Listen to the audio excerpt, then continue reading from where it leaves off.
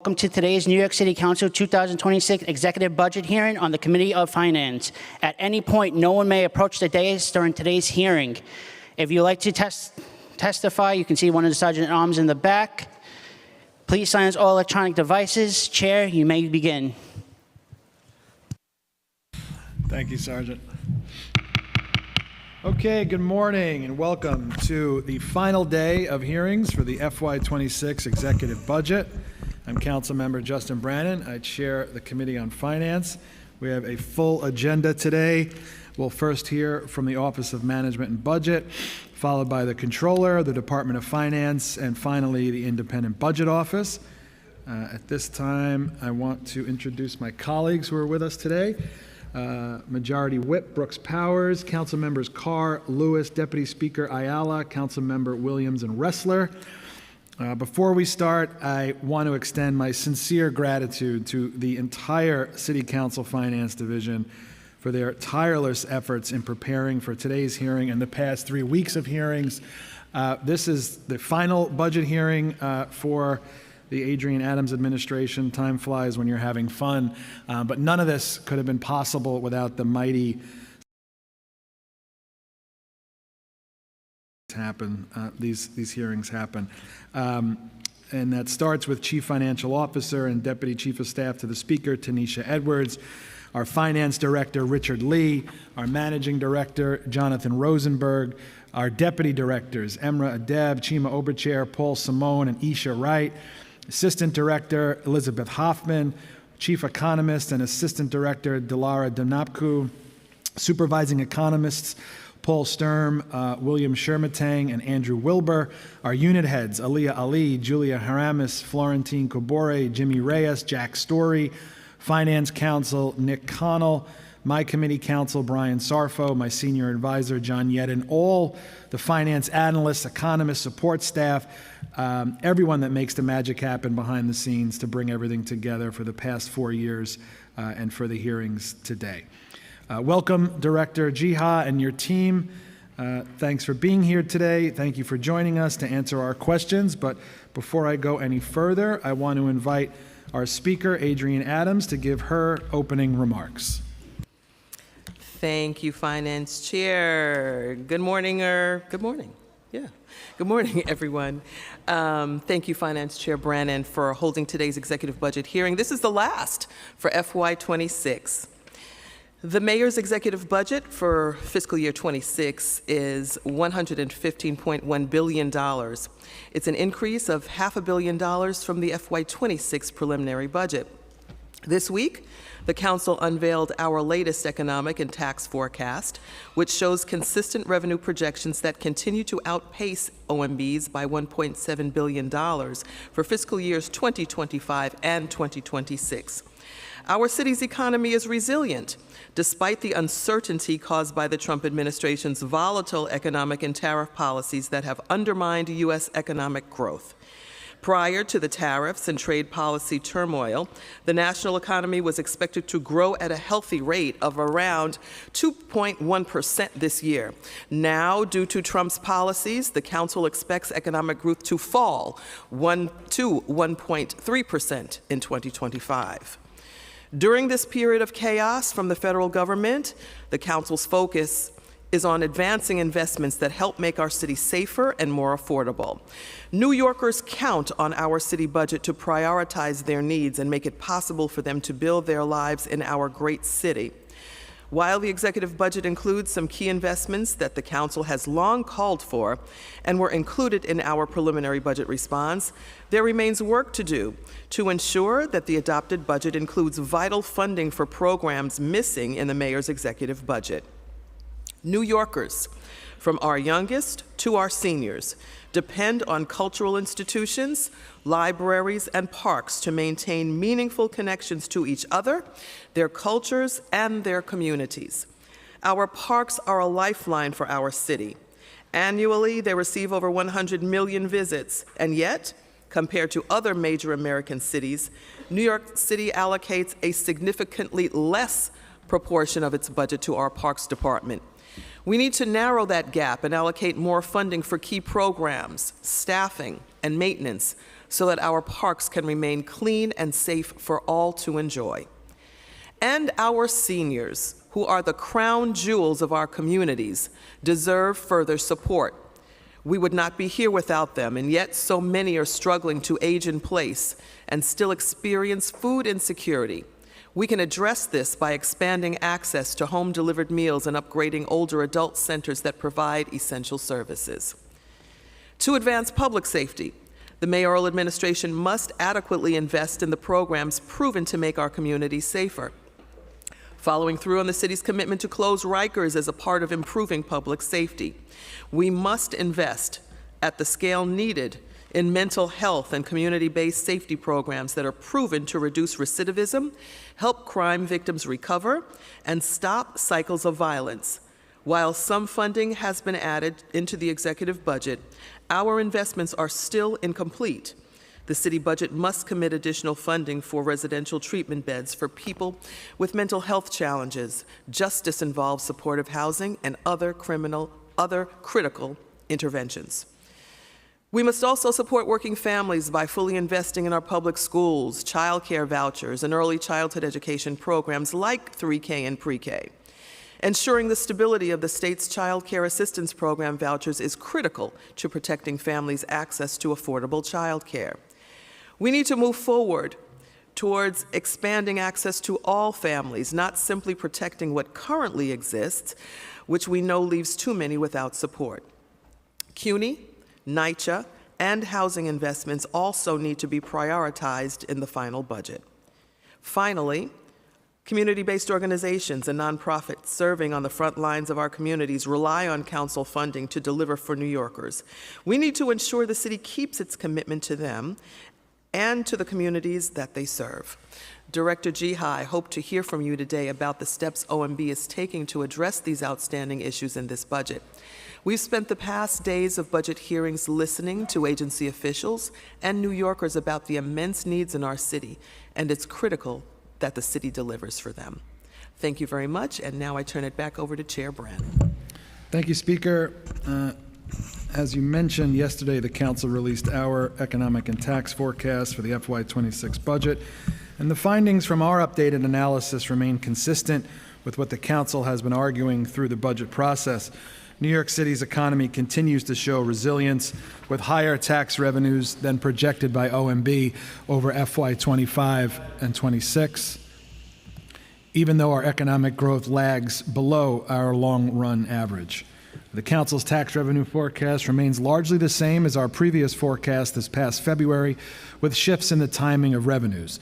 We project that the city will collect a total of $1.7 billion more in tax revenue in the current and next fiscal years than OMB projects in their May plan. It's driven largely by stronger collections in property tax, personal income tax, and unincorporated business taxes. Additionally, we project $2.5 billion greater tax revenue collection in FY27, $3.2 billion in FY28, and $3.9 billion in FY29. The council sees tax revenue to grow at an average of 4.5% annually through the forecast period, while trending the right way, remains below the 5.5% annual growth the city saw in the prior decade. While the council does not project a dream economic environment, that's no rationale for aggressive cuts and failing to make use of every resource we have on hand.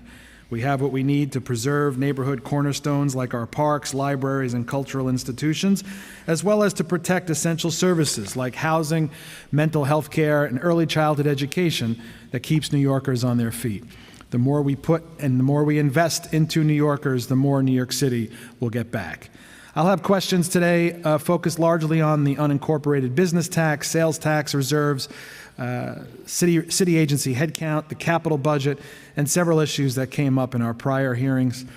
Just as a reminder for everyone who's with us today, only written testimony will be admitted for today's hearing, so if you wish to submit written testimony for the record, you may email it to testimony@council.nyc.gov anytime up to 72 hours after the conclusion of today's hearing. Audio and video recordings will not be admitted, but transcripts of such recordings can be attached and submitted. I'm now going to turn it over to my committee counsel, Brian Sarfo, to swear everyone in, and we can get started.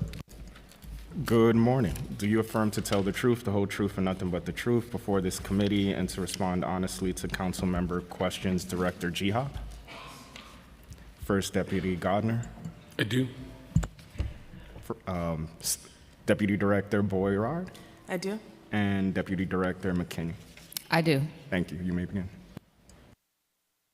Thank you. You may begin. Hit the mic. Good morning, Speaker Adams, Chair Brennan, and members of the Finance Committee and City Council. Thank you for the opportunity to testify here today about the fiscal year 2026 executive budget. I'm Jacques Gira, and I'm the director of the New York City Mayor's Office of Management and Budget.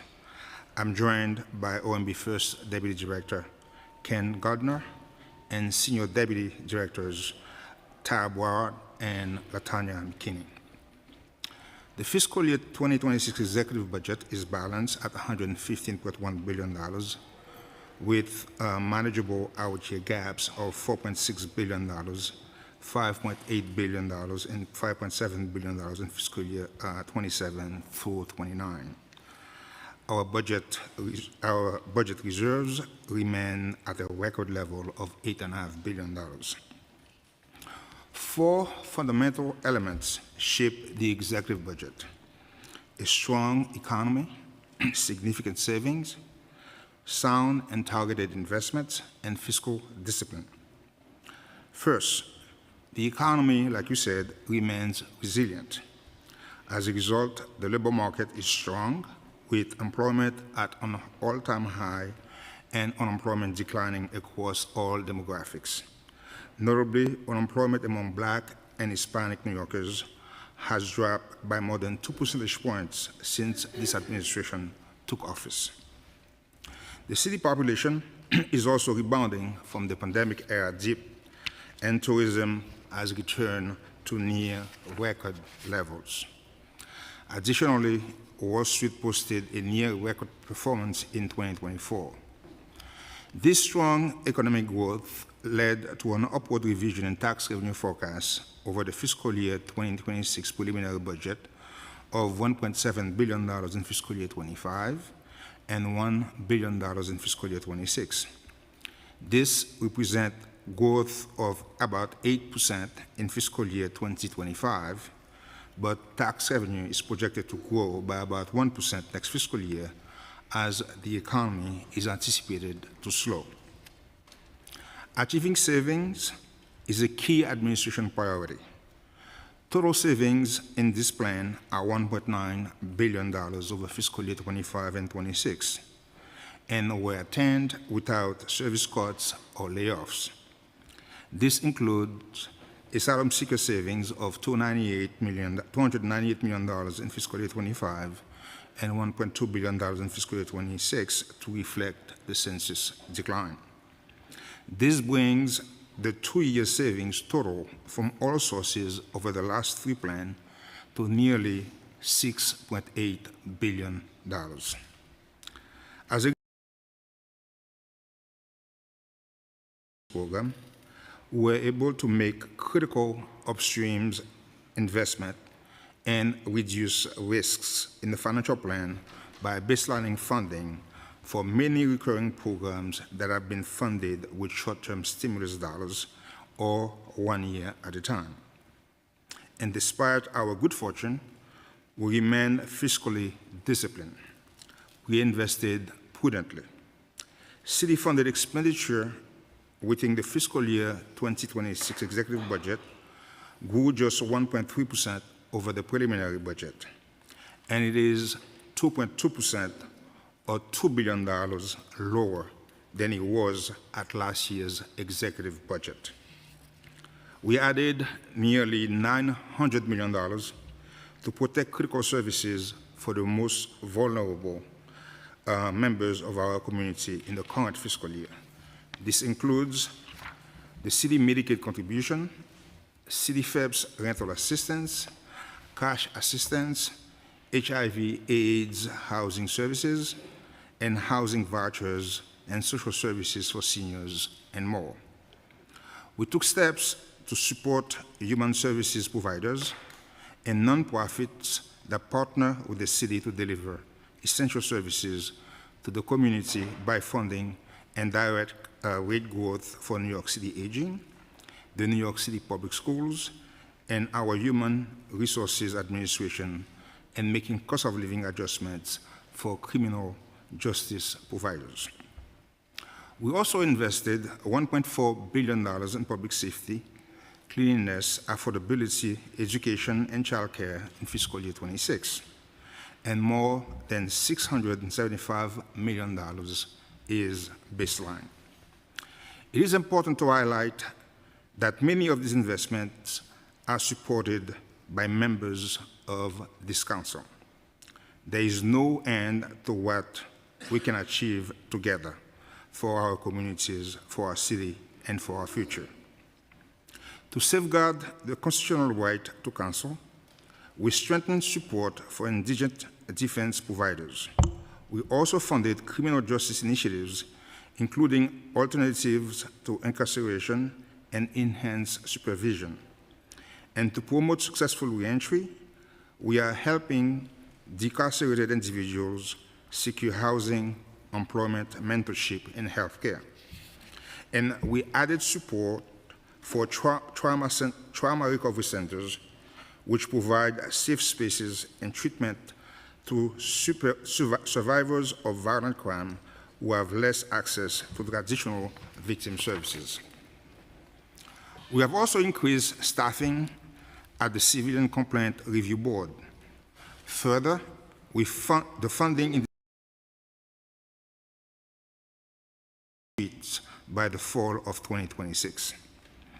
In this plan, we are also deepening the mayor's commitment to his Get Stuff Clean and Trash Evolution initiatives by baselining support for litter basket pickup throughout the city, spaces that were frequently overlooked, historically not well kept, and trash pickup on the perimeter of parks and greenways.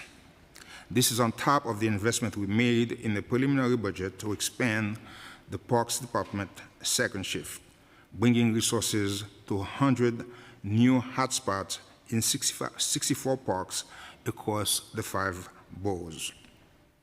In this plan, we have added over $100 million annually to backfill expired stimulus dollars and restore savings to New York City Aging. This funding will help ensure dignity and quality of life for older New Yorkers through home-delivered meals, older adult centers, and more.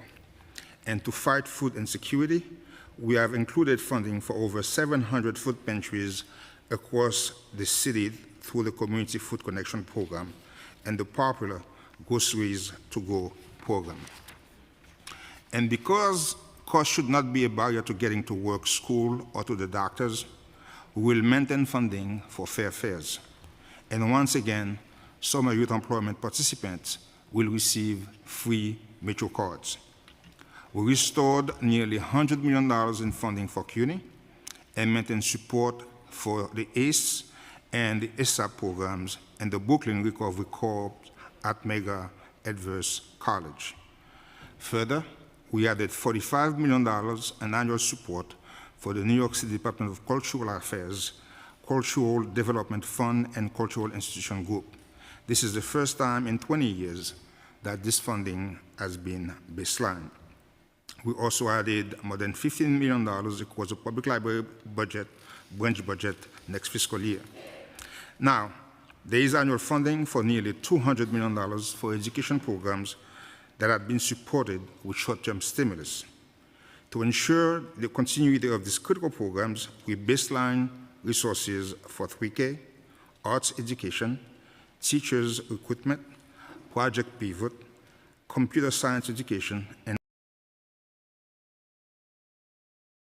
and we have also baseline support for over 700 early childhood education seats for 3 and 4 years old in special education pre-K. Further, the mayor has expanded the After School for All program, which will strengthen and scale the program to achieve the mayor's vision of making the program universal. This includes adding seats for 20,000 K-5 students by the fall of 2027. This is a baseline investment that goes to $330 million over the financial plan. And in 2 fiscal years, the city will work with community groups to conduct a needs assessment and gather input on further SLAT expansion. Though there is much more to say on education and childcare, I will also highlight 3 other priorities. We committed baseline funding for school nurses, new teachers to meet class size targets, and we are funding Promise New York in NYC in the year ahead. Because reading, writing, communication skills are crucial to social and economic mobility, we are investing in adult literacy programming. Although we have made a robust investment and baseline many initiatives for the first time, we must acknowledge the significant challenges and risks that remain ahead. We are still caring for more than 38,000 asylum seekers on our own at a monthly cost of approximately $200 million, with total estimated costs since July 2022 totaling $7.7 billion. In the preliminary budget, we had assumed that the state will provide $1 billion in resources in its fiscal year 26 budget to cover migrant expenses.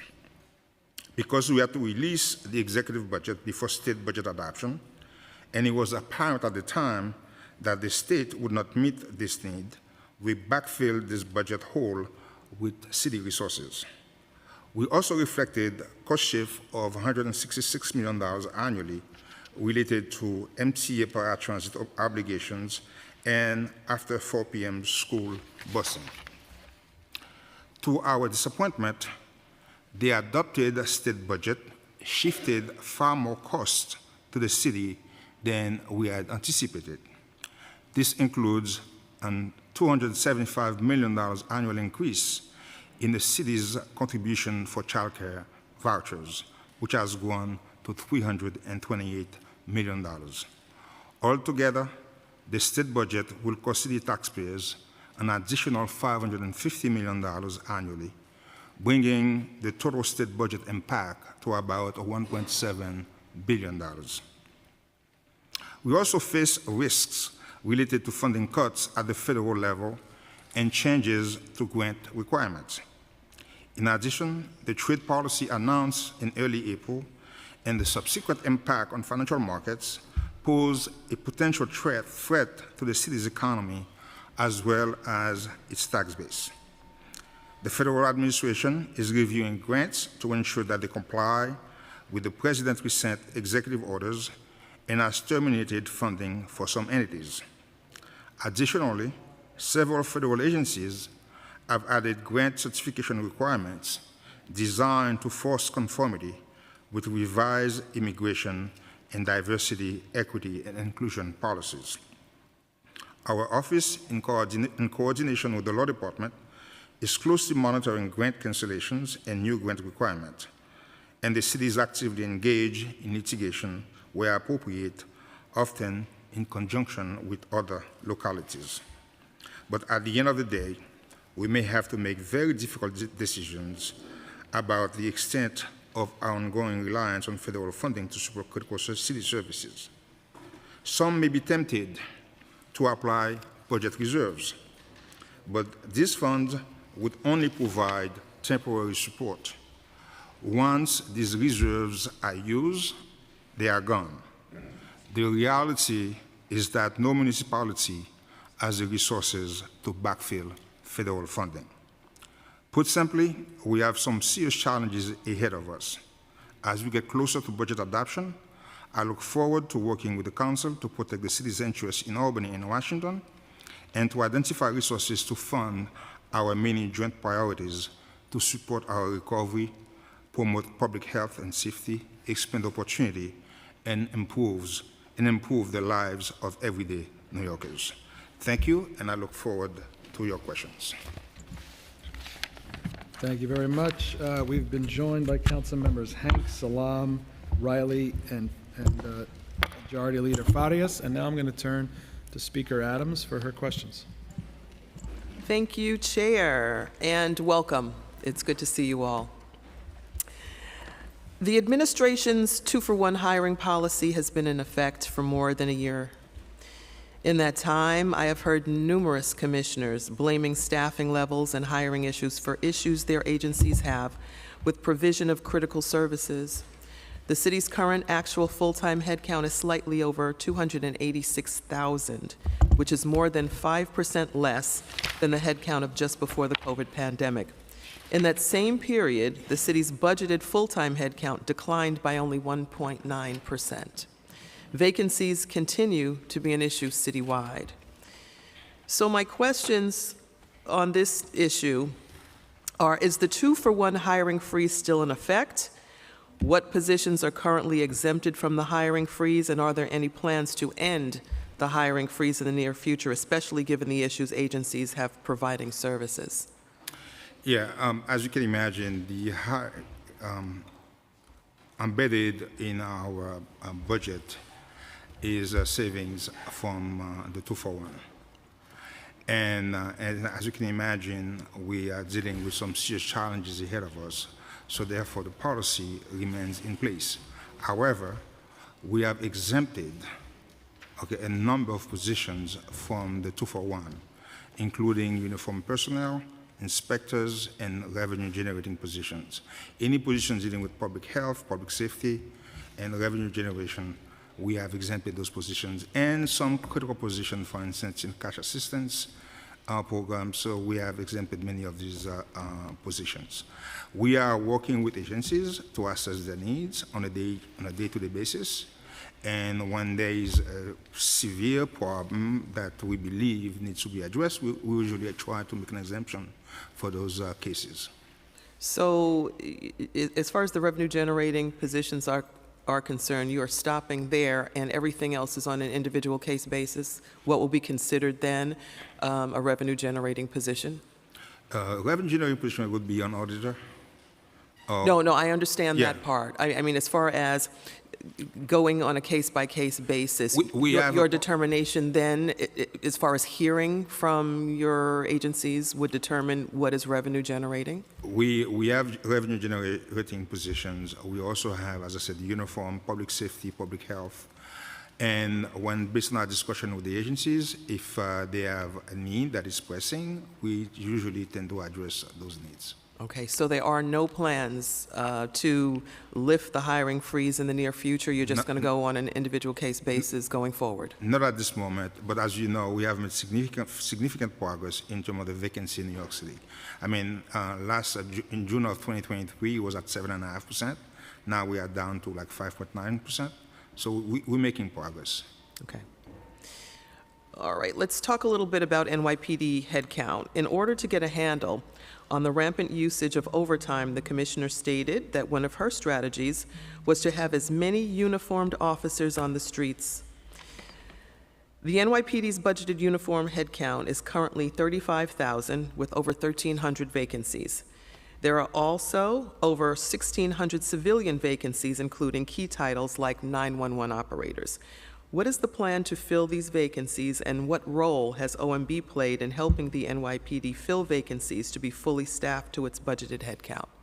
We currently are working with the NYPD to make sure that they got all the resources that they need. We gave them approval, I believe, to hire 3,500 officers this year. Same thing with the 911 operators, because they are exempt from their hiring fees. So it's just a question of, and we've been approving, all the requests that they have sent us so far. Okay. Thank you. In looking at the child care voucher funding shortfall and the state budget, which you alluded to in your opening statement, at the preliminary budget hearing, ACS indicated that the city was projecting a shortfall in state and federal funding to support the city's child care voucher program through the upcoming federal fiscal year, which is October 1st, 2025 through September 30th, 2026. Because the state enacted its budget after the release of your executive plan, it didn't address the child care voucher funding gap, but now we know that the enacted state budget includes an additional $350 million appropriation that the city can access to cover the cost of child care vouchers. Based on the language in the enacted state budget, how much is the city required to contribute to access the full additional $350 million of state funds? It is $328 million, which is what the MOE is asking for. But again, we continue to work with ACS to assess the program, to assess the need of the program, and see where we're going to end at the end of the day, because it's still waiting for guidance from the state, okay, to assess those funds. And I believe recently the state approved the continuity of care program, which prioritizes our low-income population for low-income vouchers. So again, we're working with them, but basically what the minimum we need to put in is about $228 million. Okay, thank you. At the preliminary budget hearing with ACS, the commissioner indicated the agency projected its child care voucher expenditures for fiscal year 2026 at between $1.5 billion and $2 billion. Is that still the projected cost? And can you please explain to me the calculations for how this cost was derived and why the range is so broad? It's again, it's based on certain assumptions that are made. And again, as I said, I would defer to ACS to provide you more explanation. But based on our own calculation, we believe that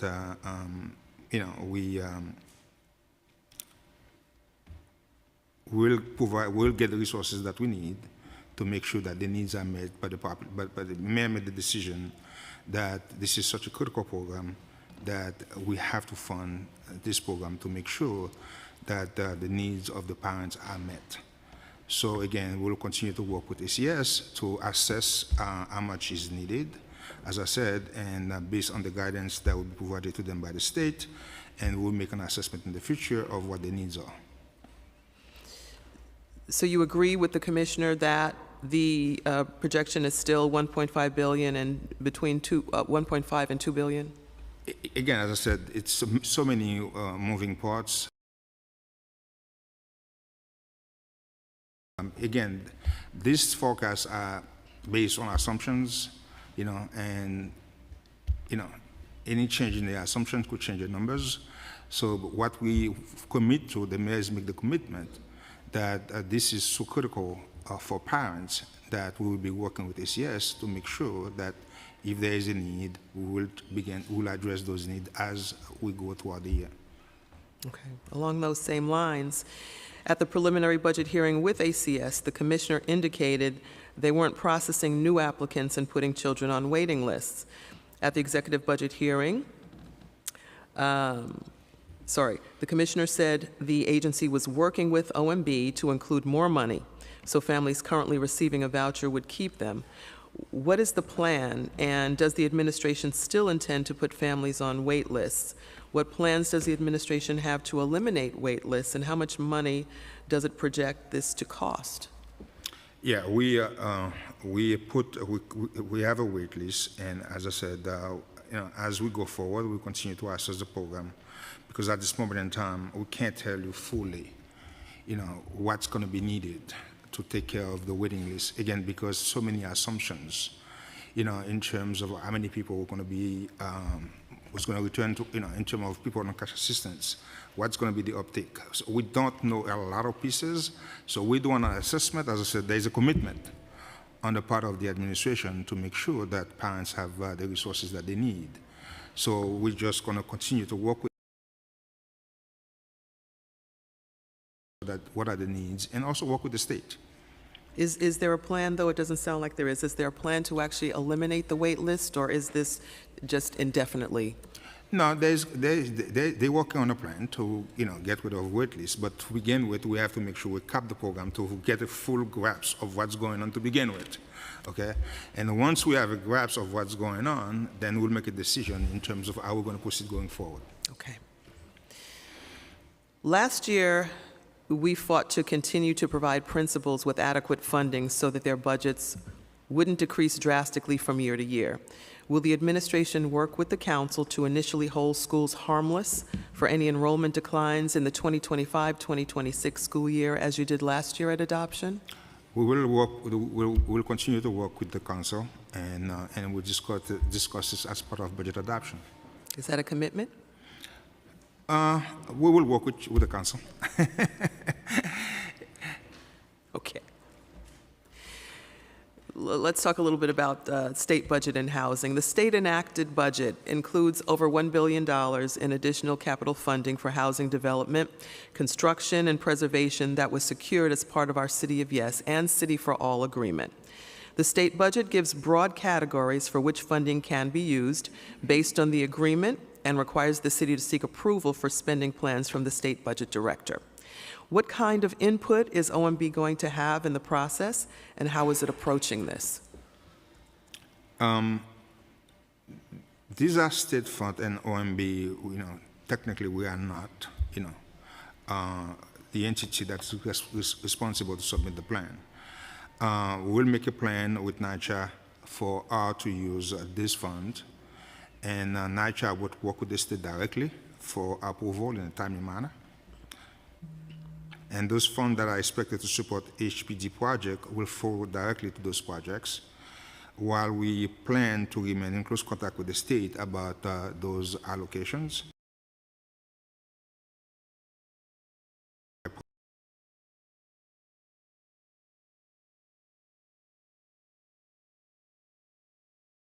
Plans to the state for approval in a timely and efficient way. Tara, you want to take this on? Hello. Hi. We won't be submitting the plans. That'll be done largely by the Housing Authority as well as HPD, but we'll be working in coordination with them. Okay. We will work with them, but we're not directly submitting those plans. It's NYCHA and HPD. Okay. Got it. Let's look a little at potential federal cuts. Right now, the fiscal 2026 budget includes over $7.4 billion of federal funds allocated across many city agencies. But we're all well aware that there's a very real chance that come November, this estimate may need to be decreased. What safeguards do you have in place to make sure that critical city services are not interrupted if this happens? Madam Speaker, we will fight for every federal dollar that New Yorkers deserve. New Yorkers pay their fair share and should not be penalized simply because the city is following state and local laws. So we will continue to fight as hard as we can, okay, to make sure that we get every dollar that we deserve.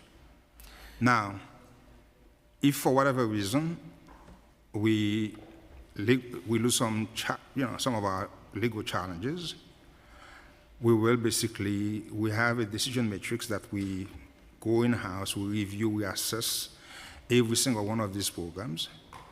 And if the program is deemed to be very critical, we will come back to the mayor and to the council with recommendations in terms of what to backfill, what not to backfill. But what we said before, and we'll continue to maintain the same posture, is given the scope, the size of the amount of money that is involved, no municipality has the resources to backfill federal funding. Understood. Okay, so we have. City is not the only place in this country that is at jeopardy right now. Yes. For federal funding loss. What I'd like to hear, though, is that will OMB work with the City Council to create a plan? Of course, we as a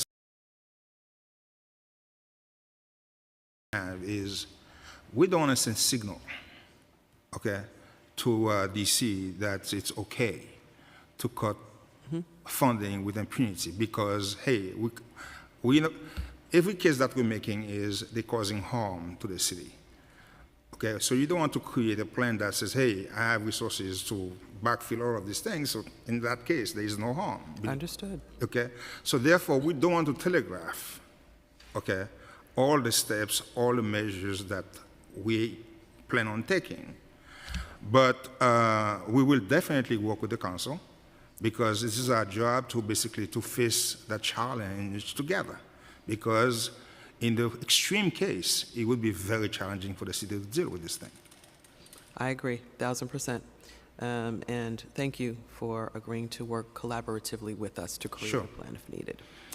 Let's talk a little bit about homeless shelter costs.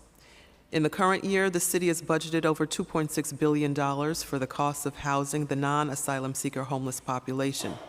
This year's budget has increased by over $760 million since adoption alone. The city plans to spend more to shelter the homeless this year than the entire fiscal 2026 budgets of all but 5 city agencies. Year after year, we spend more and more to house the homeless. Is paying the costs of the homeless shelter system the most cost-effective strategy to combat and respond to homelessness? It is, put it this way, we have to tackle these things. It's like not one at the expense of the other, okay? We need shelter to deal with the short-term stay, short-term challenges that we're dealing with. Somebody who wants, overnight stays. So you're going to need to have a shelter program for that group of people. But at the same time, we also need long-term housing, okay, to deal with the long-term problem, which is the shortage of housing that we have in the city. So we have to tackle it on both angles, but we have to look at it from these two perspectives. We need both shelter and housing. It's not one at the expense of the other. What other approaches is the city taking to reduce shelter costs and move people from homelessness to permanent housing?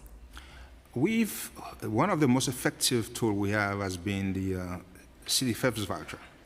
As you can see, the program has grown exponentially in the last 5 years.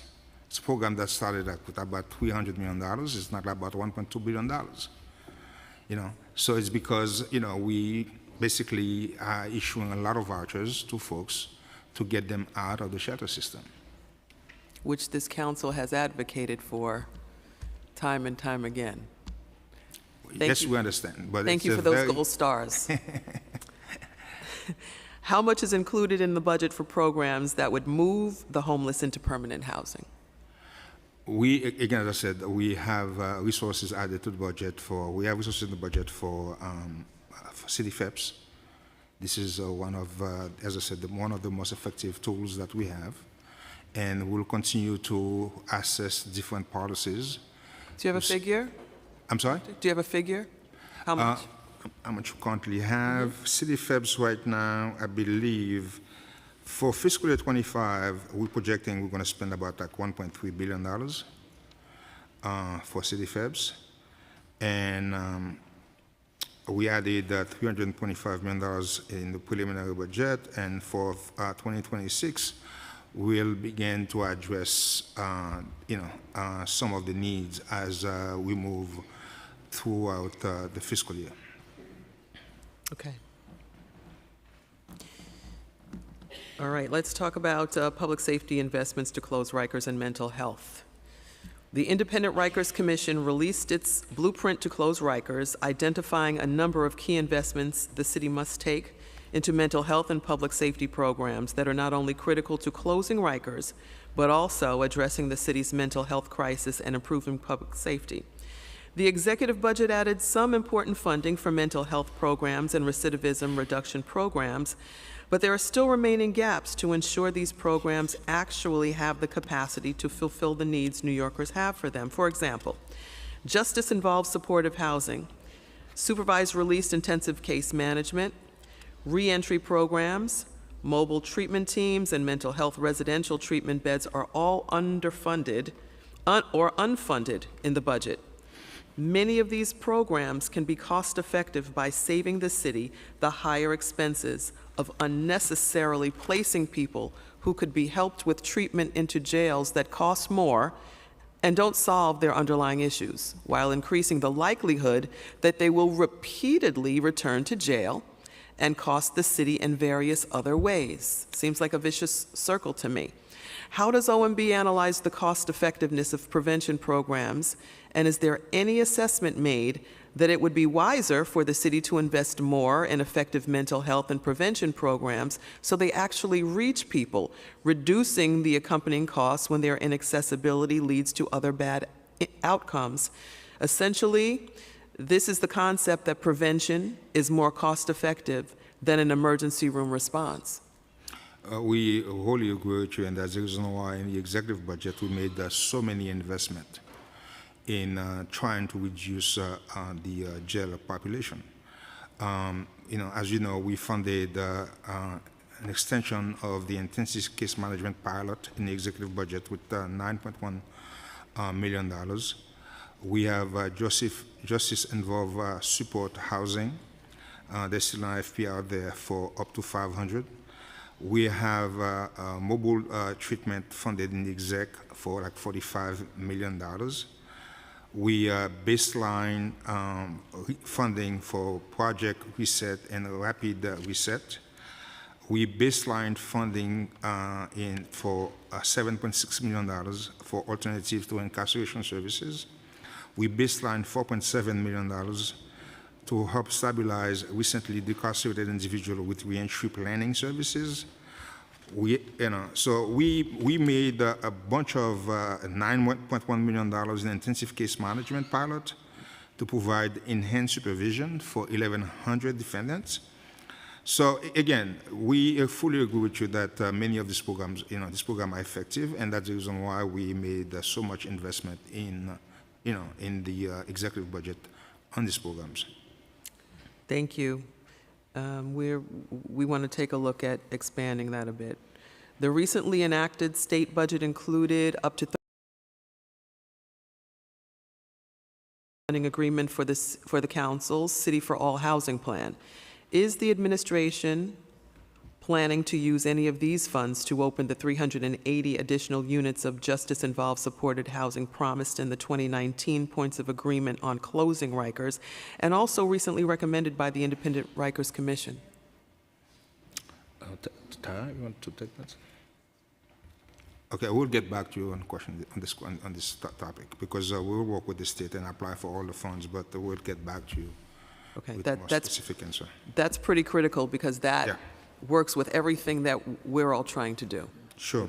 With this subject matter. Okay, thank you. Mr. Chair, thank you for your time. Thank you, madam. Thank you, Speaker. I want to jump into the credit rating. So Moody's downgraded the U.S. credit rating from AAA negative to AA1 stable on May 16th, I believe, reflecting accelerated deficit growth and associated borrowing requirements, a fiscal. OMB anticipate any indirect effects of the U.S. credit downgrade on our bonds here in the city? Put it this way, we do not anticipate a direct impact on city bonds. However, there may be some indirect impact in the sense that, to the extent that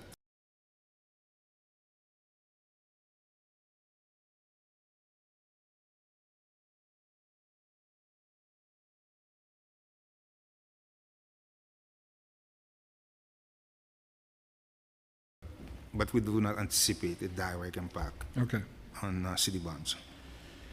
And each of the three major rating agencies expressed concern about the city's long-term liabilities, including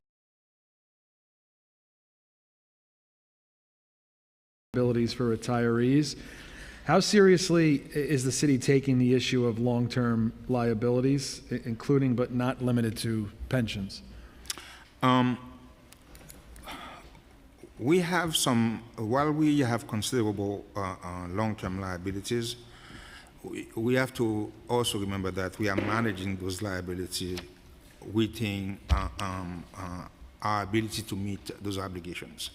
The coverage that we have is more than enough, to be quite honest with you, to support those debts. For instance, the city total debt outstanding, has gone substantially slower than our own personal income or the value of taxable properties, which is what you usually used over the last 10 years.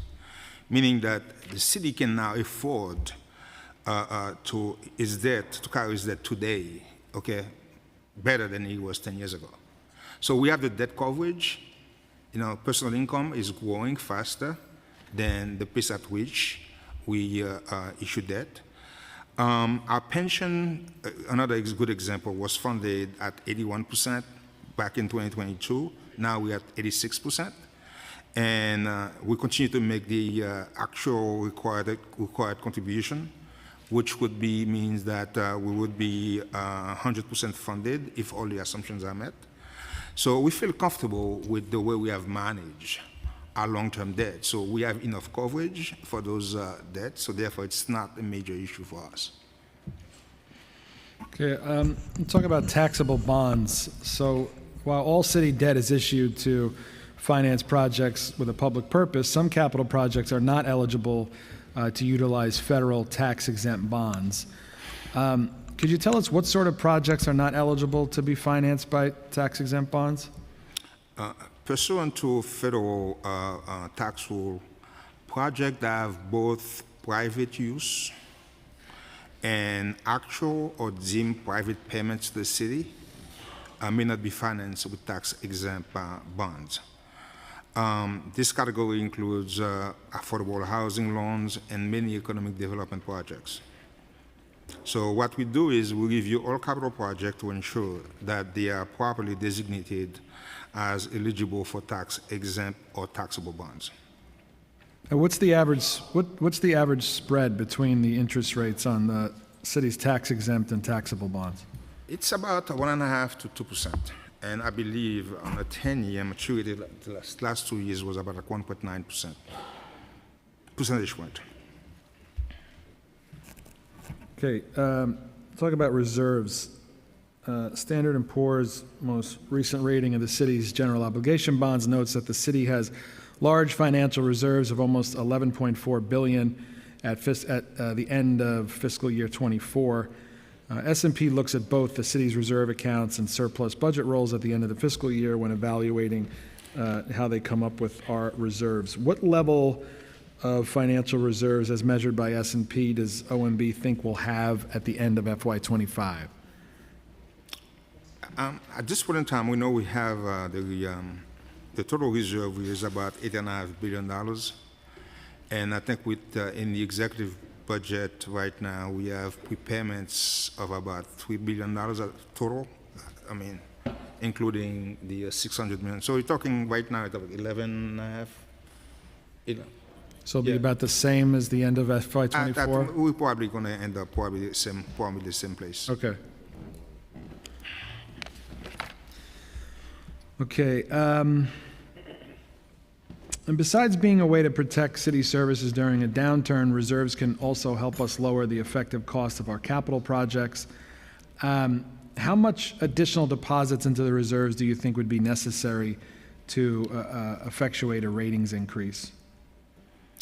To be quite honest with you, I think the level of reserve that we have right now is adequate. And I said it over and over because we believe we also need some flexibility in terms of the way we manage our finances. So reserve by itself it's one of those factors, but by itself, it's not going to trigger a rating increase. So from our perspective is you have to look at on top, the way we manage our debt, the way we manage city finances. You have to look at the economy. It's a number of factors that play into an increase in our rating. So therefore, just the reserve by itself, from our perspective, is not, in itself, enough to trigger. But again, as far as we're concerned, we believe the level of reserve that we have right now is appropriate, is adequate to deal with the potential downturn in the economy. And how much does the typical increase in the city's bond rating save the city in lower debt service costs? It is about 5 to 10 basis points. So if you're issuing, let's say, $10 billion worth of debt, you're talking about $5 to $10 million. Okay. The executive plan included $266 million in savings from writing off prior year receivables and expenses. This year, this is after finding a similar $500 million in savings in the preliminary plan, making a total of over $800 million in savings this year. In past years, at most, the city took $400 million of savings from these write-offs. So can you explain the process that OMB goes through to determine these savings, and how do you identify these savings, and what's the process for writing them off? Yeah, this one in the executive budget was related to, I believe it's an asylum seeker breakdown. And this was an accrual that was put up in fiscal year 2023, and we were writing it down this year. And is that why the savings for FY25 are so much higher than previous years? Yes. Okay. Which agencies have the highest amount of prior year revenues written off? I could give you that information. Okay. I don't have it from the top of my head. Okay, I want to talk about CDPAP. The home health care employment has been rapidly expanding in the city as baby boomers reach their senior years. In April, 293,000 New Yorkers were employed in this sector, which was around 9.5%, or about almost 30,000 jobs greater than at the same point in the prior year. New York State's consumer-directed personal assistance program, CDPAP, funded through Medicaid, allows recipients to choose a home health care provider, including relatives and friends.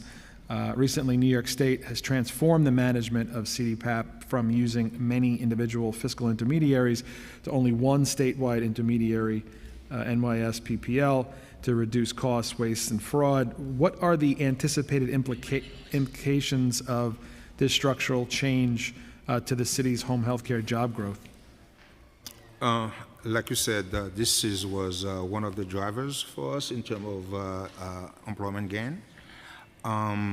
The state regulates this program. At this moment in time, I cannot tell you exactly how this thing is going to play out, but our expectation is probably going to lead to some kind of decrease in the number of jobs in that sector. But at this moment in time, I can't tell you for sure. Do you anticipate that the cuts that the President and Congress are supporting for Medicaid funding for states would exacerbate this employment area? That could be.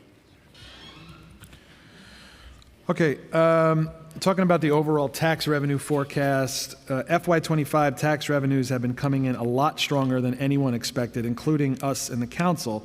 In the executive plan, OMB raised the FY tax revenue forecast by almost $1.7 billion. More than half of that increase was driven by a PIT, the personal income tax, up over $800 million. It's a very big adjustment. Could you tell us what caused you to increase the forecast so much? As I indicated to you, Wall Street had a near record level of profit in 2024. And so basically that drives bonus payments, drives, a number of our taxes to come up higher than we initially anticipated. And since you locked the forecast, have you seen any indications that it might cause you to revise it either way, up or down? At this moment in time, no, we don't anticipate to change our forecast dramatically because we believe we are on target or slightly, probably, close to what we're projecting. We'll continue to assess the data, tax revenue data, as we get closer to the end of June, because June is a big month for these business taxes, and we'll get a better sense of where we'll be. But as you know, the final rule came out, and I believe our forecast it was overstated by about like $169 million or 130, 150, by about $150 million. So, I wouldn't be very aggressive in terms of property tax forecast for next year based on the final roll. Because right now we're looking at $169 million, $59 million less than we had anticipated in the executive budget forecast. Talking about sales tax, the executive plan includes a downward revision in the city's sales tax forecast from the January plan. What potential impacts does OMB assume the Trump administration's tariff chaos will have on consumer prices in New York City? I mean, to the extent that, if, everybody's downgraded their forecasts of the economy, and if you have a slowdown in the economy, so we expect consumer to spend less. If consumer to spend less, we expect sales tax to growth to decline as well. Okay, last question from me. I want to turn over to my colleagues. In a crypto event that the mayor attended in Las Vegas a couple days ago, he announced that New York City will issue bit bonds. Has the administration approached you about this idea? We just we review every single, we're always trying to be at the frontier of technology. New York is a leading city, so therefore we always work with different industry players to see what can be done. Right now, we are in the ideation phase. People are talking, bringing ideas to the table to see what can be done, what cannot be done, good ideas, bad ideas. So that's where we are. There is nothing concrete at this moment in time, but like everything else, we're in constant communication with different industry leaders to see because we're always trying to bring new investors into the mix for New York City. There's nothing concrete. Did you know the mayor was going to announce this great idea? I don't think he announced. He's saying they're working on ideas. He didn't say that they're going to launch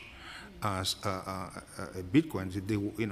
We're working with the industry to see what can be done. Look, the city bonds have a reputation of stability and reliability. Yes. I think everyone agrees that Bitcoins and crypto, that whole asset class is renowned for chaos and scams and volatility. We barely have 20 years of historical data on Bitcoins and crypto. Why is the mayor suggesting that the city would invest in crypto? Listen, we're exploring ideas. We are not. Do you think it's a good idea? Listen, I can't tell you anything that is good or bad until we know for sure. We're in the process of exploring things. This is something new. Okay, we shouldn't be afraid of something because it's new. Okay, people used to rob bank. But the city bonds have such a reputation for stability and reliability. I understand. Bitcoin is like the opposite of But it's just exploring. There's nothing wrong with exploring ideas. There's nothing wrong with exploring ideas. We shouldn't be afraid of exploring things. All right. I mean, listen to me. This is. I'm fine going exploring, but I think the safari should end immediately. All right, Jock. Thank you. We've also been joined by council members Hudson, Moya, Dinowitz, Joseph, Stevens, and Brewer. We will send it now to Majority Whip Brooks Powers for her questions. Thank you, Chair, and thank you for the testimony today. Because I have a lot to get through, I'm going to just ask the questions, you answer, and I can repeat whatever. So the first one is focusing on the Department of Transportation and the streets plan. In DOT's most recent streets plan report, which was released in March, the department indicated that in 2024, it only built 13.5 miles of protected bus lanes, which once again is far short of the 30 miles required annually. DOT is also required to install transit signal priority, also known as TSP, at 1,000 intersections annually, but completed only 766 this year. Has DOT requested any additional staff to help the agency meet the streets plan mandates? If so, how many additional positions and how much funding would be needed to support them? What can we expect that they will, when can we expect that they will be added? When it comes to bus lanes, DOT has consistently failed to meet the streets plan requirements and has fallen behind the aggregate 5-year target. How is the administration's prioritizing bus lane improvements, and what plans are in place to meet the required mandates for bus lanes? Why has DOT been able to come closer to meeting the bike lane requirements, but not the targets for bus lanes and bus stops? Does OMB feel that DOT has enough funding to meet all streets plan mandates? If not, how much additional funding will be added and when? If so, why not? Why is DOT not able to meet the streets plan mandate? Also, since the executive budget has been published, I want to understand what progress the administration has made in addressing particularly two main issues that I've consistently raised. One is, does the administration commit to expanding the Fair Fares program to cover New Yorkers earning up to 200% of the federal poverty level? Also, does the administration commit to funding the $300,000 needed for the land transfer of the Far Rockaway Trauma Center site? And as a part of the City for All negotiations, the administration committed to funding 3 projects in Council District 31, $119 million for tidal gates in Mott's Basin, $65 million for a Laurelton Rochdale cloudburst management system, and $10 million for the Brookville Park Recreation Center. Does the administration remain committed to these investments in the fiscal 26 budget? And I can repeat any question you need me to. Okay, that's a lot. Regarding the street plans, I would defer to DOT in terms of the operations. But do you feel like they have enough funding? We've been exempting engineers for them so that they could have the resources that they need to work on those plans. So, but again, I would defer to them. But have they come back to you for additional funding at all? They come back to us for asking for exemption to hire more engineers, which we have been working with them to provide them. So you've been approving what they've been requesting? But they've been requesting. Okay. Fair fares, we to 200% level. We basically, as you know, we funded fair fare of 145 in the executive budget. We will work with the council as we get closer to adoption to see what can be done if the resources are available. The land transfer is something I would work with you and look into it to see what can be done there. And what the other one is again? It was the City for All negotiation funding commitments for 3 particular things in District 31. I wanted to just understand if the administration remains committed. We're committed to fund everything in the city of yes. Okay. But for the detail, for the specific program, I'm probably going to come back to you with the answers. Thank you. Thank you, Chair. Okay, we have questions from Deputy Speaker Ayala, followed by Majority Leader Farias. Good morning. Still morning. My questions are regarding the asylum seeker response, but before I get to those, I did see, and I heard in your testimony, conversations about the expansion of the budget for sanitation, and I just wanted to reiterate something that I've been bringing up in some of the other sanitation hearings, that there hasn't really been, real equity in the budget, the way that, I don't know, I haven't been able to determine how it is that sanitation decides how much funding each district gets, but in the district that I represent and that some of my colleagues sitting here represent, we haven't really seen a decrease in garbage in the way that we would have hoped to when we increase, the litter basket removals. It seems like we need more resources. We have higher density, we have a lot of social service needs. There's just a lot of unusual circumstances that they require additional resources and a study on that, right? Because we would love to be able to say that our communities are clean and thriving and, rodent-proof as well, but that's not the case. And it's not a criticism, but more of an observation and, hoping that finally I can get down to, to the root of this and figure out what exactly is the determining factor in trying to balance out the budget in a way that is truly equitable, because if we all get a slice of the pizza, but you already had 2 slices before, I got there, then it's not equitable.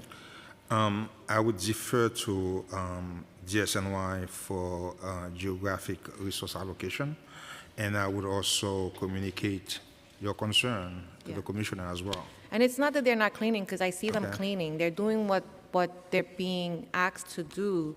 It's just not, so it's not them, it's not enough. Whatever it is that we're doing, it's really not enough in those communities. I will definitely have my folks reach out to your office. Perfect. I really And- appreciate that. okay.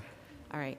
So regarding the Asylum Seeker Response Help Center, significant savings from the Asylum Seeker Response efforts have been included in both the preliminary and executive plans.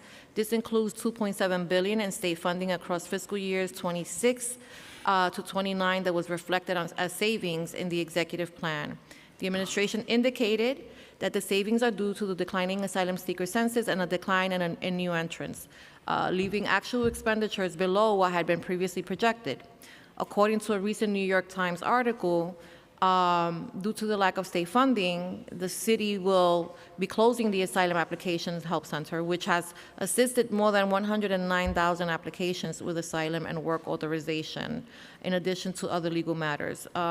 Do we know what was spent on operating the Asylum Application Help Center in fiscal year 24 and 25, and what sources supported the center? What funding sources? Yeah, the funding sources is coming from the state. The actual spending, I would provide it, you have it? The actual, well, go ahead. About 49 million in FY25, And 24? around 40. So roughly the same. There wasn't much change. Roughly. Is that correct? Well, it's 40 versus 49, so, 40, 41? Okay. no, it's 40 in 24. Oh, 48. 49 in 25, Ah, so okay, I heard it wrong. Okay, almost 20% higher. great, perfect. Why is the city closing the Asylum Application Help Center? Because it was funded by the state, and funding dries up. All right. Aren't there still a considerable number of people in the city that are requiring this type of assistance? And what is the city's transition plan to continue to address this need after the center is closed? We believe Moya would continue to provide asylum seeker services, particularly legal services. Many of them would get the services through Moya. Do they have additional funding We resources? funded Moya, we had Moya was about $42 million Okay, in fiscal year 26. okay. The governor's office obviously has indicated that the state has already allocated $4.3 billion over the past 2 years for the city's asylum seeker response efforts. One of the reasons that she cites for not allocating additional funding is that the city has only drawn down $1.6 billion of the funds that were allocated. Can you tell us how much of the $4.3 billion from the state has the city spent to date, and how much has been submitted for reimbursement? Okay, as I said, this is an excuse, to be quite honest with you, because the first $1 billion that the state allocated for us, it was so cumbersome to basically get for us to put the claims in, because don't forget they only funded 1/3. So therefore, for that $1 billion, we had to put in $3 billion of paid invoices. Okay, so it takes time. Okay, to get $3 billion for you to get $1 billion we could claim. So process was so bad that the state changed it the following year, and they start giving us advances. I believe, how much we have claimed so far, they advanced us about $1.25 billion to date of the $2.06 billion. And for the fundings that was committed by New York State for the Randalls, Floyd Bennett Field, and Quidmore, we're in the process of submitting claims and awaiting approval from New York State on the execution of contract and claiming plans that we submitted to the state. So it is, as I said, it's purely excuse. It's a process because, and it's not $4.3 billion that was given directly to the city. I believe it's about $2.6 billion that was given to the city directly. Everything else was for other costs that the state was paying for other things Yeah. that, in terms of their So the own delay's is due to a cumbersome process. cumbersome process, requirements that they have. And it was so bad that they even changed that process the second time around when they reappropriate money for us the following year. So are we on track to receive the remaining portion? We're getting all the claims. coming in. It's coming in. They're getting all the claims because, again, as I said, we have to get invoice first, pay those Yeah. invoices, and then submit those invoices. It takes time. So it's just an excuse because our budget is based on an accrual basis, so we don't have to get the cash to recognize them right away in our books. So it is just, as I said, it's they wanted to cut it, they cut it, and then looking for ways to explain that, hey, you're not claiming as much as you should, so therefore, we're going to stop it. Listen, the state gave us $1 billion when we had 20,000 people in our care. Yes. We have close to 40,000. Does it make any sense to say you're going to cut funding at this point in time? But it's also pretty At 20, unusual you for the give us $1 state. billion. At 40, you're saying you don't need it anymore? It makes no sense.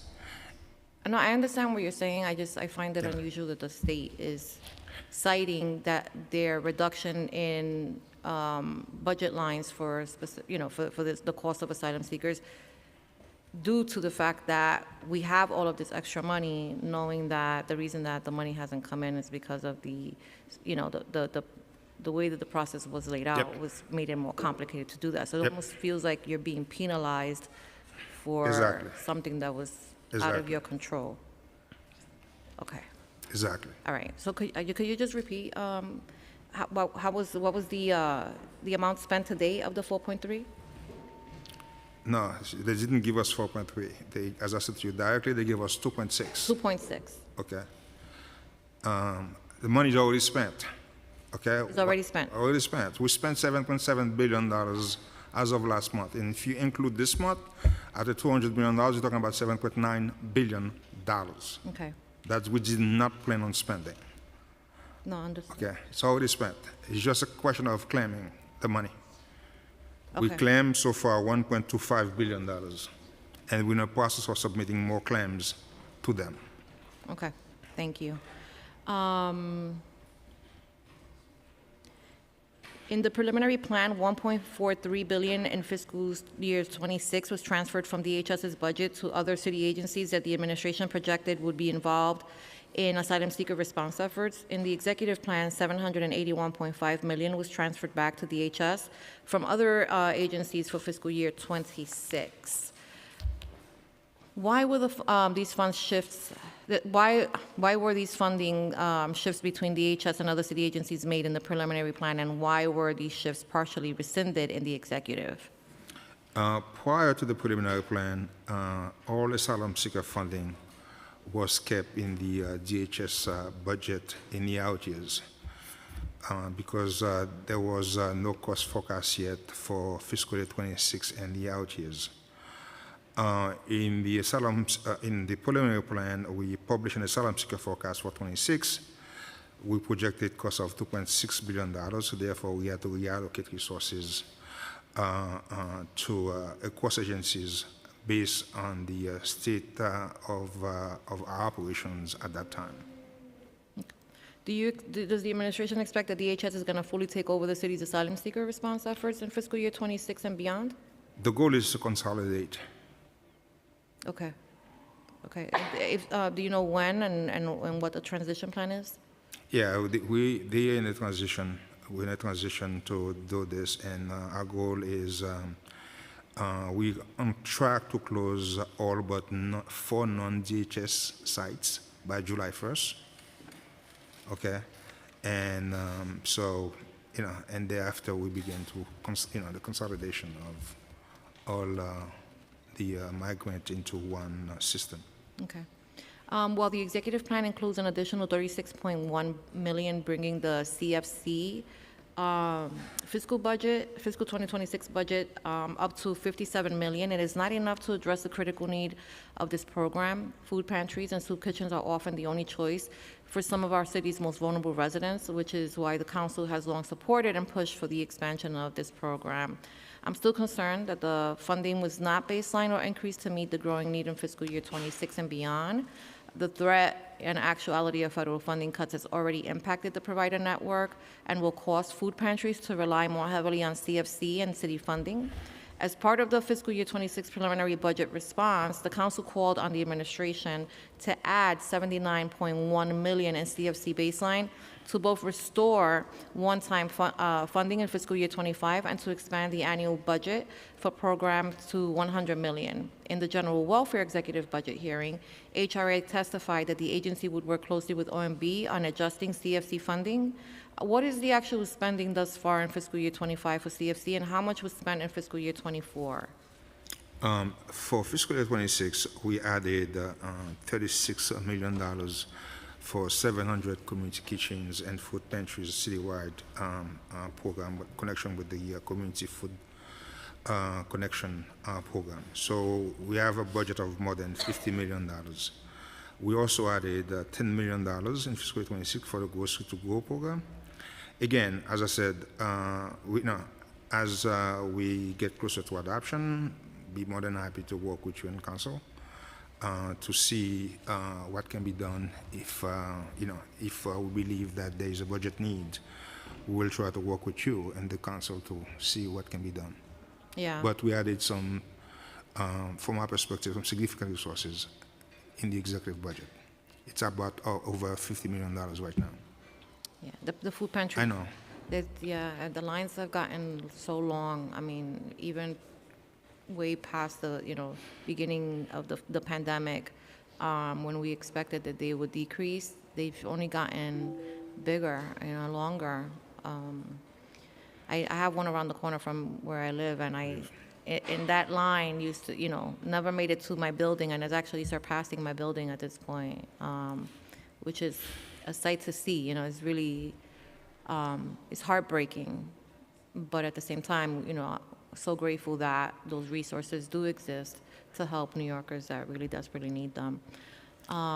So is the analysis of need that OMB has done to assess the budget sufficient, or are conversations with OMB being had with HRA regarding this? We'll have a discussion with HRA, but again, we kept the budget at the same level that we had last year.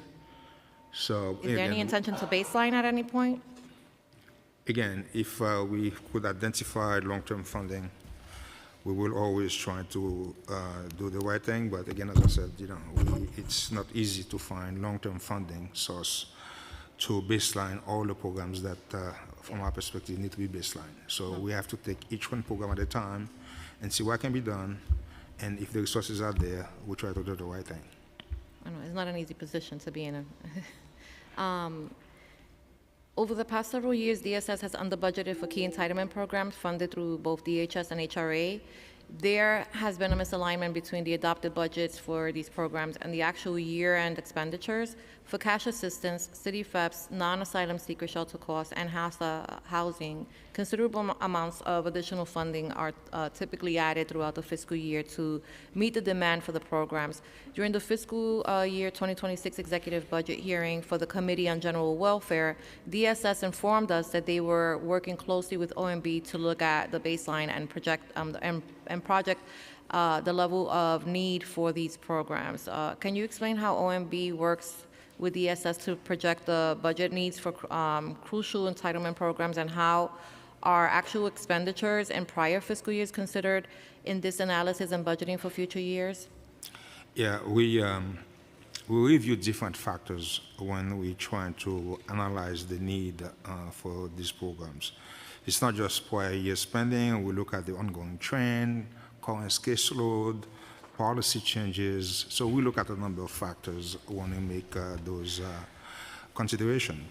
But again, we always in close discussion with the agencies to make sure that to review the needs of the program on an ongoing basis and keep adding resources as needed. Okay, so we will continue to do the same thing that we've been doing in the past to make sure that the programs are, are well funded, appropriately funded. Okay, so I'm assuming that you're having ongoing conversations Ongoing with DSS conversation, exactly. on under budgeting Yes, matters throughout yes, the year. Okay. yes. Does OMB anticipate reforming the projections techniques to accurately budget for vital programs to match the level of need, or is it more of a funding? It's, again, as I said, we look at different factors and we are in constant communication with the agencies to monitor the trend, to look at their caseload, policy changes that they're implementing, what are the ramifications of policy changes. So we look at a bunch of factors as we examine, assess these programs. But more importantly, we're in constant communication with the agencies. And throughout the year, we mark their budget, okay, to make sure that they have the resources to address the needs that they have. You're comfortable then with Yes. the current technique that you Yes. OMB uses? Okay. Okay. Thank you so much. Thank you. Okay, we've been joined by Councilmember Abreu on Zoom, and now we have questions from Majority Leader Farias, followed by Councilmember Carr. Thank you, Chair. Good morning, everyone. I'd like to begin with some maternal health questions. In our budget response, the council called on the administration to provide $15.7 million in additional baseline funding starting fiscal year 2026 to support maternal health programs and services. These include the Maternity Infant Reproduction Program, Newborn Home Visiting Program, Nurse Family Partnership, and Universal Home Visiting Program. Given the critical services that these programs provide to women and families, why was no additional funding added to the executive budget to further support maternal health programs? Currently, we have, I believe, $34 million. This funding alone is allow over 12,000 additional families to receive these services. We will continue to monitor the needs, and we'll work with the council if there are additional needs to be addressed. And as I said, as we move toward adoption, if resources are available, we'll look at the needs to see if there is, do an assessment, needs assessment. If the needs are there and resources are available, we will have a discussion with the council. We'd like to have those discussions. I mean, maternal health has not improved over several years explicitly for Black women in New York City, and I'm sure across the tri-borough state as well, but we know that there's an excessive need. So I personally would like to know if you could commit to reviewing the budget for these programs for the adoption and commit for additional funding. As I said, we will work with the council. And if resources are available, we'll have a discussion about what needs to be done. Okay, and then how does this decision align with the goal of Healthy NYC to reduce maternal deaths in New York City and improve family health incomes, if we're just going to continue conversations and review what we know we've assessed in the past that we have a high need in New York City? It's not just conversation. As I said, we added, in the plan, we have $34 million added. Okay. So it's not just words. They are deeds. We adding resources to these programs. But however, if there is, if there are more needs and resources are available as we get closer to adoption, we'll have a discussion about, if there are additional needs, we'll try to address them. Okay. I'm sure the council and the speaker will continue the conversations with you, as this is a priority for us in the council. I have some questions on New York City tourism and conventions.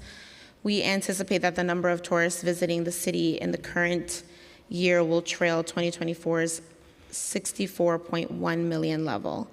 NYCTC estimates that the city will have 400,000 more domestic travelers than last year, but 800,000 fewer foreign travelers.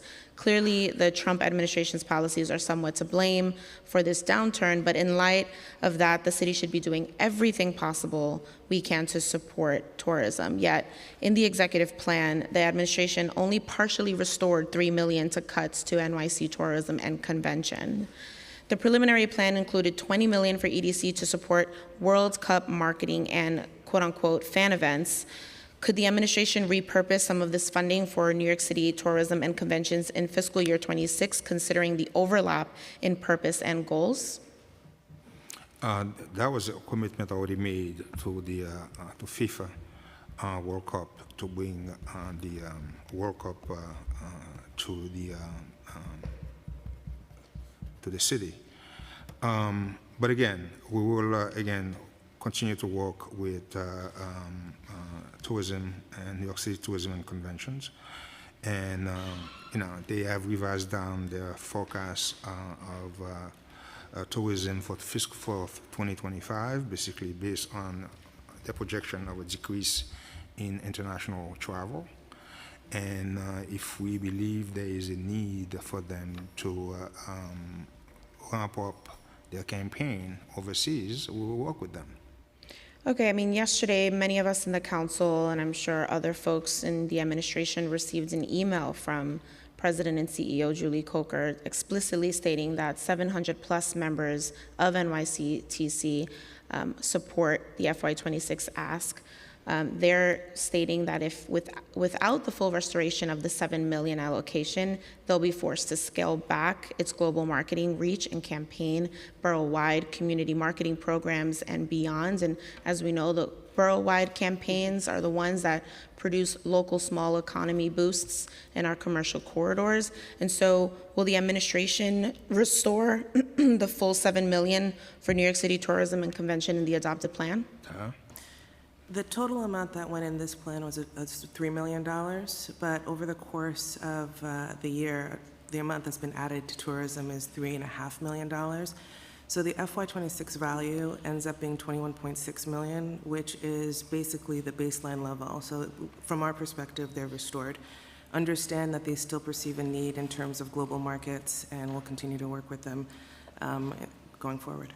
Well, we had a cut last budget that wasn't restored at the end of FY25, and we're looking now at an even more with tariffs, federal level conversations. We're seeing a decrease in turnout in our tourism, which will then decrease the revenue generated in the city and impact our economy. So if you're saying you're going to have conversations with NYCTC on what their needs are and assess how we're going to help support them and really support this city and the tri-state area and the state, quite frankly, with the revenue that we generate from New York City alone, that would mean that you could commit to reinstating their $7 million to ensure that they're fully funded and baselined.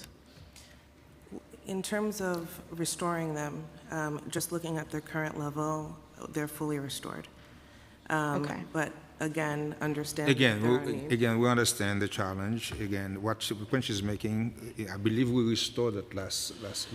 You partially restored it last time. Yeah. I'm still the chair of the committee. Yeah. So, but again, we will continue to work with them. As I said, if they have a plan to tackle international tourism and to try to bring tourists to New York City, we'll work with them to see what can be done. I'll make sure to follow up with NYCTC and make sure they express what their spreadsheet says in the books and why they need the 7 million, and I'll make sure to follow up with you folks. Sure. Thank you, chairs. Thank you, folks. Thank you. OMB has requested just a quick bathroom break. We'll take a 10-minute break, and we'll continue with Councilmember Carr, followed by Lewis.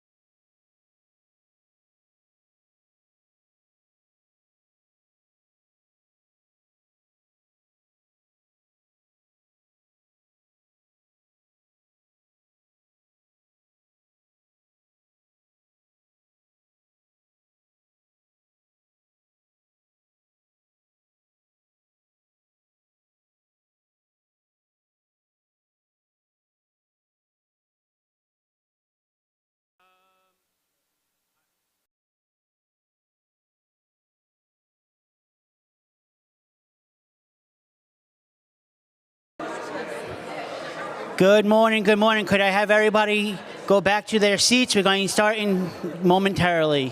Also, there's no food or drinking in the chambers, and no one may approach the dais. Thank you.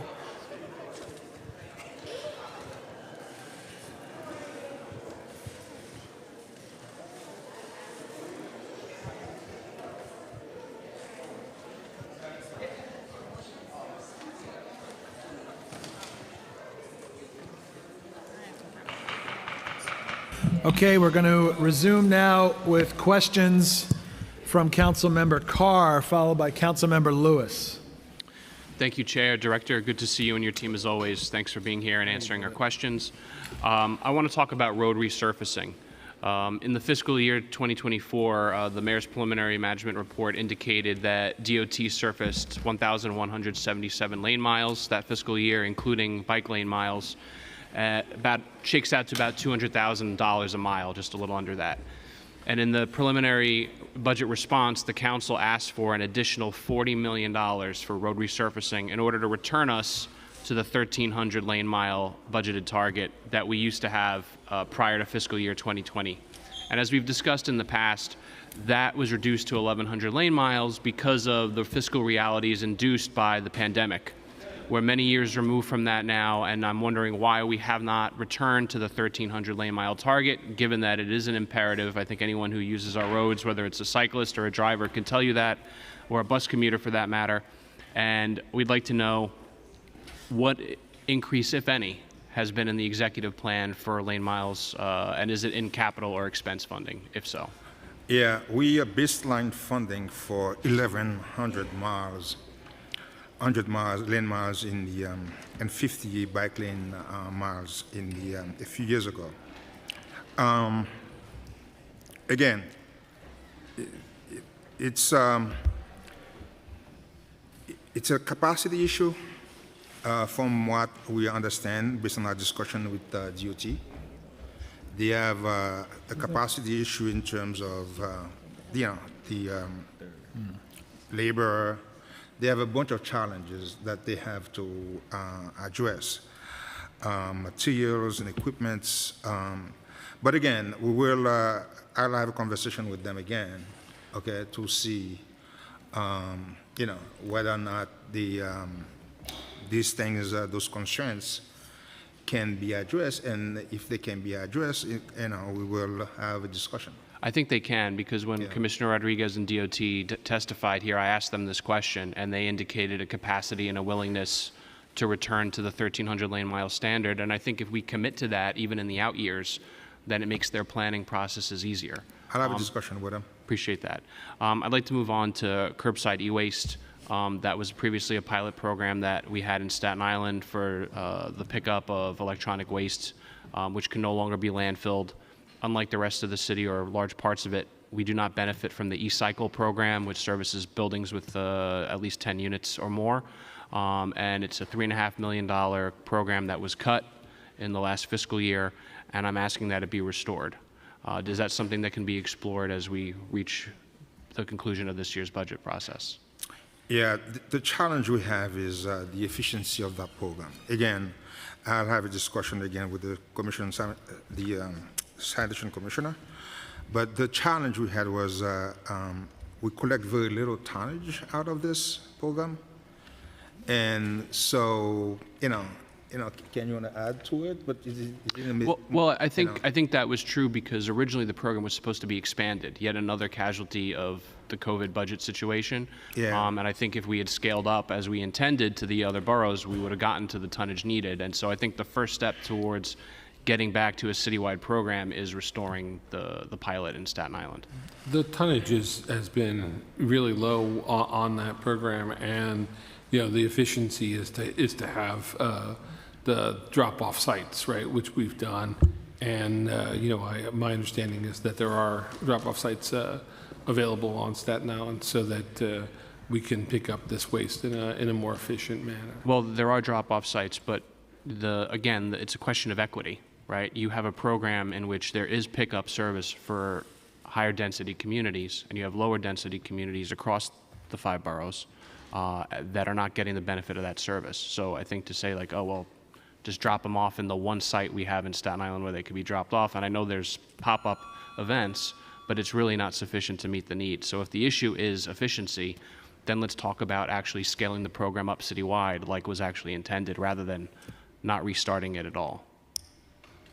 Okay. As I said, we'll have a conversation with the commissioner. Thank you, Director. Get Thank you, his take Chair. on it. Okay, we have questions from Councilmember Lewis, followed by Williams. Thank you, Chair, and good afternoon, Director Jiha and your team. I have 3 quick questions. In our council preliminary budget response, we urge the administration to allocate an additional $5 million to health and hospitals to provide at least 1 maternal health focused psychologist within each of its maternity departments. I'm concerned about why this request remains ignored in this executive budget, and to what extent will this be maintained in the out years? Second question is in regards to the Women Forward NYC Action Plan. Mayor Adams' Women Forward Action Plan was a step in the right direction to position New York City as a national leader in gender equity with an allocation of $43 million, which is a mixture of city and private funding. Given the proven success and demand for young women's leadership and development, I wanted to know if OMB could share with us, at least in the city's portion of the $43 million, if that would be increased or at minimum baselined in the city's portion of Women Forward NYC. And my last question is, how does the executive plan address the anticipated rise in discrimination complaints due to the Trump administration's executive orders? The preliminary budget response called for $15 million to be distributed to nonprofit organizations that provide gender-affirming care. Can we expect this funding to be added to the adoption? Yeah. Currently, H&H, when it comes to the issue regarding maternal health-focused psychologists, H&H, from what we understand, is accommodating all patients who need this kind of treatment.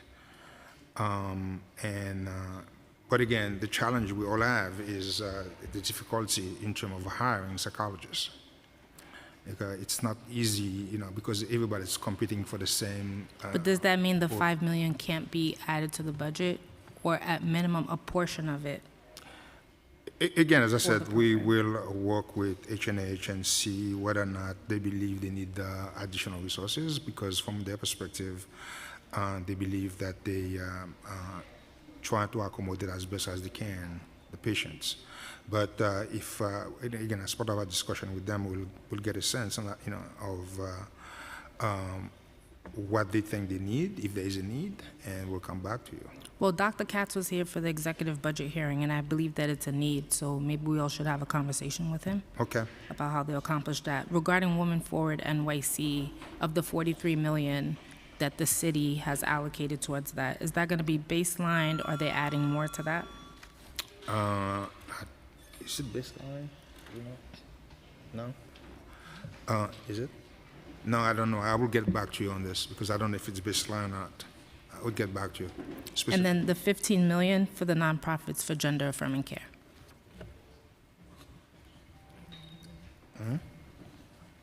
Again, we'll come back to you with an answer to this. Thank you. Thank you, Chair. Want to welcome PS 16 from Councilmember Moya's district in Queens. Thanks for joining us, guys. If you have any questions for Budget Chair Jiha, you let us know. Just text me. Now we have questions from Councilmember Williams, followed by Ressler. Thank you. The Commission on Racial Equity requested funding for 5 additional staff lines so that they could fulfill their mandates. These lines were not included in the plan, and CORE continues to be understaffed. Why wasn't the additional funding provided in the plan for CORE staffing needs? We've been increasing their budget. We've been working with CORE. We added $2 million in fiscal year 26 and $1.8 million in new TPS funding during the November plan. In addition, we added $429,000 for staff in the baseline in the general plan for supplemental staffing. Their budget right now is like $2.4 million in fiscal year 25 and 4.8 in 26. So we've been making, investment into that agency. So one of the issues, of course, is this 2-for-1 hire thing. So are you willing to work with them to exempt them so they can quickly fill the empty staff line? And then I know they also requested to roll over the leftover funds to allow them to actually hire a GC and a communications consultant to fulfill some of their mandates. So will you allow them to also roll over their funds? We've been working with them, and from what I understand, they are exempted from the freeze. You said they are? Yeah. So, Okay. But again, I will have I have discussion with staff, but as far as we know, they are exempted from the freeze. Okay.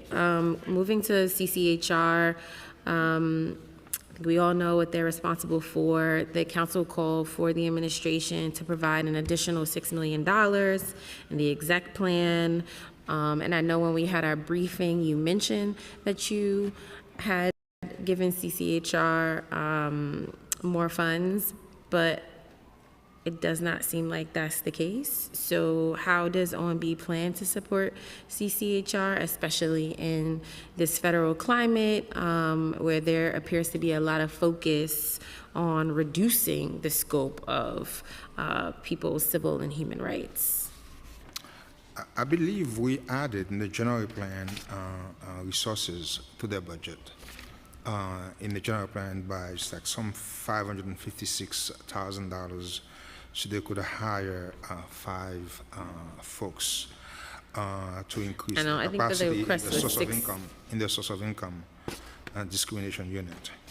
Yeah, I know, but the request was $6 million. And source of income is very important, and I know the council has done a lot of work with the administration on it, but there's so many other things that CCHR does or is unable to do because they don't have the funds to do it. For instance, the Fair Housing Act is coming into effect, and that will impact how people are able to get homes and apartments. And I don't think that CCHR has the resources to really enforce that law. Again, the federal climate has created more opportunities in a good way for people to seek some type of reprieve at the local level. But I just don't think they have the resources to enforce and proactively educate people around civil and human rights discrimination and laws that protect folks in New York City. Again, as I said, we will work with them because currently they have 33 vacancies. Okay, it's just a question of hiring those attorneys, but we will work with them. We met with them. And I just want to add, I'm not just seeking resources for attorneys. Just even in like their marketing budget, like in previous years, when certain things went into effect, I think it was the, don't ask, don't tell around the, when people were applying for jobs, whether or not they had a criminal record, they did extensive marketing around that law going into effect. But as far as I know, they don't have the resources to do robust outreach and marketing around the city's laws so that people can comply and they don't get fines. So not just for the legal division, but also as a whole. Okay, last question. The mayor's office, Equity and Racial Justice, has still not released their preliminary 2024 racial equity plan. It's probably, 400 days late at this point, which was required back October 2024, which was pushback date. One focus of the plan is to help ensure equity is being considered when formulating the city's budget. So what support is OMB providing MOERJ to ensure the plan is released? Have you received a copy of the report? Have you taken any consideration, if you have, to the current budget year? And we really only have like a month left. So do you anticipate utilizing this plan in any way as we move forward in finalizing fiscal 2026 budget? I would defer to City Hall when it comes to the question regarding the plan, the equity plan. But again, as I said, we've been working with them. We give them our feedback on their plan. And, in terms of the release of the plan, I would defer to City Hall. Because it hasn't been released though, and I know the plan is circulating within the administration, Yeah, do you plan to, or have you taken any consideration to this current fiscal budget as the plan may call or not call for you to do so? We always, every decision we make as part of the budget, we do them through an equity lens. Okay, I mean, you could see, as you could see in the budget, we make so many investments, and many of the investments, as I said, we basically look at them from that perspective. So as far as we are concerned, we understand what the plan is trying to accomplish, but this is something that we do currently. Councilmember Moya? Thank you, Chair. Sorry for the interruption. I just wanted to personally give a shout out to PS 16 and the civics class that is here today from my district. Thank you to Ms. Amont and also to Mr. Feldman who are here. This group approached me a while back and said, well, what does a council member do? And I said, the best thing they can do is come on tour and see what's happening. And they're seeing how government really runs, except for James, who ill-advisedly came here wearing a Real Madrid jersey. You know, we won't get into that. But thank you so much. Welcome, everyone, to the People's House. Thank you, Chair. Okay, questions from Councilmember Ressler, followed by Joseph. Thank you, Chair Brannon. I just want to take a second to commend you on doing a great job through this round of executive budget hearings, and I really want to thank the whole Council Finance staff who have been terrific. Good to see you, Director Jiha and team. See you too. A few questions. I couldn't pin you down. I couldn't hear in your back and forth with Speaker Adams a number. Do you have a number of how much funding you're planning to add on child care vouchers in the adopted budget? It's $328 million. You will be adding $328 million, and will that amount will that amount ensure that we are funded to get the full dollar-for-dollar match that the state has afforded us? Yep, that's the MOE. Great, thank you very much. So that will be in the adopted budget. Good answer. Thank you. I love straight answers. I want to move to borough-based jails. The mayor recently proposed converting the Brooklyn borough-based jail facility into a mental health facility and converting the other 3 sites into housing. Is this proposal seriously being considered by OMB? Say it again. The mayor the mayor being the mayor, said that he wanted to convert the Brooklyn jail project into a mental health facility and the other 3 jail sites into housing. Is OMB seriously considering this proposal? As far as we are concerned, everything is going as planned. As planned. That is such 2 for 2. We're doing great this morning. Okay, so I just want to, just because I think it's helpful, do you have a sense of how much money has been spent on the borough-based jail plan to date? To date, no. Hundreds of millions of dollars? Are we over $1 billion? I know for sure we budgeted $16 billion for total. Total. But the burn rate, today, the burn rate in Brooklyn, we're spending tens of millions of dollars a month in Brooklyn alone. We now have multiple. I would come back to you with an answer on the specific. Dramatic. I mean, we've spent hundreds of millions of dollars on this project to date. We have signed contracts with vendors at each of these sites. Sure. I'm glad that we are moving ahead as planned, and that whatever the mayor may have been musing about does not seem to be changing the direction of the administration. The Brooklyn Borough-based jail is supposed to be done in 2029. The other boroughs are supposed to be completed in what years? 2031? 31, 32, we're in that range? Yes. So we're still more than 5 years out from when we're going to complete the plan according to the current timelines. That would give us a 5-year capital lifespan window to continue to do work on Rikers Island to make necessary improvements to the crumbling infrastructure.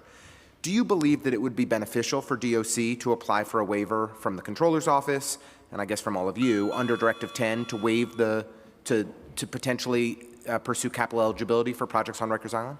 I think the council should change the law from 2027, because that's what's the problem. The waiver is, but there's an alternative process. The waiver could be pursued. As long as the 2027 law is in the book. I mean, I could talk to the lawyers, but as far as I'm concerned, as long as the 2027 law is in the book, we are limited to what we can do, because we're in 2025 right now. So, it's like only 2 years. So, council could change. I mean, but there is an alternative. We're not changing it. But there is, without a serious conversation with this administration, there is, which we have not yet had, there is a mechanism, though, that you could pursue a waiver to pursue for capital eligibility. I'll discuss it with the We lawyers. appreciate you considering it. Yeah. Littman Commission, were the Littman Commission 2.0's funding recommendations considered in the crafting of the executive plan? Yes, we added resources to fund a lot of programs dealing with alternatives to incarceration. And did you discuss these recommendations with the Littman Commission prior to releasing the executive plan? No.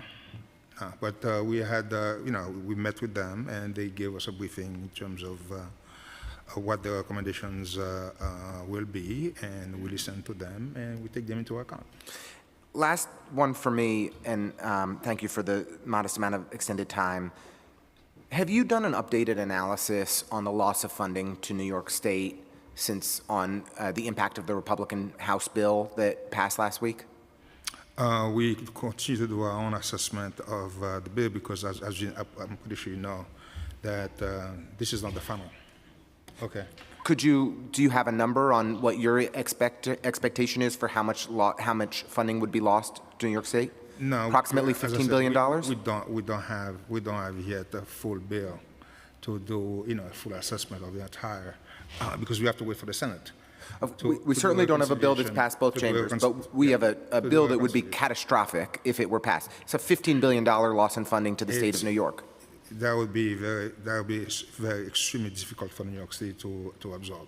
And is OMB aggressively advocating for changes around Medicaid and food stamps in particular to protect low and moderate income New Yorkers, immigrant New Yorkers? We basically, as I said earlier, we will fight for every federal dollar that New Yorkers deserve. Yeah. Okay, as I said, New Yorkers paid their fair share of federal taxes, okay, and they should not be penalized. Yeah. Because the city is following state and city laws. I appreciate that. I think you've spent many distinguished years in government at the state level, at the city level. I can't imagine that you've ever seen a bill come out of Washington that would be so catastrophic to the budget of New York State and New York City as what the House just passed. A $15 billion cut in funding to the state of New York, more than 5% of their budget, would have broad ramifications on our abilities to fund parks and public safety and school and education, early childhood education, hospitals and more. It would, the scale of the devastation that this bill would have on vulnerable New Yorkers and on everything that we care about really can't be understated. And so I've appreciated that we've had Molly Park and Mitch Katz and some of the leaders in this administration speak up about just how catastrophic this would be, but we've heard crickets from the other side of City Hall. And I know that you get how bad this would be for our budget and that it would lead to horrible decisions that we do not want to make and cuts that we desperately want to avoid. And I hope the mayor starts to listen and get with the program as well, because his voice matters here, and it would be a helpful thing for him to advocate for the needs of New Yorkers. Thank you very much. The mayor has continued to advocate for New Yorkers, and he will continue to fight for New Yorkers. Questions from Councilmember Joseph, followed by Salam. Thank you, chairs. Good to see you, Commissioner, always. So we understand that New York City Public Schools application for Head Start is pending approval at the federal level. So we'd like to clarify the changing Head Start landscape in fiscal 2026. Given the uncertainty and the timing of the approval, what is OMB's plan to ensure continuation of care in Head Start?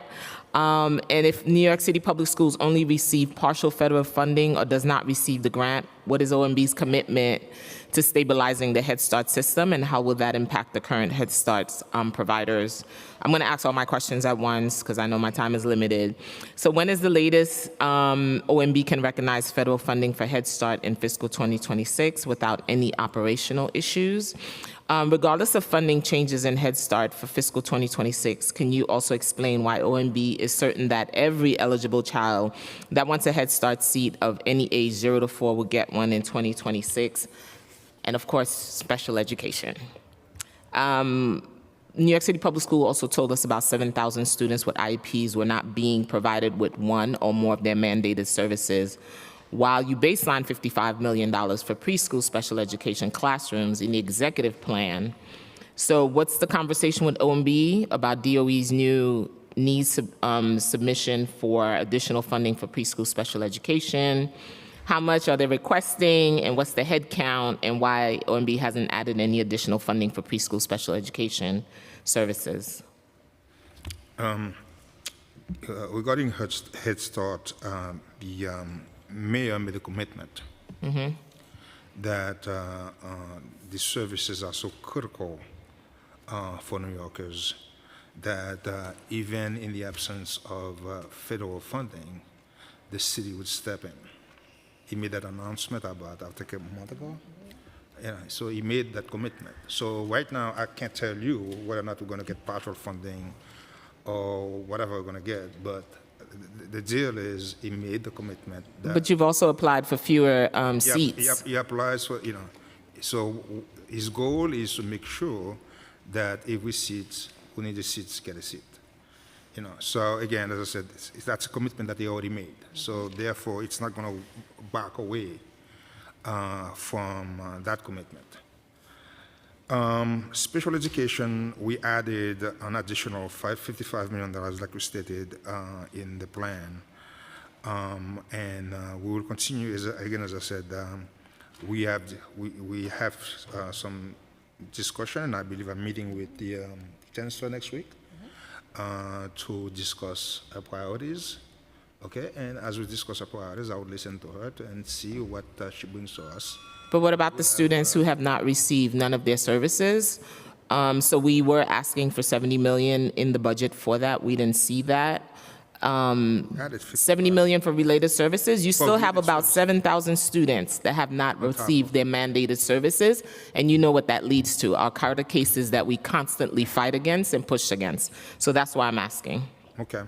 As I said, we are meeting with the chancellor next week, and we'll have a discussion about her needs, what her priorities are. But in the Head Start, you applied for 3,500 fewer Head Start seats for 3-year-olds and 4-year-olds while you age down. So does that result in a decrease for capacity for 3 and 4-year-olds? We will backfill. You're going to backfill? Mayor made that commitment. Chairs, LGBTQ plus IA inclusive curriculum. We noticed in the executive plan there was an additional $2.48 million to fund the LGBTQ plus IA curriculum. This covers the DOE contract, CBO, and the initiative, but the additional $315 through DYCD was not funded in the executive. Why wasn't the funding added to the DYCD budget in the executive plan? And does OMB commit to fully funding the LGBTQ plus IA curriculum in 2026? Again, we will discuss it as part of adoption process, and we'll see where we land. Again, in our aims and horizon seats and nests for our autistic learners. Oh, I'm going to get it all in. You know I'm here for the kids. So I have to find out, because we know that will also reduce having our horizons, nests, that will also reduce our Carter cases that are ballooning. Sure. Is that a commitment on the record that we will be funding these programs? What I say is we'll continue. We'll have discussion with the council as we approach adoption. And if resources are available, we'll discuss the needs. More AIM seats, more NEST seats, and more Horizon. You got it. Thank you. Thank you, chairs. Councilmembers, we've been joined by Councilmember Sanchez on Zoom. Now we have questions from Councilmember Salam, followed by Hudson. Good afternoon, and thank you, Director Jihad. Great to see you and your team. Good to see you, sir. And thank you, Chair. So there's a Mitchell-Lama development in my district Esplanade Gardens, in significant need of financial and structural attention, and the residents have been trying to address this since Superstorm Sandy. I want to know, how is OMB accounting for Harlem's growing housing and infrastructure needs within the capital plan, especially in light of historical low capital commitment rates in Black and brown neighborhoods? I'm not aware of this one. You aware of it? The specific We'll development? have to work with HPD on the specific development, but as it pertains to how we're accounting for Harlem's growing needs, we largely defer to HPD to come up with the program and work with them on the funding of the program, which takes into account equity issues as well as various housing needs throughout the boroughs. Why don't you give us the information? We'll work with your office and get a better sense of that particular project. Sure. Okay. Given that Harlem has one of the highest concentrations of NYCHA units, what share of the $104.5 million in restored funding for older adult services is being directed to NYCHA's senior centers or naturally occurring resident communities in Harlem? And just for background, on 2201 Adam Clayton Powell Jr. Boulevard, on January 2024, the city announced plans to establish a sanctuary shelter for families at this particular location. The facility was to include approximately 54 rooms operated by the Department of Homeless Services in partnership with the Children's Rescue Fund, a contract provider. However, the community raised concerns, very, very serious concerns about this plan, and it was ultimately altered. Currently, the administration has renewed their mission to house shelter families at this location. I now find myself, along with many of my colleagues, in wondering why the administration has not communicated this with local communities on how they intend to provide for sheltering these families. Okay. In this plan, we added about $81 million to deal with some cliffs that GIFTA had.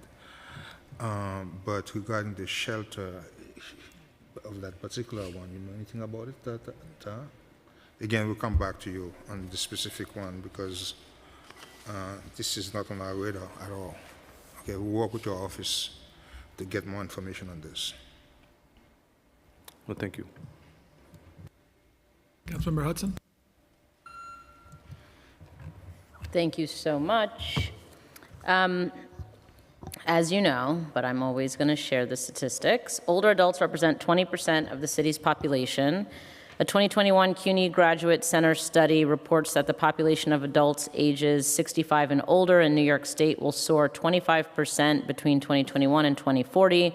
In the city alone, the population of older adults is expected to increase by 40% by the year 2040. Despite the growth in the city's older adult population and the increased need for resources to repair deteriorating infrastructure, NYC Aging's capital budget totals only $85.1 million between fiscal 2025 to fiscal 2029 in the Executive Commitment Plan. Was any capital funding added in the Executive Commitment Plan to support NYC Aging's capital needs, especially at older adult centers?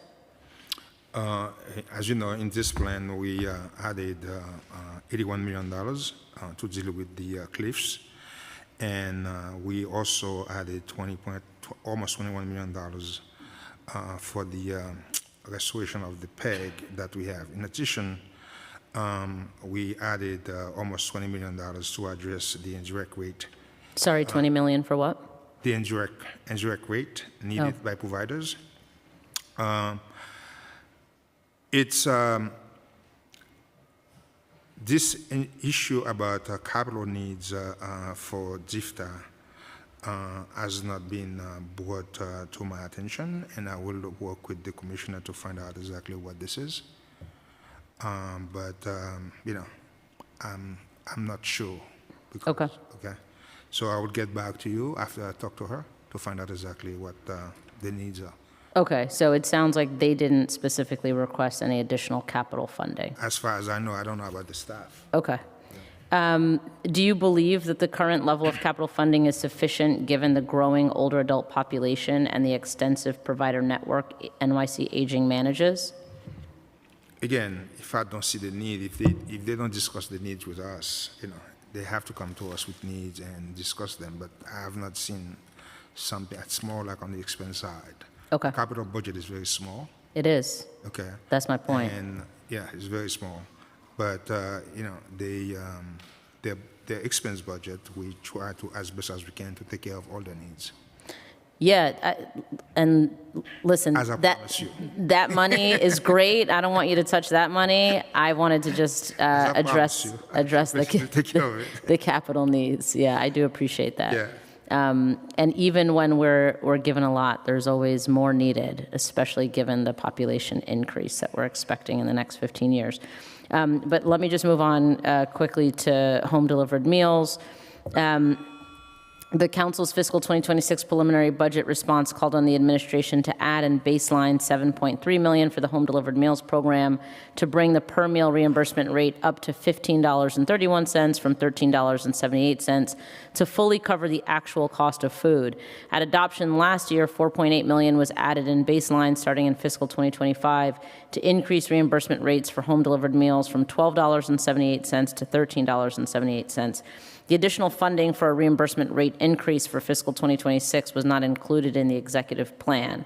We learned at the executive budget hearing that NYC Aging has also been advocating for an increase to meal reimbursement rates, and I'd like to know if OMB plans to include this in the adopted plan, and if so, what reimbursement rate increase will be included, and how much would such an increase cost? Yeah, we'll continue to work with GIFTA to review the ongoing needs and around food, and are open to further discussion and as part of the adopted budget process. Okay, we like an openness to continued discussion, so I'll take that. Has OMB considered permitting a different reimbursement rate for meals that meet the cultural needs and the needs of those with specific health conditions, which typically cost more than an average meal? Again, we will have discussion with GIFTA. Okay. See, what the difference in terms of the variance in terms of costs. Yeah. And we'll review accordingly, and Okay, I'll be sure to follow up, but I just want to make sure that we're also, as part of that conversation, thoroughly understanding the needs for different types of meals and the costs that are associated with that. Thank you. Thank you, chairs. Okay, questions, Councilmember Brewer, followed by Riley. Thank you very much. My first question is about the Department of Investigation. In our preliminary response, the council requested that the executive include an additional $3 million in baseline for DOI to hire 13 additional personnel and cover a shortfall of their funding for 22 existing vacancies. The funding was not in the exec, and why was it not provided in light of DOI's mandated responsibilities? And will there be additional funding in the adopted plan? I know sometimes you say because they haven't filled their positions. I know I can almost give you the answer. However, it's my feeling strongly that they are working hard to fill those positions. They need the extra funding because of all of the extra opportunities, if that's the right word, to make sure there's no fraud and other improprieties in our administration. And the thing is, if they don't have the funding, then they don't have the ability to do the extra hiring that would enable them to do the oversight. Yeah, I understand your concern, and we've been working with them. In the preliminary plan, we gave them about $750,000 so they could hire 10 folks so that they could build their investigative staff and support staff. In addition, we made some salary adjustments for them to assist them, to help them with retention of a certain position.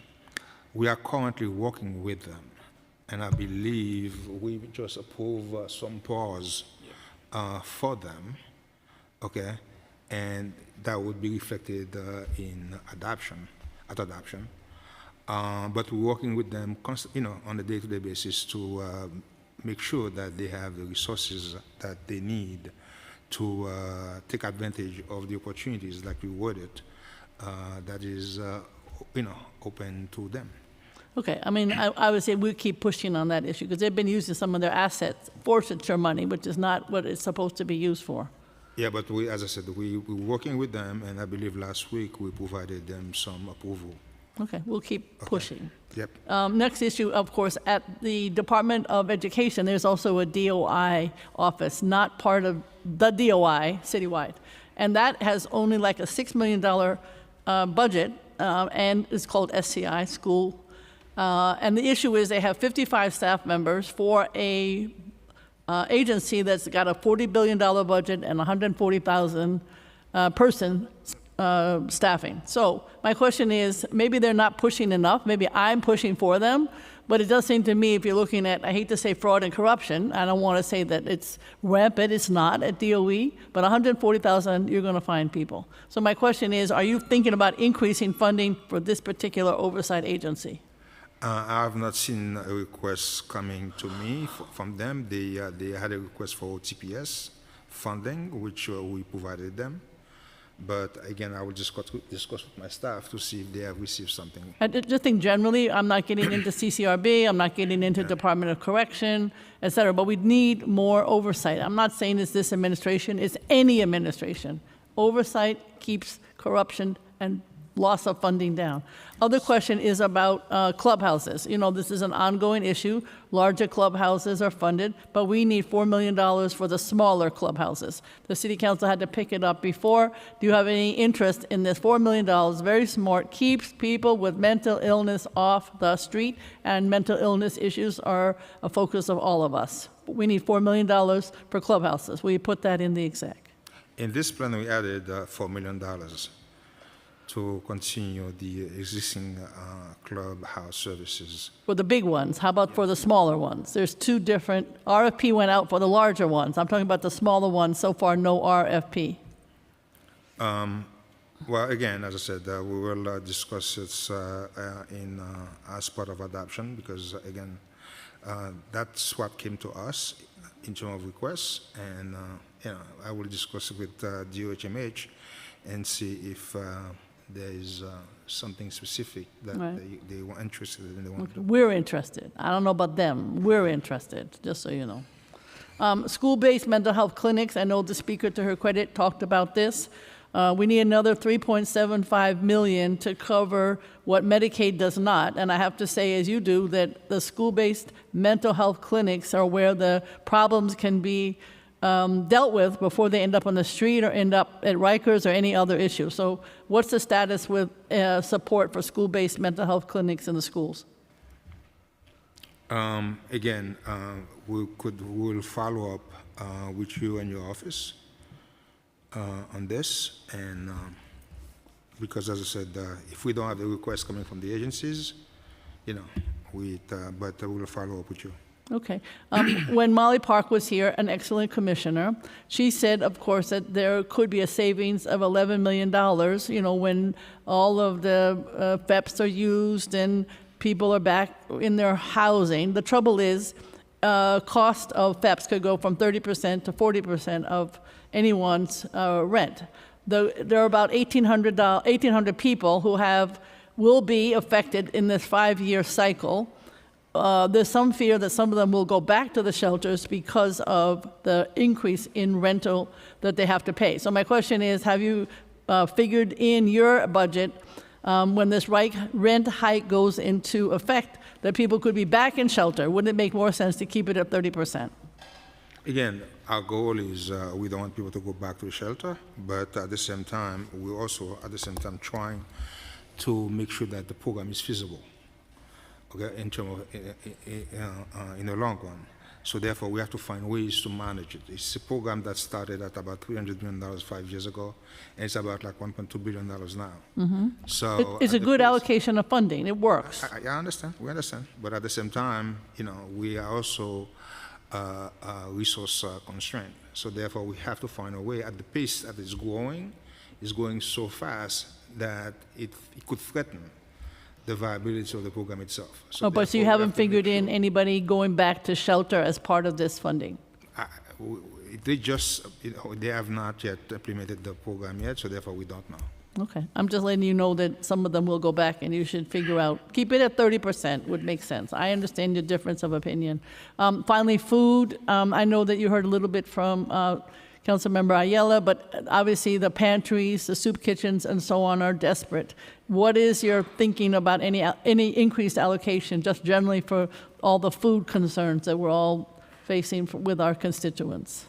Yeah, as I said, we added resources about 36, I believe, $50 million, where we have $36 million to the CFC program. We also added $10 million for Groceries to Go program. But again, as I said to the council member, we will continue to have discussion with her and City Council and during adoption, and if resources are available and the needs are there, we'll have a discussion. Okay, thank you very much. Okay, questions from Councilmember Riley, followed by Dinowitz. Thank you, Chair. Good afternoon to the administration. Thank you so much for being here today. Just a few questions. In the executive plan, DOHMH was allocated $47.3 million for mobile treatment teams in fiscal year 2026. We first thought that this was funding that was going to be an expansion of the program, but later realized that this is rather to replace expiring funding from the American Rescue Plan. These are critical services that have proven to be effective, and we have requested in our budget response with the administration to add another $30 million to expand these teams. Why wasn't there an additional funding added to the executive budget for the mobile treatment teams? As you know, funding is very limited. So what we first do to begin with was to say, hey, the program is funded with stimulus dollars. Okay, let's try to make sure we could backfill it to begin with. All right, to make sure, because otherwise, if we don't find those resources to make sure to backfill the program, basically the program would go away. So that's the first thing we have to do. Okay, and then as we go forward, and then we will do an assessment of the program to see if additional resources are needed. The average wait time for the individual to enter the assertive community treatment or the ACT is 93 days, which is long wait for someone dealing with severe mental services. Have you spoken with DOHMH about additional resources that would significantly decrease the wait times? We'll engage them to see if there is a challenge on their part, why the wait time is so long, and if the discussion is about resources, not the process, because sometimes processes are broken, and you could give more resources. It's not going to solve the problem. So we'll have a discussion with them and see where, why the wait time is so long. If it's a process. Will you report back to the council after you come? Of course we will. Thank you. There are currently 16 school-based, and this is a part of Councilman Brewer's question as well. There are currently 16 school-based mental health clinics funded with $5 million through H&H, DOE, and DOHMH. This is one of the most impactful programs, as Councilman Brewer just mentioned, that needs to be baselined at adoption, and we have been advocating for at least 2 years about this. Why has this program not been baselined, and what is OMB's plan to finally baseline funding for mental health continuum starting in fiscal year 2026? Our goal is, to be honest with you, we would always love to baseline funding for programs. It's just a question of course, identifying the long-term funding. And we have so many competing needs, and so we have to make decisions about, hey, when we find those dollars, which program you're going to baseline long-term, provide long-term funding for them long-term. But again, we continue to review those programs, and as resources become available, if we have long-term source of funding, this is some program that is worth exploring funding for it long-term. We will do so. But again, it's just a question of identify first the long-term funding, but if it's not available, it's not available. Okay, Chair, if I may, thank you. 988 is the city's dedicated hotline for New Yorkers to call for all of their their mental hygiene needs, including mental health concerns and additional services. We know that this year the program experienced a call and text volume of 335,000. DOHMH testified that they believe this volume will increase if more New Yorkers were aware of this number 988. The program is funded at $21.8 million in fiscal years 2025 and 2026. 2026, which is a decreased number of 10.9 million compared to fiscal year 2024. What are the factors that contribute to such a decrease, and do you plan to restore the 10.9 million in fiscal year 2026 adopted budget? I believe what happened is that DOHMH reached an agreement with the vendor, and and the agreement is cheaper. Okay, so therefore that's the reason. But it won't cut the services. No, they won't cut services. All right, and my last question is more of a district question. I represent Co-op City, and if you don't have this number now, you can provide it for me later on. Currently, Co-op City operates their own public safety and their own sanitation, but they're seeing needs in the community. Do you have a number of how much, funding Co-op City is saving the city by operating their own public safety and sanitation process? If you don't, can you please update me as soon as possible so we could figure out how the city could address other concerns that Co-op City has, such as public safety and quality of life issues? My staff will reach out to you with an answer. Thank you. Thank you, Chair. Okay, questions from Councilmember Dinowitz. Thank you, Chair. Good afternoon, Mr. Director. Very simple question. Would you say it is better to have more students or more people in New York City enrolled in college or not? More. More. We want more, right? A few years ago, this council piloted a program called CUNY Reconnect, which in the past 3 years has resulted in more than about 47,000 more students attending CUNY. You're a money guy. You know this is good. More people in New York City going to attending college, getting degrees, earning more. That's good for our tax base. Fewer people on public assistance. For a program that's so incredibly successful year after year, why was zero funding allocated for CUNY Reconnect? As you know, this plan was very good for CUNY. It was what? I'm sorry. Very good for CUNY, this budget, and they're very happy with the plan that we have. We restored $91 million for CUNY, $96 million, and we baseline those funds. We gave them $9.1 million for each. Yeah, I just want to pause. There are good things in the budget, to be certain, but to be clear, those were cuts that you all made. So you're restoring your own cuts. So I just want to be honest about the conversation we're having. I simply want to ask about CUNY Reconnect. I understand. And for a program that brings more students in, 47,000 over 3 years, more students getting degrees, getting the supports they need to succeed, and go back into our communities and contribute more. That's exactly what we want people to do in this city. $11.8 million would go a long way. Will that be included in the adopted plan? We will have discussion with the City Council. This is a program that is very close to the heart of the Speaker. That is a program that she, basically advocated for. So we will work with the Council as we get closer to adoption to see what can be done.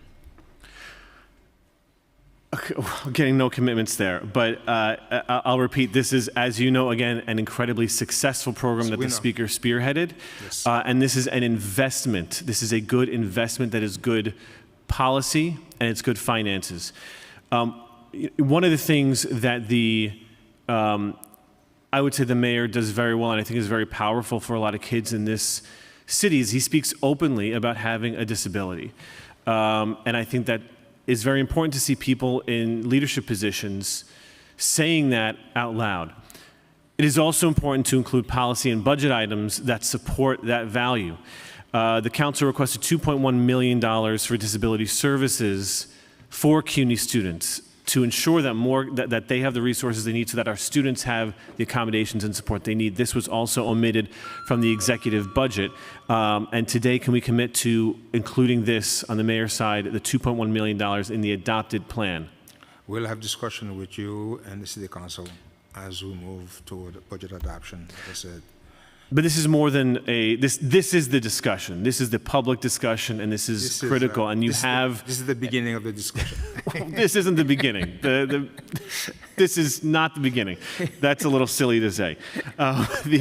We're talking about investments, just a few $1 million that'll get more students enrolled in CUNY, more students to stay enrolled in CUNY, more students to graduate, more students and then graduates to provide more for our tax base, and also including more of those students who are historically underrepresented and historically left behind, including people with disabilities. And I would think as a mayor who understands this probably more intimately than most anyone in this room, any one of us up here, he should be the first one saying we need to invest this small amount of money, $2.1 million, to ensure people like him have a better chance of success at CUNY.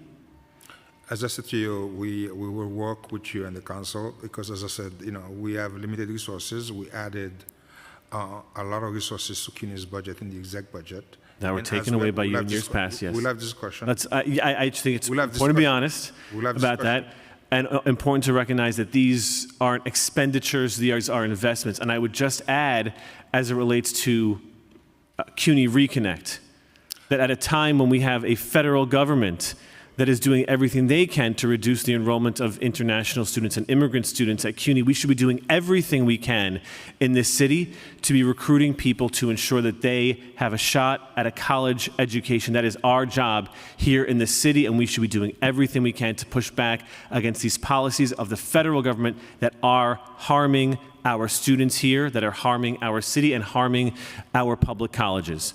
Thank you, Chair. Deputy Speaker.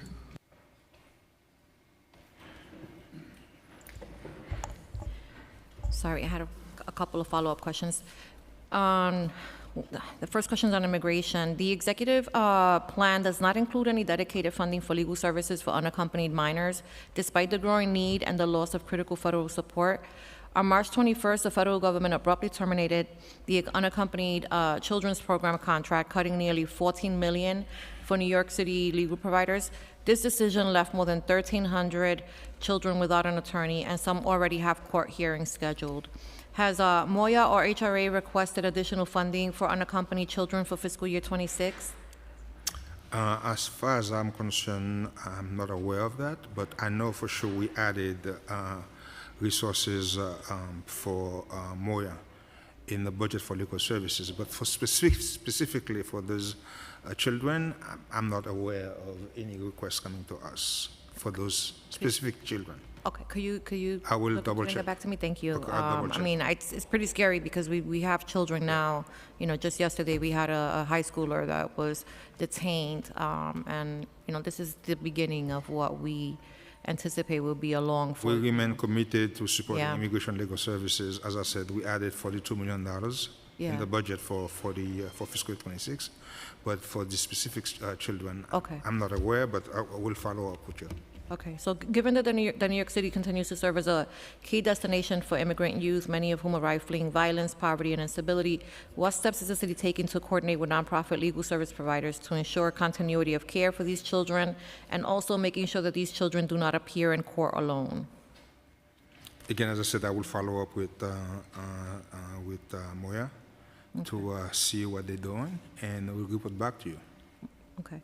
Do you commit to support the funding request of $6.3 million needed in fiscal year 26 for legal service support for unaccompanied minors? Again, as I said, I cannot make a commitment at this point in time, but we'll review the needs and as we progress toward adoption, and then we'll have a discussion. Okay. At the preliminary budget hearing, Commissioner Schaefer testified that nearly 100,000 applications for asylum, work authorization, and temporary protected status have been filed since the opening of the Asylum Application Help Center.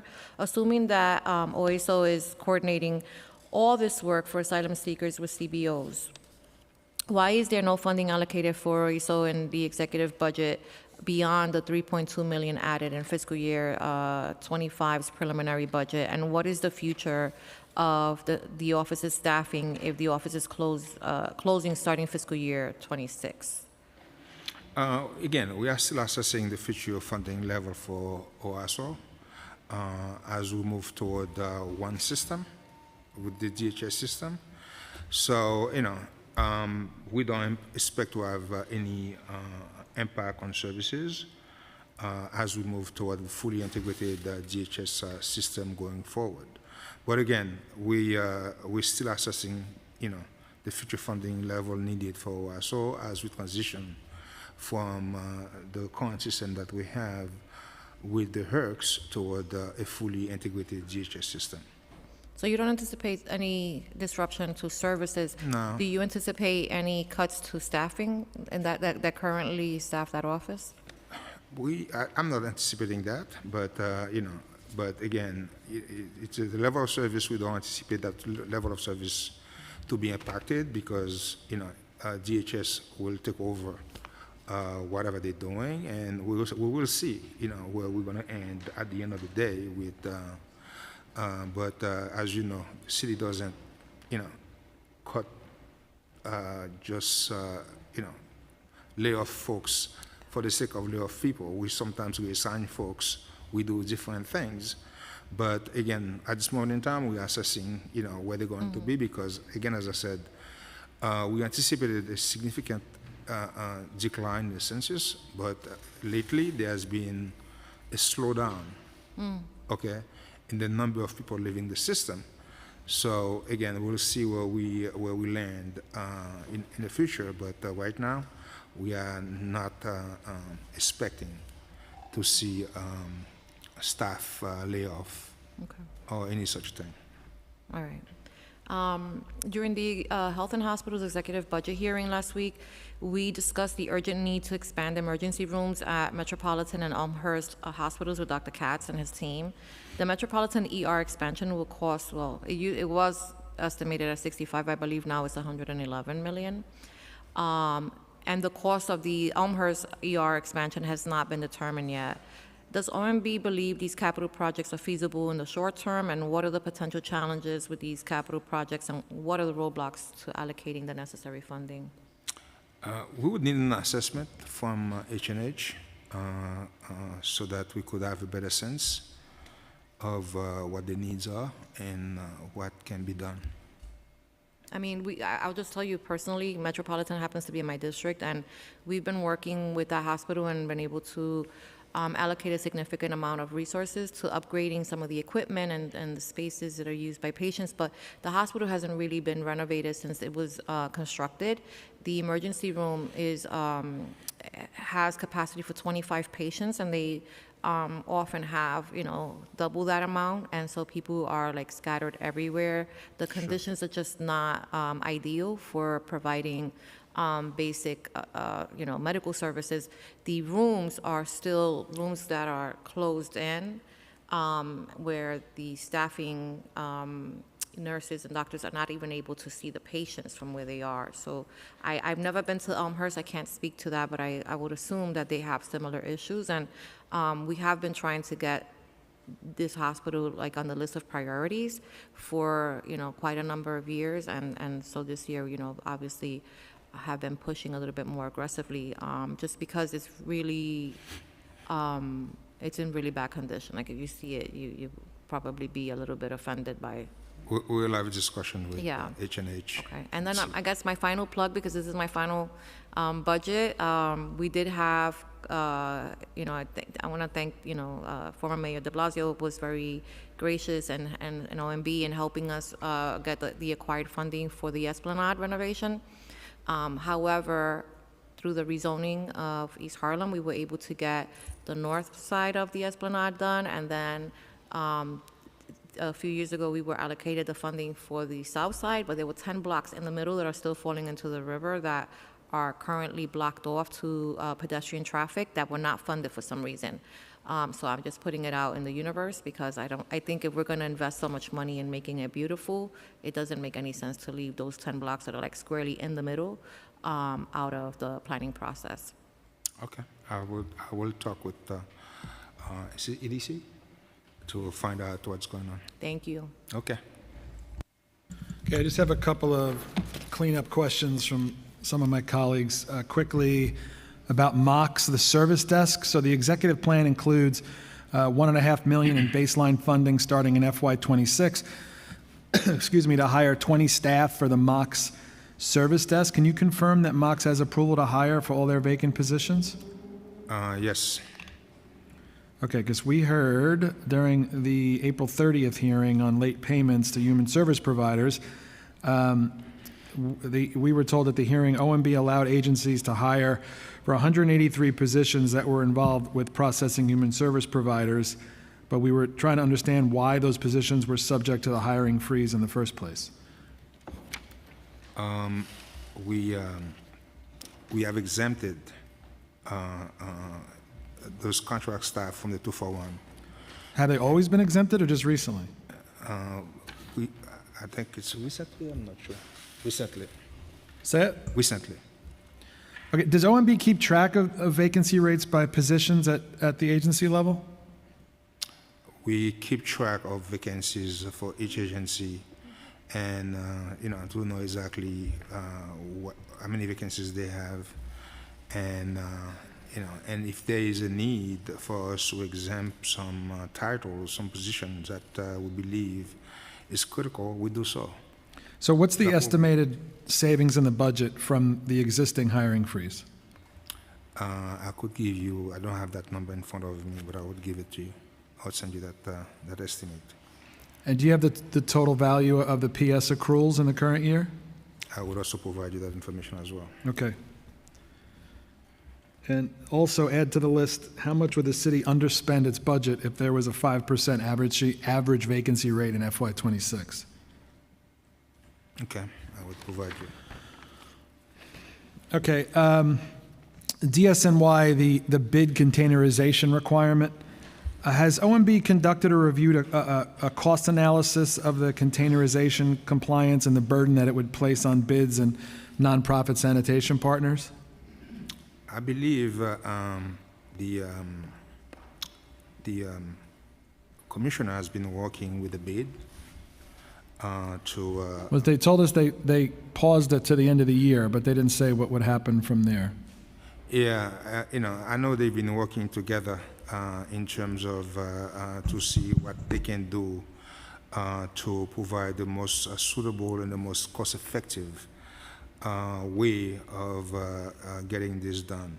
But again, we will work with the council as part of the adopted budget to determine if there is anything that can be done. The council's concerned about any potential downstream fiscal impact on the sanitation budget and operations if bids and nonprofits can no longer provide supplemental sanitation services. I'm not sure that the administration is considering that. Yeah, we're looking into that as well. And lastly, on the NYC bin reimbursement requirement, so back in February, we passed Intro 1126A, requires DSNY to provide official NYC waste bins at no cost or reimburse eligible small property owners, 1 to 2 family homes who have already purchased the bins. Has OMB received any updated cost projections from DSNY for implementing this bill? The bins that we have currently are the cheapest, to be honest with you. It's like $50. And, so again, we estimate it's, probably $36 million to provide the bins. But again, from our perspective is we have some of the best quality bin right now, and at around $50. It's from our perspective is a reasonable responsibility of city property owners to buy those things at the price that was basically negotiated by DSNY, which is a very good price. So is OMB going to allocate funding to support the mandate? Again, we will work with the council, to see if what can be done, but what could be the optimum level of funding that's needed as part of back and forth with the council. But again, we intend to work with you, and if resources are available, we will come back to you and make a recommendation. Okay, Director, that is everything I've got. Thank you very much. It's been great working with you, and look forward to landing the plane next month. Great working with you as well, sir. Thank you. All right, we'll take a break about, I don't know, 10, 15 minutes, and then, 1:30 we're going to start. 1:30 we'll be back, and we'll hear from the controller. Thanks.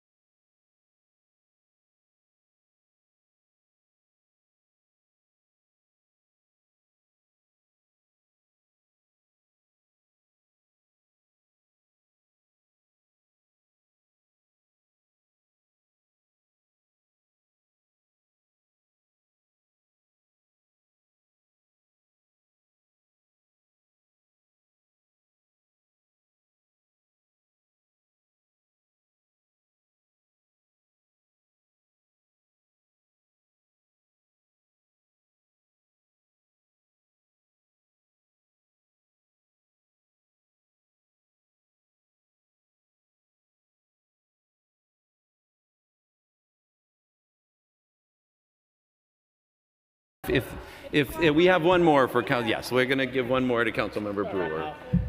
She'll do it. Yes, all right. See, we have them. For the record, any other council members who want a hard copy, you have to request it along with a paper straw.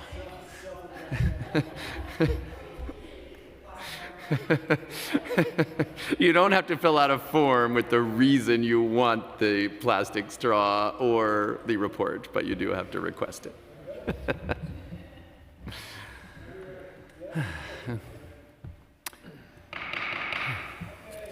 Good afternoon and welcome to the 13th and final day of hearings, part 2 of day 13. Councilmember Brannan, I chair the Committee on Finance. We've been joined by Councilmember Brewer. Welcome to Controller Lander and your team. Thanks for joining us today to answer our questions. My questions will largely focus on federal policy uncertainty, the city's reserves, debt service, the big BIT bonds announcement, and the Class A office vacancy rates, as well as office conversions, something very near and dear to my heart because I wrote the bill that allows it. As a reminder, only written testimony will be admitted for today's hearings. So if you wish to submit written testimony for the record, you may email it to testimony@council.nyc.gov up to anytime up to 72 hours after the conclusion of today's hearing. We will not be taking any public testimony in person today, only written testimony. I'll now turn it over to my committee counsel, Brian Sarfo, to swear everyone in. Good afternoon. Do you affirm to tell the truth, the whole truth, and nothing but the truth before this committee, and to respond honestly to council member questions, Comptroller Lander? I do. Deputy Comptroller Brandisi? I do. And Deputy Comptroller Olson? I do. You may begin. Thank you.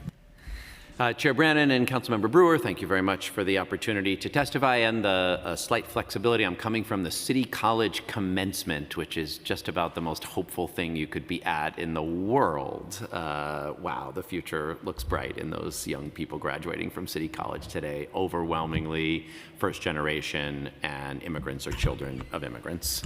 But still, I'm very excited to be here and joined by Executive Deputy Controller Francesco Brindisi and Deputy Controller for Budget Krista Olson, who prepared our office's full analysis of the fiscal year 2026 budget and accompanying financial plan. When I came before you in March, I noted that our city's need for strong fiscal management had never been more urgent. The threats posed by the Trump administration to New York City, to our people, our economy, our finances, have unfortunately only intensified since then.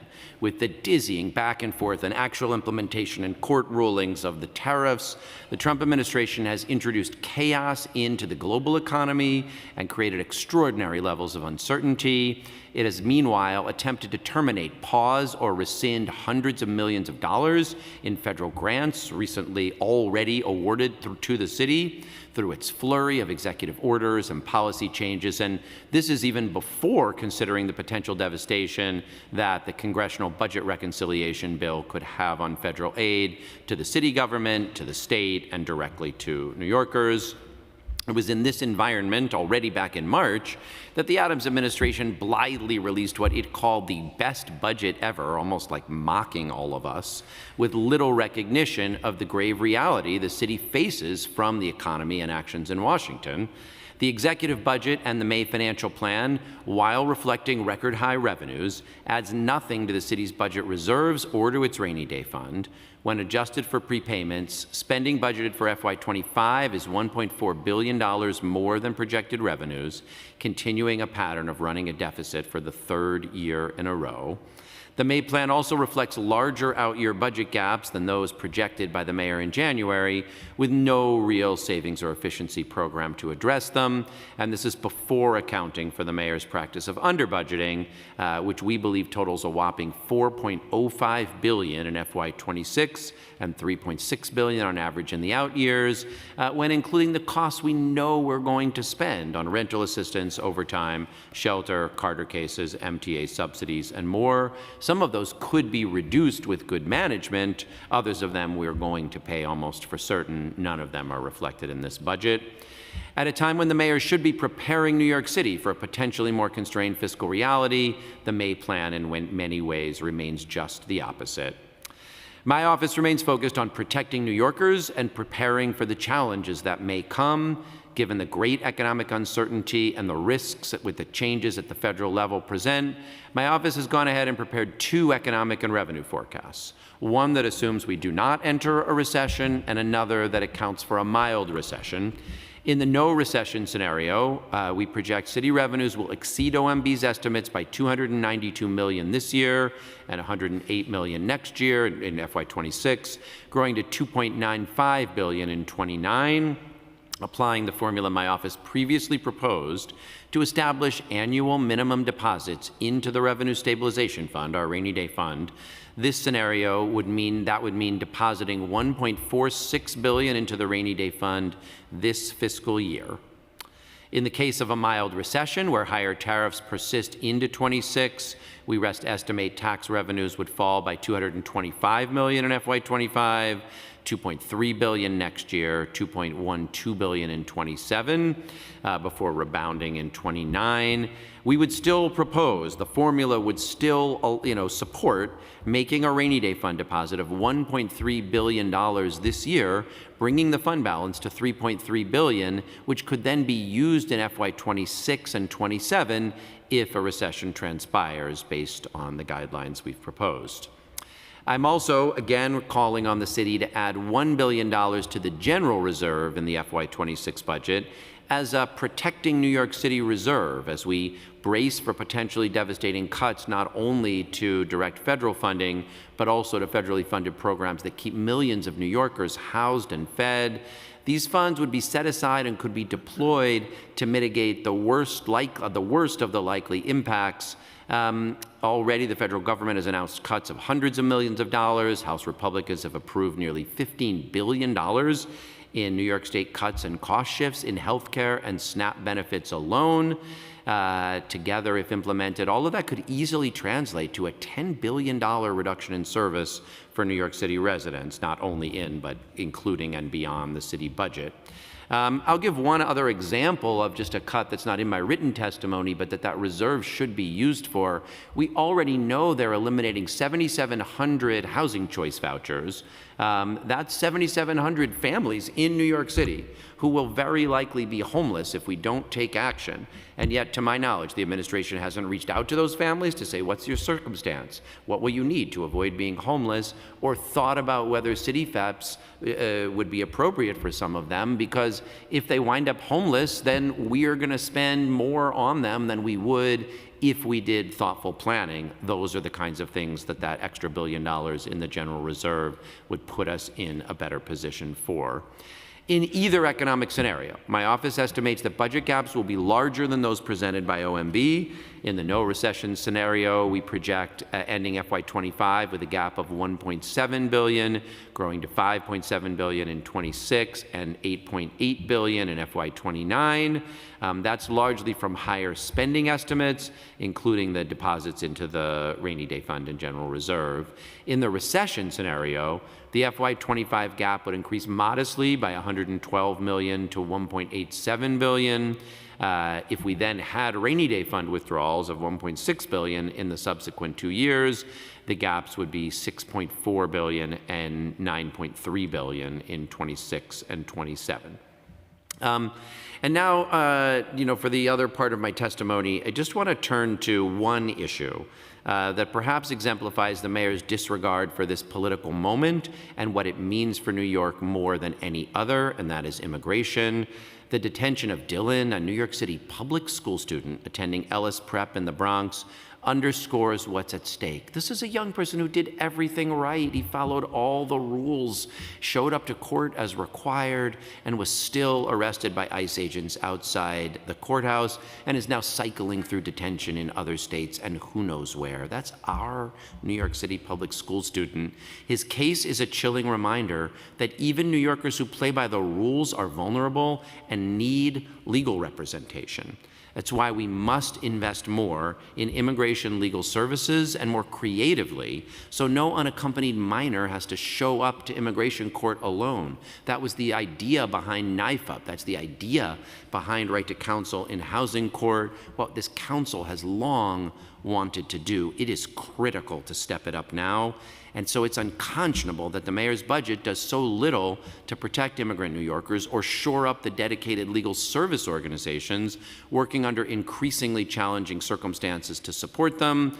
While the mayor has consistently failed to right-size the resources for immigrant legal services, escalating anti-immigrant actions taken by the Trump administration, and in too many cases aided by Mayor Adams, make these omissions in the executive budget all the more shameful. But it's also a time for creativity. People weren't going to go to the Asylum Seeker Application Help Center, and they're hesitant to go to city or government offices. So the city should begin to fill the holes in immigrant legal services in this budget by including at least $7 million for eye care, so immigrant kids like Dylan have access to attorneys that will ensure their cases have a fighting chance. Thanks to Musk and DOJ, who abruptly terminated federal contacts funding legal representation for unaccompanied minors in removal proceedings, more and more children are facing deportation alone. We should make sure that no kid in New York City has to go to an ICE hearing or an immigration court hearing without a lawyer. New York City can afford to do that. That will require partnership because it's the schools that know who and where they are, but has to make referrals to organizations that can provide it. Funding should also be allocated to Restore Action NYC, therefore, in schools, hospitals, libraries, community-based organizations, even in people's homes when they need it, and to support Moya's immigrant rights workshops. While I commend the council for providing funding to keep the Rapid Response Legal Collaborative going, full mayoral funding should be restored to match the growing demand. We should also increase funding for the CCHR and DCWP to protect working New Yorkers, bolster resources for street vendors, and include funding to support processing of permits and increased outreach and education. Further, I urge the Speaker and the Council to increase the Trans Equity Fund to $10 million using Council discretionary funds, and to work with the Mayor to increase funding for LGBTQ youth and young adult housing and ensure that New Yorkers can still access gender-affirming care despite potential changes in federal policy. The city budget must reflect our shared values and should not be used as a tool to further one executive's apparent desire to collude with Trump, but rather should be used to invest in our families and children and protect the most vulnerable New Yorkers. But for one issue that I really have to underline, unfortunately, resources for DOE and 3K in particular continue to be among the casualties of the mayor's perennial budget gains. Although the May plan includes some additional funding for 3K and pre-K, we estimate that more than $150 million more is needed annually in FY26 to sustain those programs at current levels. And meanwhile, in a way that I think was a surprise to everyone, the executive budget doesn't reckon with the reality that the state budget has left us around child care vouchers. It's wonderful that we have tens of thousands of families now able to access affordable care. While the state encouraged the city to increase enrollment, it did not make clear, and it is now requiring, that the city is being hit with half the bill. Poor planning and communication on part of both the administration and the state have led to families facing uncertainty. The state appropriated an additional $350 million for the program, but for state fiscal year 2026 only, and at the same time mandatorily increased the city's minimum contribution, resulting in funding needs of at least $275 million for the program in FY26, not reflected in the executive budget, and growing to $625 million in future years unless additional funding is provided. So I urge the mayor and the speaker to go back to the state. I know they've closed their budget, but they closed their budget in a way that opened challenges for us, and we either need to find them in the city budget or get the state to help, because the answer cannot be to tell thousands, perhaps tens of thousands of families that they won't be able to keep having their child care. New York families need and deserve city leadership that's working toward a vision of truly accessible, universal child care, not pointing fingers over the shortcomings of the existing system.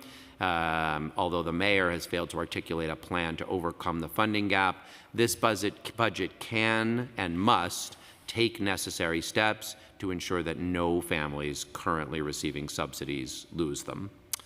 The executive budget prepared by the Adams administration for FY26, as I've outlined, lacks even the most basic elements to guard against the risks we now face. We urge the council, as you engage in your negotiations with them in the coming month, to set aside the critical reserves necessary to protect the essential services that are a lifeline for the most vulnerable in our city. You have fought that battle many times in the past, and I know you will work hard to do it over the next month. Thank you. Thank you, Controller. I want to dive right into the report that your office published back in April, Taking Trump's Tariff Seriously. You explored 3 scenarios of federal policy changes. I just want to dive into a little bit. Out of the 3 scenarios, which do you believe is the most likely for the country, and which you believe is the most likely for the city? I'll say a couple of words and then turn it over to Francesco and Krista, who worked on this report. And obviously, I mean, it's, you know, like we live in such an era of uncertainty. Even yesterday with the court rulings, the tariffs are on, the tariffs are off. How do you decide which is the most likely to come in here and present? So what we chose to do in this report and today is present you 2 scenarios, mild recession and no recession. In the report we issued, we thought mild recession was most likely because the tariffs that seem likely to remain regardless will really have economic impacts. But it just feels like a roll of the dice. And that's why we really urge putting the resources in reserves. We don't know what the courts are going to rule. We don't know what Trump is going to do in relationship to China. It might be a tariff scenario that causes a recession, and perhaps the tariffs won't happen, and he'll claim it was some kind of win and roll them back, and the economy will be better. We'll still be glad we have the reserves in that scenario, and I'll turn it over. Which taxes do you think would be most acutely affected? Under either scenario? Yeah. I mean, I guess I couldn't have said it better than the controller about, you know, what's going to happen. I think we've taken out the deeper recession scenario from this report. We consider that risk lower than a recession. It's hard to pick between, you know, the 2, you know, slow growth versus mild recession at this point. But the first taxes that will be affected are the everything but the property tax. We know that the property tax is, you know, it's got internal stabilizers and averaging, so that's not the one that reflects current economic conditions. But all of the others, PIT, sales, hotel, business taxes would be affected. Okay. I asked OMB the same question. They didn't really have a great answer. Standard & Poor's most recent rating of the city's general obligation bonds notes that the city has large financial reserves of almost $11.4 billion at the end of FY24. S&P looks at both the city reserve accounts and the surplus budget roll at the end of the fiscal year. While S&P notes that this level is large, reserves nonetheless have been declining since they peaked in FY22. They were at $12.7 billion at the end of FY22, $12.3 billion at the end of FY23, and $11.4 billion at the end of FY24. I think OMB said they think it'd be around that same amount this year. Do you agree with that, or do you think, I guess the question is, what level of financial reserves does it look like we'll be reaching by the end of FY25? Okay. There is still a little bit of disagreement regarding, you know, what the tax revenues are going to be for this year. So, you know, the ball is still rolling. But based on the executive budget, the city is putting in the budget stabilization account, which I understand that Standard & Poor's count as a reserve, $1.5 billion, more or less, less than it did in FY24, right? So by that account, and without changing the other reserves, the FY25 reserves at the end of the year, as calculated by S&P, should be lower by about $1.5 billion. We do feel strongly, though, just as like a matter of budgeting, you can't count something as a reserve that you are also counting for spending next year. Right. So, I mean, what you're rolling into next year's budget, it isn't a reserve because you call it one. That is a roll. And, besides being a way to protect city services during a downturn, reserves may be able to help us lower the effective costs of our capital projects. In their ratings of the city's general obligation bonds, Moody's noted that stronger reserves, including deposits to the Revenue Stabilization Fund, would lead to a ratings increase. So how much additional deposits into the reserves do you think would be necessary to effectuate a ratings increase? You're acting as though they're, like us as opposed to like the Oracle at Delphi. Right. I don't think that even Moody's would be able to tell you, right? I think it's important, and that's not just Moody's, but Kroll and other, and all of the rating agencies really. They're saying if you have a rule, if you have a policy that, sort of tells you when you're going to deposit and, under what conditions you're going to withdraw, and that's a policy that is being implemented, that's a credit positive, right? As a general matter, the U.S. credit is AA1. The TFA credit is AA1, the GEO credit is AA2. I mean, it's, I would say that better reserve policy would help. I don't know to what extent the rating agencies would, go from there to increasing the rating. But an increase in the city's bond rating would save the city in lower debt service costs, right? It would, other things equal. What we pay depends on, how our credit is seen and how much we issue, right? We've been issuing a lot of debt, right? The more you issue, the more compensation investors are going to ask for. Okay, I want to ask about the Manhattan Class A office vacancy rate. Of the many notable lagging impacts of the pandemic, one area that continues to show little or no improvement is the demand for office space. Cushman and Wakefield reported 22.7% of all Manhattan Class A office space still remains vacant as of the end of FY25 Q3. We asked OMB earlier about the number of applications that the city has received so far, specifically for the office to residential conversion. So, are you able to speak to any of the details regarding the progress on these conversions? Yes, so we don't have access to the accelerators data. We have done some research. We have estimated a pipeline of about 44 buildings that would convert to residential. This is a mixture of rental and condos. That is probably, we estimate 15 million square feet of office space, of which about 12 million could access the tax incentives in the short term. So that's about, we estimate, if you take a look at the decline in occupancy for Class B and C, the ones that, and the ones that are not Hudson Yards and the like, if you look at the decline in occupancy, this could absorb about a third of the loss. So it's that. Do you want to direct them to this chart in the, where is this in the report? This is a secret chart. Sorry. Top secret chart. that will be published.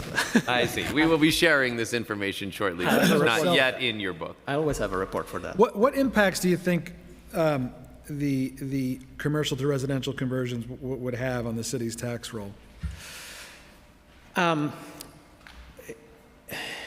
Most of these conversions are going to be converted to rentals, and we believe most of them are going to take advantage of the 467M tax exemptions. Most of the space is in Manhattan. So what happens now is that these buildings are being taxed as office, and they're paying something, and then that amount of tax is going to drop to whatever is the 10% of the valuation of the DOF. Is going to put on this building. So, preliminarily in the secret report that soon will be published, we put the price of this 12 million square feet in present value at about $5 billion in terms of, the tax expenditures that are associated with this building. So it's more a program that stabilizes the market and puts it on a more even keel than generating tax revenues. So, we're going to lose tax revenues in part because we are buying affordability and in substantial amounts, I would say, and in Manhattan where other programs are not able to produce housing or affordable housing. So in a crypto event that the mayor attended in Las Vegas earlier this week, he announced, to our surprise, New York City would issue BIT bonds. Did the administration give you a heads up before they announced this great idea? We read about it in the paper as well, and we're as surprised as you, perhaps more surprised, since we partner with them on the issuance of bonds. And yes, we will not be partnering in the issuing of any Bitcoin-backed bonds on my watch as controller. And is that because the asset class is just renowned for chaos and fluctuation? Yes, and it is renowned for chaos and fluctuation, and it probably does not comply with the city's bond issuance criteria. There are folks around the country who do use bonds for expenses, but New York City famously does not do that. We got in a lot of trouble during the fiscal crisis doing it. So we only use our bonds for capital assets, and Directive 10 does not identify Bitcoin as a capital asset. And that's actually, a Bitcoin-backed bond has, as I understand it, and I'm not an expert in this, but 10% of it is used to purchase Bitcoin, to purchase cryptocurrency, which just on its face would not be compliant with Directive 10 and the city's rules for bond issuance. So besides being a wacky idea. So what was our mayor thinking? That's dangerous to speculate on. We asked OMB, and it wasn't like he let them know he was going to bring this up. No, yes, I think it was, look, and this is serious, I guess it was reported that taxpayers paid for the trip to Vegas. I think it's probably worth looking at, like all those expenses, which ones were paid by taxpayers and which ones, if any, were paid by the Bitcoin organizers of the conference. Either way, it's highly problematic. Should not be taxpayer dollars spending for him to go to Vegas, but it also should not be that like Bitcoin bros are paying for the mayor to go on a marketing trip. So whether he had some obligations as a result of who paid for the trip, or whether he genuinely believes it would be a good idea, it is really quite unacceptable either way. Okay, thank you, Controller. We've been joined by Council Members Sanchez, Williams, and Hudson, and we've got questions from Council Member Brewer. Thank you very much. As Chair of Oversight and Investigations, I'm always trying to make sure there's enough money for oversight agencies. And we asked about DOI, and we asked about the IG at the Department of Education, which apparently is so underfunded but never asked for funding. You got CCRB, you have, I'm sure that Councilmember Williams will talk about human rights, et cetera. There's a lot of them. Yeah. So my question to you is that something that you look at in terms of their funding? I always think that there's just not enough investigators or attorneys in these oversight agencies. Well, one thing I'll point to is we do now have a really good tracker on our website of headcount. So one thing you can very easily see on a real-time basis is what budgeted headcount agency was in the past, what it is currently, and what actual headcount in those agencies is. So it's a really easy way to look at the Commission on Human Rights or any of the others and see how much down are they from where they used to be, and also how many people do they really have, because in many cases there's big gaps even between budgeted headcount and actual.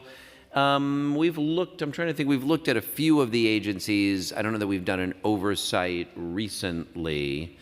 I'll give you one example, though, as an oversight agency ourselves, of a place where we could use some resources. One thing that we do is settle claims against the city, and it turns out the software we're using for that is like in COBOL. It's 30 years old. We could be identifying patterns much better of harm being caused, that we could actually reduce claims if we're able to modernize. So we have an RFP out right now for new software system for claims adjustments.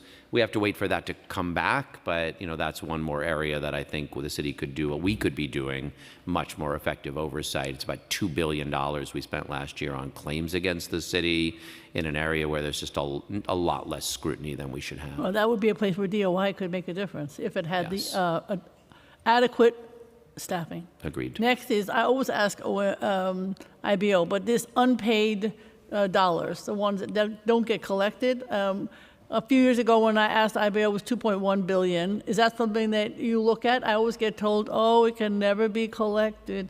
But it's very frustrating for those of us who do pay our taxes to see those that don't. Is that something that you look at? Is that something that we should be looking at? Well, the 2.1 billion has several components, right? It's got the ECB return to oath summonses and adjudication. It's got property tax delinquencies, and it had unpaid, speed tickets and red light tickets, right? In part, that number was affected by what happened during the pandemic and the enforcement during the pandemic. So some of those, red light tickets that were outstanding have coming down. There is a lien sale schedule for June 3rd at this point. So part of that is being addressed. I mean, we did an audit about the red light cameras, right, and the speed cameras. That those are still outstanding issues. The ECB debt is many of those entities are not in existence anymore, and there is nothing that the city can go after that. And the Department of Finance often does, well, sometimes, at times does amnesties, right? And people come forth, but it's not like they generate a huge amount of money, right? They generate 40, 60 million, right? So that's, in part, that's a reflection of the fact that, a lot of that money is notional and it's in the books rather than being real. Okay.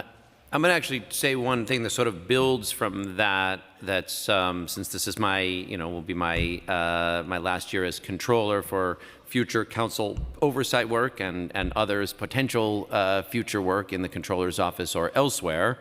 No one has probably done more than Francesco to pay attention to the quality of our estimates for what the city is owed and what the city owes at the end of a year. And some of that is, things like speeding tickets, but some of that is, we've still got outstanding contracts. And obviously if we're 10 months or a year late in paying, often we don't really know, what they're going to actually invoice us for.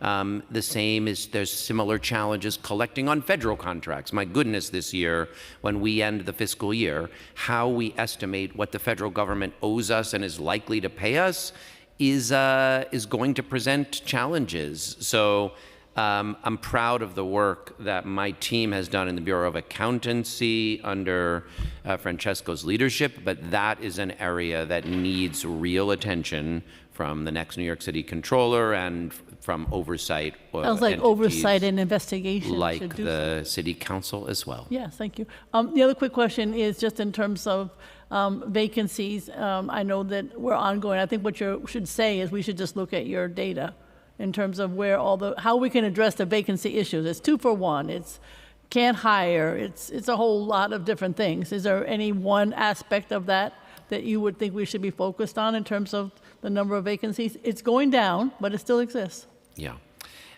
So we did, create that dashboard so you could see it, and then we periodically try to take a look at where we think an MMR there's a mismatch between an MMR indicator and headcount. And it doesn't look to me like there is a process by which OMB does that. A program and you can say, by forcing us to slow roll hiring here, you're costing us more money because those housing units are vacant and the families are still in the homeless shelters, but that does not seem to be available. And also, you looked at overtime. Do you have any recommendations on that for next year? On NYPD in particular, we're about 1,500 officers below budgeted headcount, 35,000 headcount, 33.5. That number is going down because in 2005, there was a very big NYPD recruitment class. Those folks are hitting their 20, and so I suspect that by the end of this year, that number could be 2,000 and even 3,000 officers. And obviously, the more you are below budgeted headcount, the more you wind up spending on overtime. I think the commissioner has changed the academic credentials needed, and she thinks that'll help. Apparently, it really jumped up the applications. Yeah. Good or bad, I don't know, but it helps with recruitment. I don't know if it helps with intelligence. One thing that was suggested to me by the prior chief of department, Ken Corey, was to look at expanding the NYPD cadet program. that program is great, but you have to right now already have 45 credits. So if you're a person who's got 45 college credits, you can apply for the NYPD cadet program, become a cadet. They'll start paying, a good share of your tuition while you work your way towards your BA. He's recommended opening it up to kids out of high school, so you don't have to have any college credits, that you could enroll in the cadet program, become a cadet. They could pay, the city could pay your tuition till you get your associates, and then you take the test and come on to the force in a more streamlined way. And that, I think, would address, obviously for a while they would be cadets and not officers, but would really help with recruitment. But it has been shown over and over again that officers who do get some college education, college degree like anybody else, just, mature and benefit from it. Thank you. I wanted to ask, in your testimony, you mentioned that the city needs to add $150 million for 3K in the FY26 budget. Can you elaborate on that? Yes, we were comparing what the city spent last year for 3K and pre-K compared to what they currently have budgeted for this year and next year. And then the shortfalls are, as mentioned. So we are assuming that the city needs at least what they spent last year. They did add significant funding, but that was primarily to address either like the special education pre-K seats that they had funded for 1 year only. They put in money to baseline those funds and some other initiatives like that. But they haven't addressed kind of this general under budgeting issue that's coming. Okay. Thank you all very much. Appreciate your testimony. Thank you. Thank you.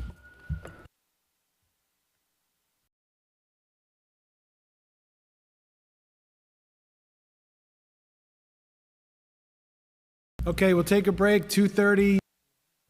At 2:30, we will hear from the Department of Finance. Thank you.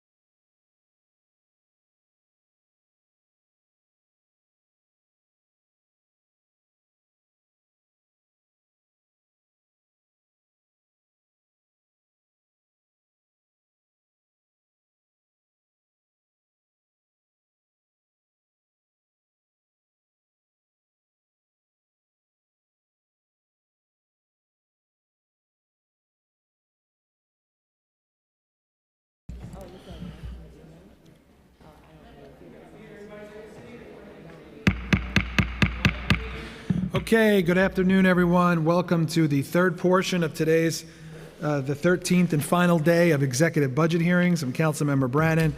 I chair the Committee on Finance. Welcome to Commissioner Preston Nyblack and your team. Thank you all for joining us today to answer our questions. My questions will largely focus on new needs, lien sale reform, and business tax warrants. Just as a reminder, only written testimony will be admitted for today's hearing. We're not doing any public testimony today. If you wish to submit written testimony for the record, you can email it to testimony@council.nyc.gov anytime up to 72 hours after the conclusion of today's hearing. I'm now going to turn it over to my committee counsel, Brian Sarfo, to swear everyone in, and we can get started. Just noting, we've been joined by council members Williams, Brewer, Sanchez, and Hudson. Good afternoon. Do you affirm to tell the truth, the whole truth, and nothing but the truth before this committee, and to respond honestly to council member questions? Commissioner Nyblack? Yes. First Deputy Scheer? I do. And Deputy Commissioner James? I do. You may begin. Okay. Thank you. Good afternoon, Chair Brannan, members of the committee, and members of the council. My name is Preston Nyblack, and I'm the Commissioner of the New York City Department of Finance. I'm joined by First Deputy Commissioner Jeffrey Scheer and Jacqueline James, our Chief Financial Officer and Deputy Commissioner for Administration and Planning. Thank you for the opportunity to testify today on our fiscal year 2026 executive budget. Now more than ever before, the Department of Finance remains steadfast in our commitment to administer the city's tax laws and to perform our other responsibilities fairly, effectively, and with our customers, New Yorkers, squarely in mind at all times. Before discussing the agency's executive budget for the coming year, I would like to touch on a few updates, including our progress on the tax lien sale, the recent Banking Commission meetings, and the release of the city's final property assessment roll. As you know, we extended the deadline for owners to act to remove their properties from the lien sale by 2 weeks, from May 19th to June 2nd, to ensure that our outreach, especially for Class 1 homeowners, would be comprehensive. This year's tax lien sale is the first in 4 years, which meant that there was a larger at-risk pool than is typical. But as part of the reforms we enacted last year together, the city has engaged in the most extensive outreach we have ever undertaken in connection with the lien sale. With the help of our partners at the Department of Environmental Protection, the Mayor's Public Engagement Unit, Housing Preservation and Development, and the Center for New York City Neighborhoods and their community partners, we've knocked on over 6,500 doors, made over 70,000 calls, sent 100,000 postcards, and held 57 in-person outreach events in conjunction with 37 elected officials, mostly council members. We extend our appreciation to all of you who assisted in hosting these events. This Monday will be the last day for owners to act, so we urge any property owner who has not yet responded to a lien sale notice to please visit our website, nyc.gov/lien sale, or visit us in person at one of our 5 borough business centers. We appreciate the council's partnership and are here to assist your constituents. Turning to the Banking Commission, every May the Banking Commission meets to authorize the banking institutions that the City of New York will use to safeguard the city's deposits and provide banking services for city agencies. Although this process doesn't necessarily garner a lot of attention, the security of the city's money is our highest priority. So we undertake a painstakingly thorough process to ensure the selection of banks capable of this responsibility.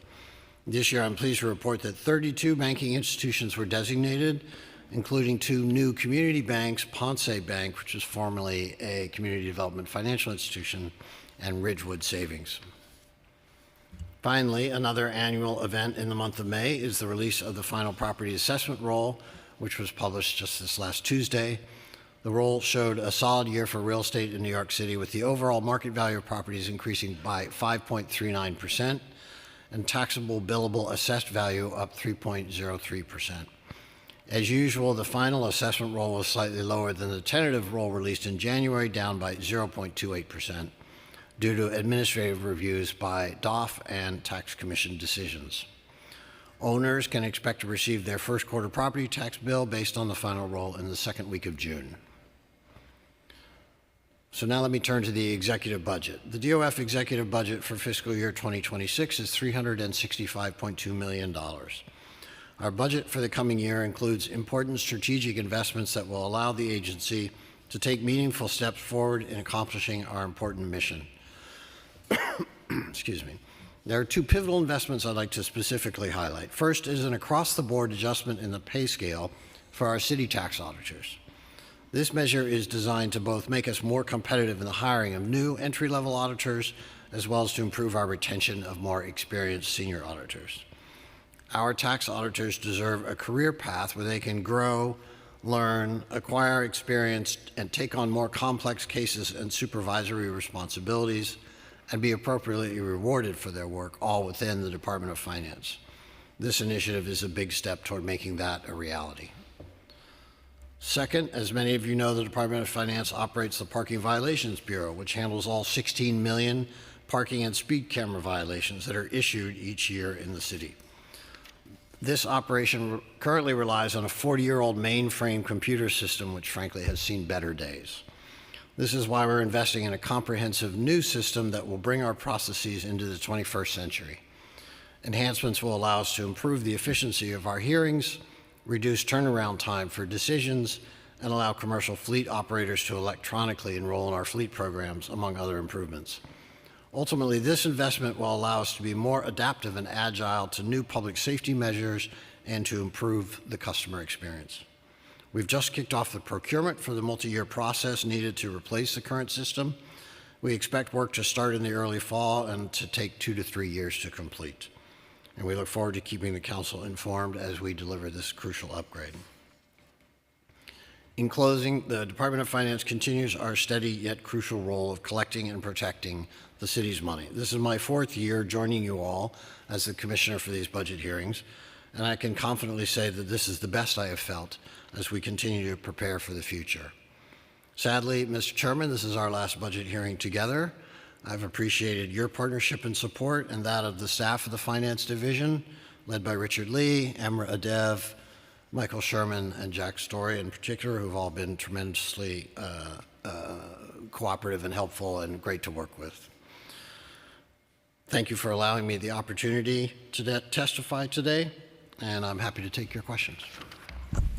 Thank you, Commissioner. So the FY26 budget includes $1 million in new needs in FY25 and $6.7 million in FY26 and increasing amounts in the out years. These new needs will fund upgrades to the summons tracking account receivable system, STARS, as well as a pay increase to city tax auditors and the ATAs, the administrative tax auditors. Can you provide a breakdown of the improvements that will be made to STARS, as well as detail the last time those systems were improved or updated? Yes, absolutely. So from time to time, we make changes to the existing STARS system to reflect new types or amounts of violations or other changes in the law. So part of the funding is for the ongoing maintenance of the current system. The bulk of the funding here is for the replacement system that I talked about, which we are calling internally Parking 2.0. The challenge with the current system is really, we lack people people are not trained right now in the programming language that it runs on, so we have to maintain a special consulting group just to work on it. It's costly. We were exploring, to give you one example, we explored earlier this year what it would take to write tickets against vehicle identification numbers in lieu of or in addition to license plates. And it was going to cost, don't quote me, although I know I'm on the record here, but something like $2 million and take 18 months just to make this change. So it really illustrates kind of the rigidity and the superannuation of the current system. So the bulk of the funding here is really to allow us to replace that system with a new upgraded modern architecture and system. Are there going to be any other costs, additional costs of running the new system once it's fully upgraded? It's going to cost some amount to continue to operate, and I don't know that we know right now what exactly that cost is going to be. Our goal here is to be able to lower the contract cost and to do more of the work in-house with our own IT staff, and ultimately to reduce the ongoing operating costs, which right now are very high. Okay. Talk about auditors. The executive budget includes about $935,000 in FY25, 3.7 in FY26, and the out years for the auditor pay scale adjustment. How much is the adjustment per auditor per year, and is the pay scale adjustment uniform across all titles? Well, we're setting a new salary schedule for each level. So we have four levels of city tax auditor, 1 through 4, as well as a group chief designation, and then we have 4 levels of administrative tax auditor. We are setting a new scale for each one of those titles. Again, with the goal of both attracting more talent, new talent, as well as retaining the experienced auditors that we have. What's the retention rate of auditors? The retention rate in the first, I would say, 2 years, we lose something like 30 to 40% of our tax auditors. And we've become a bit of a training ground, frankly, for accounting firms across the city. So people come into the city tax auditor positions at DOF. They get some experience. They become, valuable to other outside private sector firms, and they get hired away at better salaries. So part of our goal here is to make it more attractive and competitive to come to DOF and to stay at DOF. I wish City Hall would do the same thing for EMS and FDNY. How many applications did DOF receive in FY24 for the role of city tax auditor? City tax auditor it's a civil service position. So the process is that there's a list, people take an exam, there's a list that's established. When we need to hire, we have to call the list, which means we have to contact every person who's on the list and essentially invite them to a hiring hall. I'll have to get back to you with exactly how many people showed up at the hiring hall. In the past year, we've hired 54 auditors. We have a new, upcoming hiring hall in July with about 60 vacancies to fill. We have so far been successful at filling our vacancies for the most part. When we've held hiring halls, the retention continues to be a little bit of an issue, but hopefully it's honestly slowed down a little bit with the new federal administration. And we've actually been able to hire back about a dozen or so auditors, especially senior auditors who had left to go to the IRS, who are now coming back to the Department of Finance, who we welcome with open arms. The Office of Tax Enforcement, that's the sheriff? No, the Office of Tax Enforcement is part of the Division of Audit, Division of Audit and Tax Enforcement. It's essentially when there are audit cases that reveal evidence of possible criminal fraud, then they get referred to the Office of Tax Enforcement. They also do their own investigations and enforcement activities. More recently, they have been quite involved with Operation Padlock to Protect as part of the Sheriff's Joint Task Force. Okay, is that why they've gone over their budgeted overtime amount by 2,000%? Yes. The nature of the inspections on the task force has been that they are frequently involve overtime, yes, and we've been sending tax enforcement, in addition to their regular duties, we've been sending them out to participate in those, and often you end up working past your normal scheduled shift if you've made an arrest or if you're in the process of processing evidence after an inspection or things of that nature. In FY24, the Office of Tax Enforcement was budgeted at $32,586 at adoption. They ended up spending $704,172. Yes. Okay, how do we not do that again? Well, I think as we slow down with the, I mean, is it a headcount issue? it is partly a headcount issue. It's a small staff. What's the current budgeted and actual headcount for the sheriff's department? I'm going to for the sheriff's department? Well, Or I'm the confused. sheriff's This is office or not, for this the- is separate. These guys are raiding illegal weed shops, but they're not the sheriff? The Office of Tax Enforcement has been part of the Sheriff's Joint Compliance Task Force in Operation Padlock to Protect, yes. Okay, so what is the issue there that they're going over their overtime by over 2,000%? Again, I mean, it's they're participating in the task force, and the nature of the inspections that are conducted of the illicit pot shops under Operation Padlock to Protect is that if you are there, you've inspected a shop, you're seizing evidence, you've made an arrest, et cetera, you're going to finish the job, even if it means that you're there past your normal shift time. So you're going to incur overtime.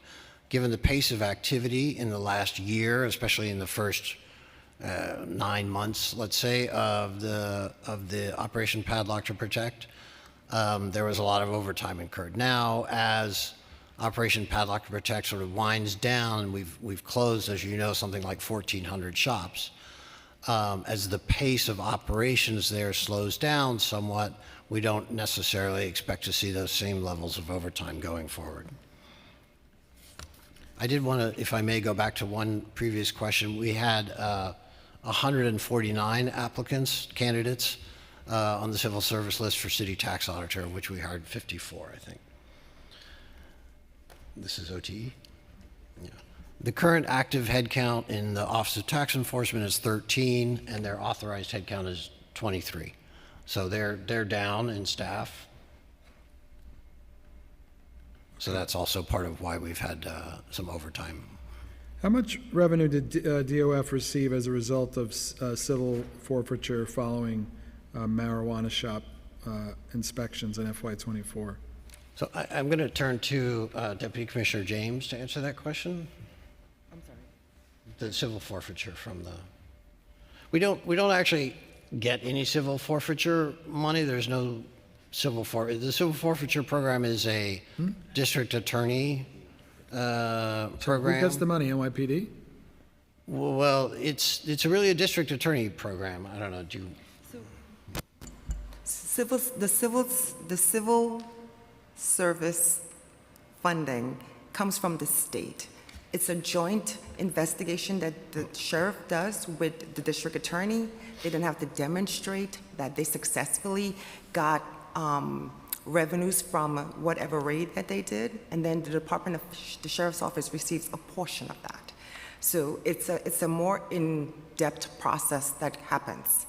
When it comes, whatever they do get, what do they do with the money? Have we received? I don't think we've received. We've received some funding, and we have it in our budget, and it is used to spend on the sheriff's initiatives. So currently, I think we spend like $118,000 so far on, I forgot if it's radios we purchased or some other equipment that we purchased for the sheriff's office. But it has to be spent on the sheriff's initiatives. It's not a huge amount of money that we've received. We'll come back to you with the more complete, detailed answer. Okay, in the November 23 plan, DOF had a peg for increased tax audit revenue, which was projected to provide $24 million in additional revenue for FY24 and $48.7 in FY25 in the out years. This would be accomplished through the hiring of 45 additional staff. Can you provide us with an update on the impact of that peg, if it worked? It has, I think. We've hired, we have currently of those positions filled, we have 45 staff that was allocated to us, and we have 31 of those currently filled. We have increased our audit target since the beginning of the year. Just most recently in the executive plan, we recognized roughly about, Deputy Commissioner Schiff, for $50 million. Roughly $50 million in additional audit revenue. And it's now baked in, that increase is now baked into our baseline audit projection.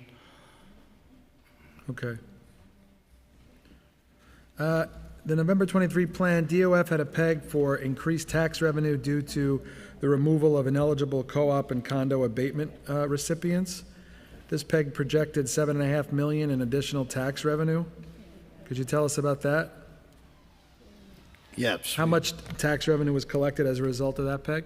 We've been, excuse me, meeting our additional revenue targets there. And in fact, last year we collected, I believe, $10 million against 7.5. I'm sorry, Jack. I'll let Jack answer this question. So for our revenue target for fiscal '23, our target for '23 was $1.2 million. We collected $1.3 million in tax audit revenues. In fiscal '24, our target is $968 million, and so far our target is $747 million, and so far we're on target for $968. That was '24. In fiscal '25, our target is $825, and we've already collected $710 million. How many more ineligible apartment abatement recipients do you think there are?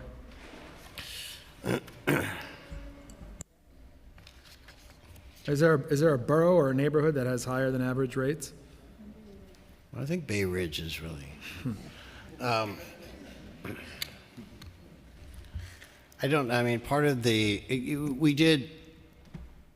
our tax policy group did a review, and they sort of categorized people at sort of levels of likelihood. So, for example, somebody who was receiving a co-op and condo abatement at an address in the city, but who was filing their tax return for the last 2 years from another address outside of the city, those people overwhelmingly did not respond or actually fessed up and said, yeah, I don't actually live there. So their abatements were revoked. The sort of now we're kind of scraping the bottom of the barrel a little bit more and a little bit lower likelihood people, but we continue to do this exercise and review this regularly every year or every other year to ensure that we're sort of capturing on a regular ongoing basis the universe of people who may not be eligible for the abatement. So we heard from some constituents that they only had like a week to reply to a removal. Do you want to answer that one? Sure. Okay. What happens if a correction comes in after the deadline? Yes, so we give unit owners 30 days to respond, so not a week. If you have specific complaints, please refer them to us so that we can review. If mistakes were made by us in processing, we will fix them, Great. Including if they were made after the deadline. Okay. Let's talk about the lien sale. The initial list of properties that were at risk of having their liens sold totals nearly $1.6 billion. Since then, the most recent data that we received at the council shows that amount has shrunk to about $675 million. It's a change of slightly more than $900 million. Of that $900 million, how much in tax revenue was actually collected so far? So as you know, there's a combination when liens are removed from the initial 90-day list before the sale. It's for a combination of reasons. It could include people come in and pay, people enter a payment plan, or they turn out not to be. They shouldn't have been on the list because they received an exemption, or they filed an easy exit application, or there was some other error or reason why they shouldn't have been on the list. So we don't have solid numbers yet. We will know better numbers by the middle of June, a couple of weeks after the final date. And I'm more than happy to supply an update for you as soon as we have those numbers. So, and since this is the first lien sale in years, and there's a lot more properties than we typically see, and we've thankfully had additional funds to do greater outreach, it's inevitable that some properties, that some owners will fall through the cracks. So what will DOF do if we find out after a lien is sold that a property had deed fraud or tangled title issues? Any property that, even once the lien is sold, if they come to us and they say, hey, I'm in probate, hey, there's a dispute over the ownership, et cetera, we will defect that lien. So we'll take the lien out. Okay. I want to ask, I'm asking everybody today if you were notified about the BIT bonds before the mayor announced it in Las Vegas. Yes, I heard about it. But he didn't tell you about it before. He did. I spoke with him about it before. And what do you think of the idea? You know, as I said to the mayor at the time, it's on the edge of sort of our experience here, and so it deserves a very thorough study. And I know that this is really OMB's world, along with the controller. So it's really on those two entities now to review this proposal and try and understand exactly what it is, that the benefits that we would get from it, and proceed. Obviously, we have a pretty rigorous framework in which we operate for issuing bonds, and we have an excellent, credit, and we don't want to harm that at all. And I'm sure that there will be 100% due diligence done to ensure that that's protected. The controller mentioned that he didn't think that BIT bonds would comply with Directive 10. He's better positioned to know that than I am. So, Okay, we believe that crypto and Bitcoins and all this nonsense the asset class is just infamous for chaos and uncertainty and volatility. We don't believe that the city should have anything to do with Bitcoin or crypto. I watched earlier, and I registered your opinion on that. Okay, we have questions now from Councilmember Williams, followed by Brewer. Thank you. Thank you. Hello. Budget equity is really important to me, not just how we spend money, but also how we generate money as a city. And property taxes, I know, is like a thing, and it's been a thing for a very long time, before I even got here. And in conversations with the state, they say the city is supposed to tell them what they're supposed to do, upwards of Speaker Hasty. In conversations with the city, the conversation isn't always clear. I'm sure you're watching the litigation happening with the lawsuit with the Tenney Group, and just wondering, has your office done any assessments or thought of new methodologies to make the property tax system a little bit more equitable in New York City? So, as you know, thank you for that question. As you know, but the previous administration, Mayor de Blasio and Speaker Johnson, put together an advisory commission who made recommendations. We worked on legislation that would essentially translate those into, deep reforms to the property tax system. The problem with an overhaul that was that sweeping is that there was a lot of disruption to taxpayers, and there were taxpayers who would have seen their bills double or triple, and there were taxpayers who would have benefited, but it was a lot of change.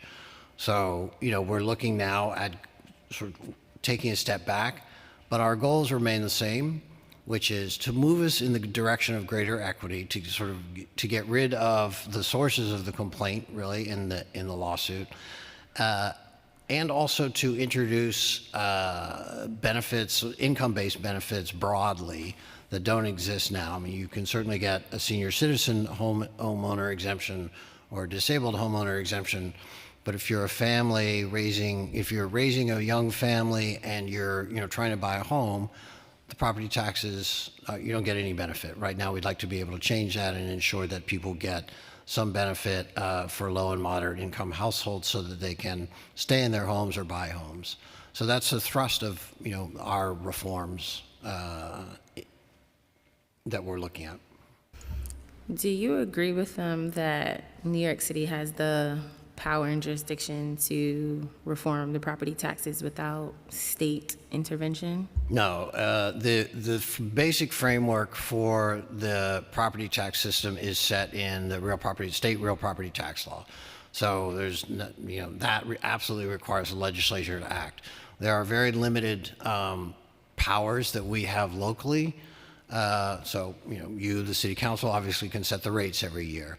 We, at the Department of Finance, can set the assessment ratio, but there's there's very limited scope that we have for making any kind of changes more substantively.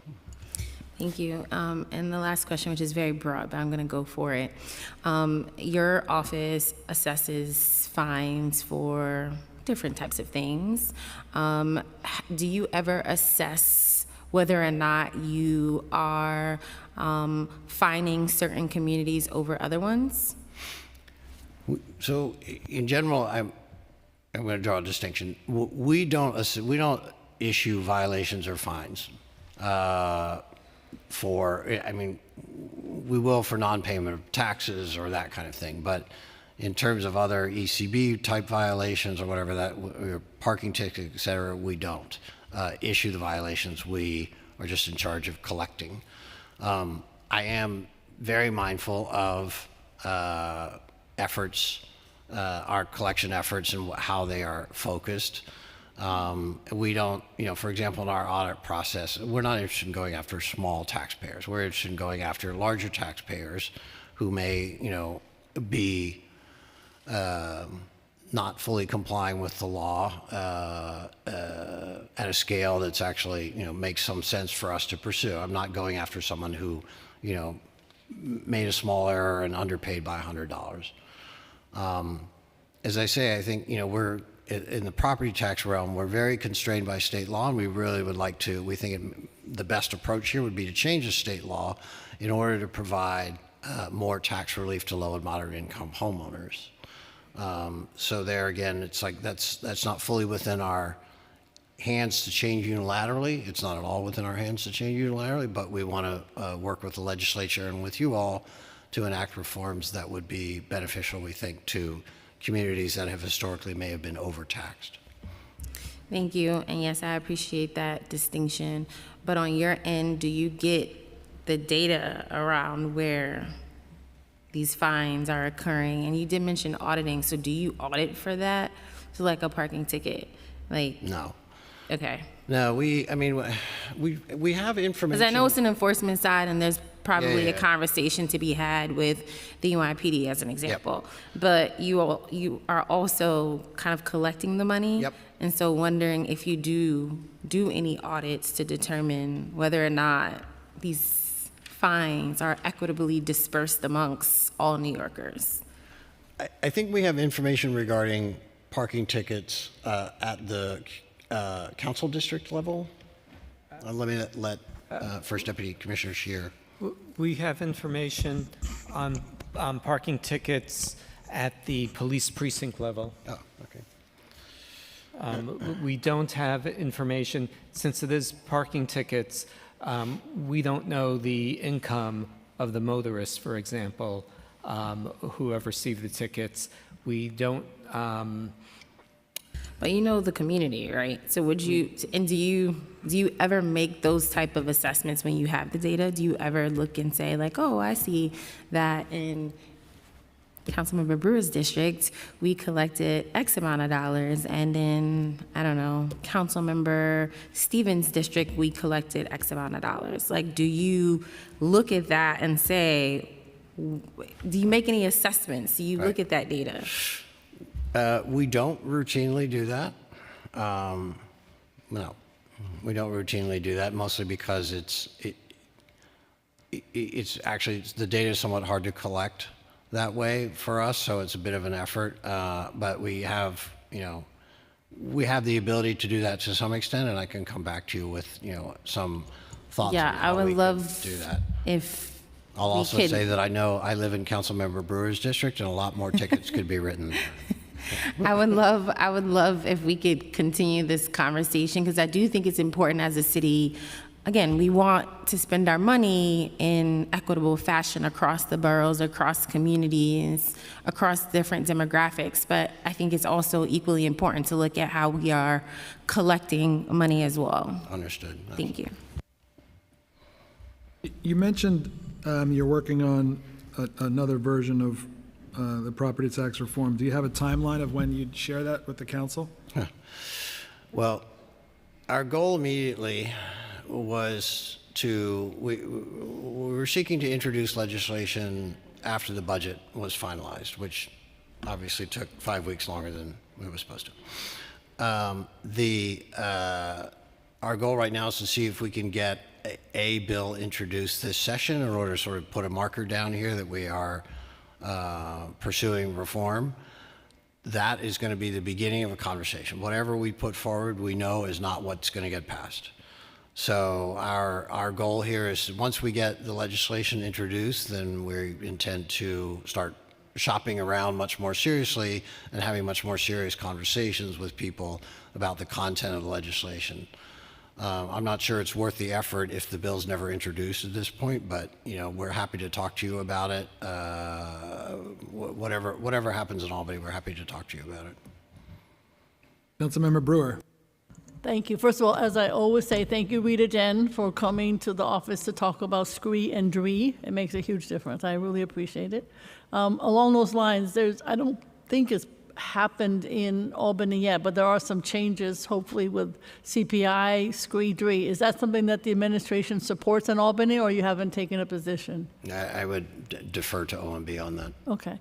Number two is, I should know this, but the new red light cameras, speed cameras, does that information go to finance as to how many tickets are collected, or does it just go, money just go to OMB? For red light camera violations? Yes. Yeah, it's all recorded in stars. We know that. Okay, and is it working? In other words, are you getting more funding for it, and are the numbers up? We published a report every year about this, which I don't have in front of me. What I think I recall is that, in fact, red light camera violations worked in the sense that the number of violations has started to go down. That's a good thing. Yeah. I don't have the numbers in front of me, but I'll send you And speed, the link. also speed. Yep. The other thing of the ghost plates, it's not just ghost plates. People order plates online. People from Virginia seem to have lots of plates. And people who live here move from another state and never get their New York State license plate. So how are we addressing any of that? I know it's not just you, it's PD. But the money, we're losing millions, I would assume. Even just telling people, maybe that's the Department of Motor Vehicles, you live here, you're supposed to have a New York State license. But again, when they go through the cameras everywhere and get the tickets, they're not paying. Yep. How are we addressing that, if at all? Very difficult, honestly, to address the ghost plates, particularly because, again, we may not have anybody on, who's associated with that. There's plate nobody that we there. can issue a ticket to, right? Yeah. We encounter, increasingly, we have encountered the problem of people who somebody stole the plate, somebody defaced the plate so that it looks like a different plate. Somebody didn't take the registration sticker off when they sold their car, so the violation gets issued to the wrong owner. We set up a program in the Office of the Parking Summons Advocate where if you get 5 or more violations like that are dismissed by an ALJ, then we will you can sign a form and we will dispute those tickets for you as they come in so that you don't have to be dealing with them. Because there are cases where we've had dozens, even hundreds of tickets issued to a vehicle that didn't belong anymore to the owner. So, there is definitely an issue with, how are we recording with the DMV correct ownership? But a lot of this, especially with defaced or ghost plates, is very difficult to really tackle. All right, but so we're kind of like chalking it up to can't do anything about it? I wouldn't say that because the mayor has been the mayor and the police commissioner and the deputy mayor for public safety have all been very much attentive to this problem. The mayor has pushed me and others hard on sort of what we can do here. If I may make one public service announcement in this, I will say that it's very important that people remember when they sell their car to scrape the sticker, take the registration sticker off. Okay, I'm just saying that it actually bigger than ghost plates. We've been looking at it with the investigation staff of oversight and investigations, and it's, selling the license plate out of the back of the car from Virginia, and then all the people who live here who are not from New York, weren't from New York. I don't know why and they don't change their Virginia license plate. It is Virginia. I don't know why, but I think for it's some Georgia, reason it's but Virginia. Anyway, long story short, and I don't see any public service announcement, as you suggest, from the state, I guess this would be, or even from, you move here, you got to change your license, but they don't, because those folks aren't getting, there's no reciprocal agreement, so they're not paying either. I think we'd be actually happy if you're doing work on this in your committee, Councilmember. We'd happy to get together and talk to you about what you're finding and see if we brainstorm some thoughts about how to address this, because it's definitely a difficult problem to Thank you. solve. Okay, then my, 2.1 billion taxes that aren't paid. I know that the controller went through some, it's definitely a problem. Is there anything new about how we can collect some of this 2.1 billion? Is that something that is, it's everything. It's fines, it's oath, it's these taxes these plates I just mentioned, et cetera.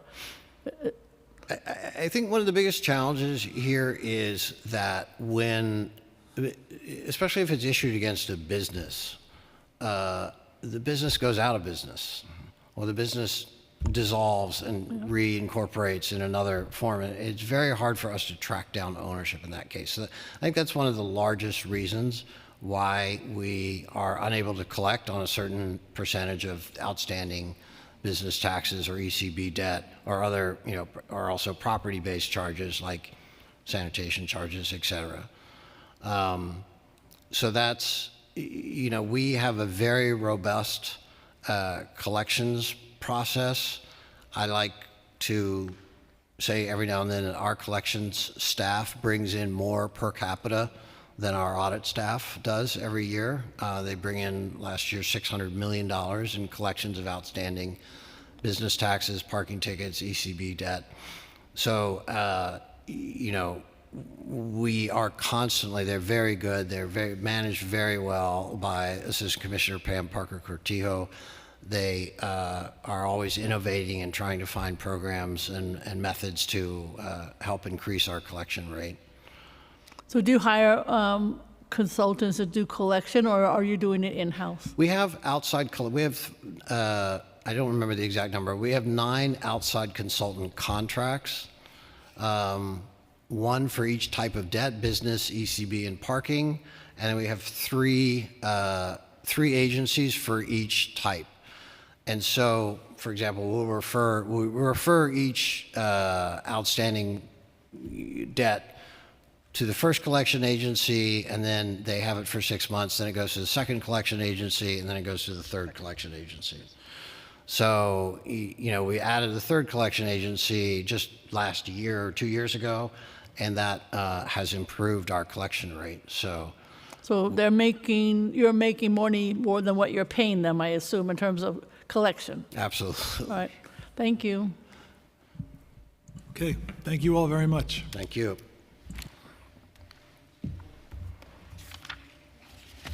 Okay, we will hear from IBO starting at 3:30.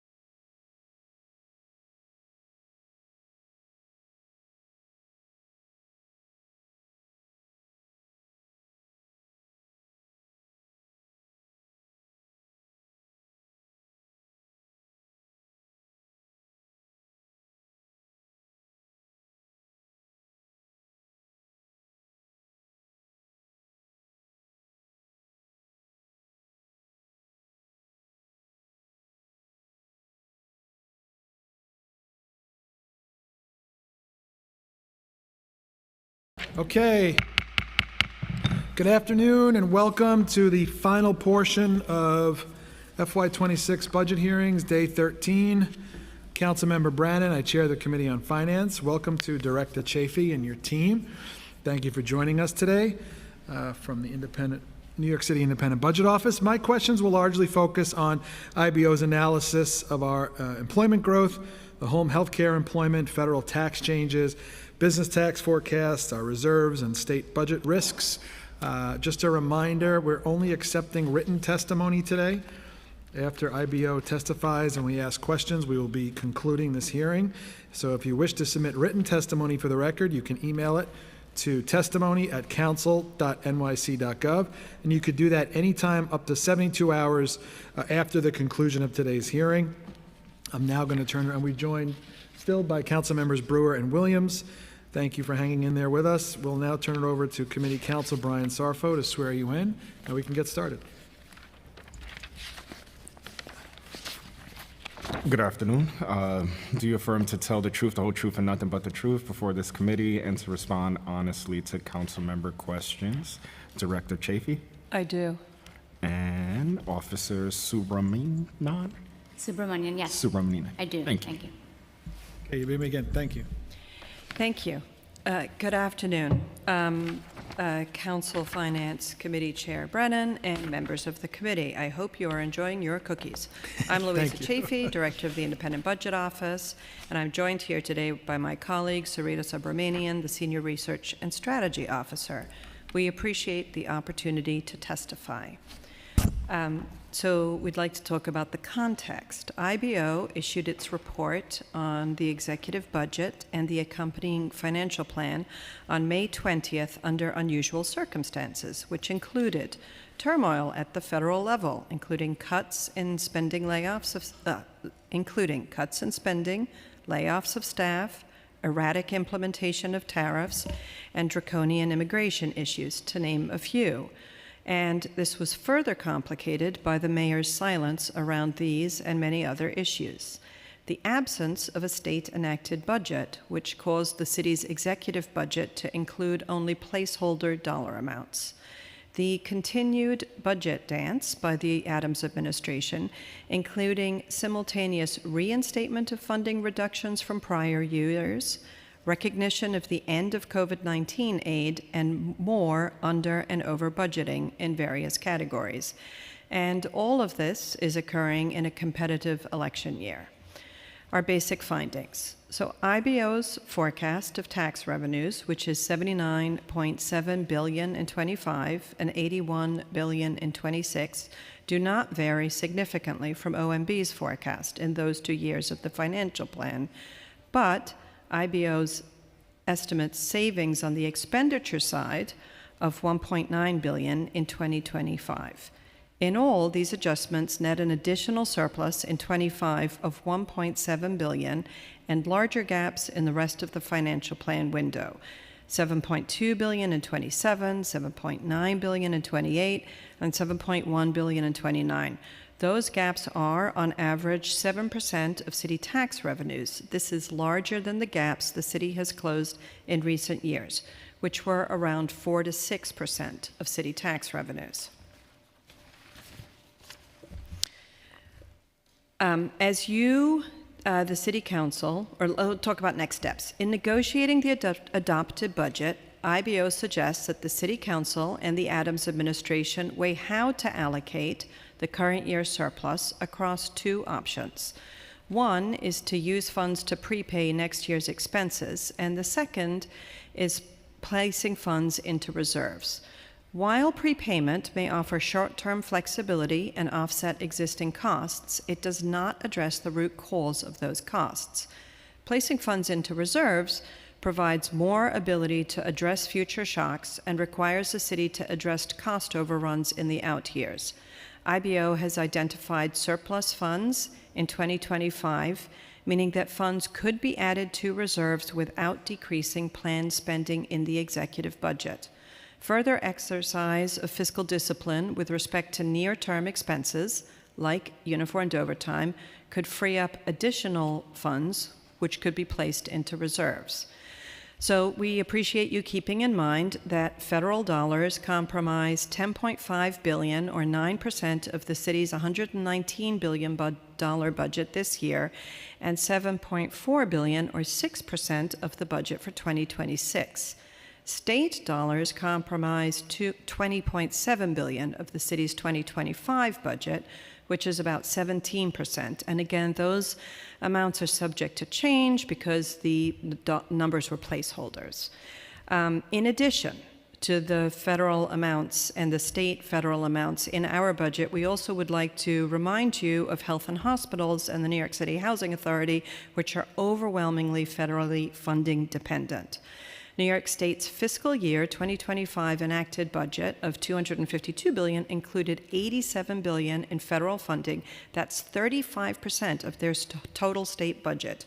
And the majority of that is Medicaid at about 58%.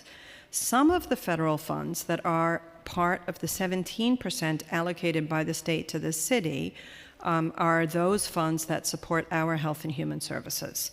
Now, as the U.S. Senate takes up the Big Beautiful Bill Act, recently passed by the House, IBO is paying particular attention to proposed cuts in areas such as Medicaid, Supplemental Nutrition Assistance Program, and temporary assistance for needy families. Beyond impacted programs, let's talk about New Yorkers. According to the Census Bureau, 7% of New York City residents are foreign-born. Based on the state controller's data, close to 4 million New Yorkers in the city utilize Medicaid, and over 1.6 have health insurance through the Essential Plan, both programs that are centrally targeted for reduction. In January 2025, 1.8 million New Yorkers statewide received benefits through the Supplemental Nutrition Assistance Program, totaling over $423 million for that month alone. And that's money that kept people fed and supported New York businesses. These are a few examples of people facing potentially major changes in their central existence, food and health care, due to federal changes. Assuming federal legislation dramatically reduces funding to the state, the city will need to convene a special session to account for those reductions in federal dollars and increased hardship for millions of New Yorkers. This in turn would require the city to consider how to continue to provide essential services to vulnerable New Yorkers with less funding while maintaining a balanced budget as required by law. So back to our report. Given this situation, IBO emphasizes 3 takeaways. The first is, given the scale of federal funding cuts combined with decisions to slash academic funding, implement severe limitations on immigration, and impose huge and erratic tariffs, the time to increase the city's reserve fund is now. 2, New York State's policy choices have passed fiscal pressure to the city. Only $328 million for child care vouchers was funded, approximately 1/3 of the $1 billion requested by the administration. In addition, New York State's foundation aid formula resulted in smaller increases for the New York City Department of Education. So, in addition to needing to find city funds to accommodate those state choices, the time to increase the city's reserve funds is now. Lastly, the administration continues budget practices that increase internal risks. These take the form of under-budgeting, whether it be for uniformed overtime, which is at $658 million addition in 2026, or the Department of Education's due process cases, formerly known as Carter cases, for $258 million additional, or shelter provision, rental and cash assistance, which are collectively at $1.4 billion in 2026, and or over budgeting, where under the 2-for-1 hiring policy, the city has, quote, achieved savings both directly on personnel, $924 million in 25, but also by reducing capacity to spend on other programmatic funds.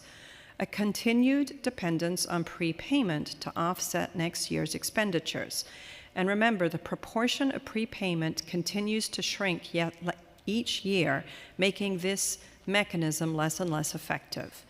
Further, delays in payments to the nonprofit providers. The city controller's estimate anticipates over $1 billion currently in unpaid invoices. So that's providers under contract without their bills being paid.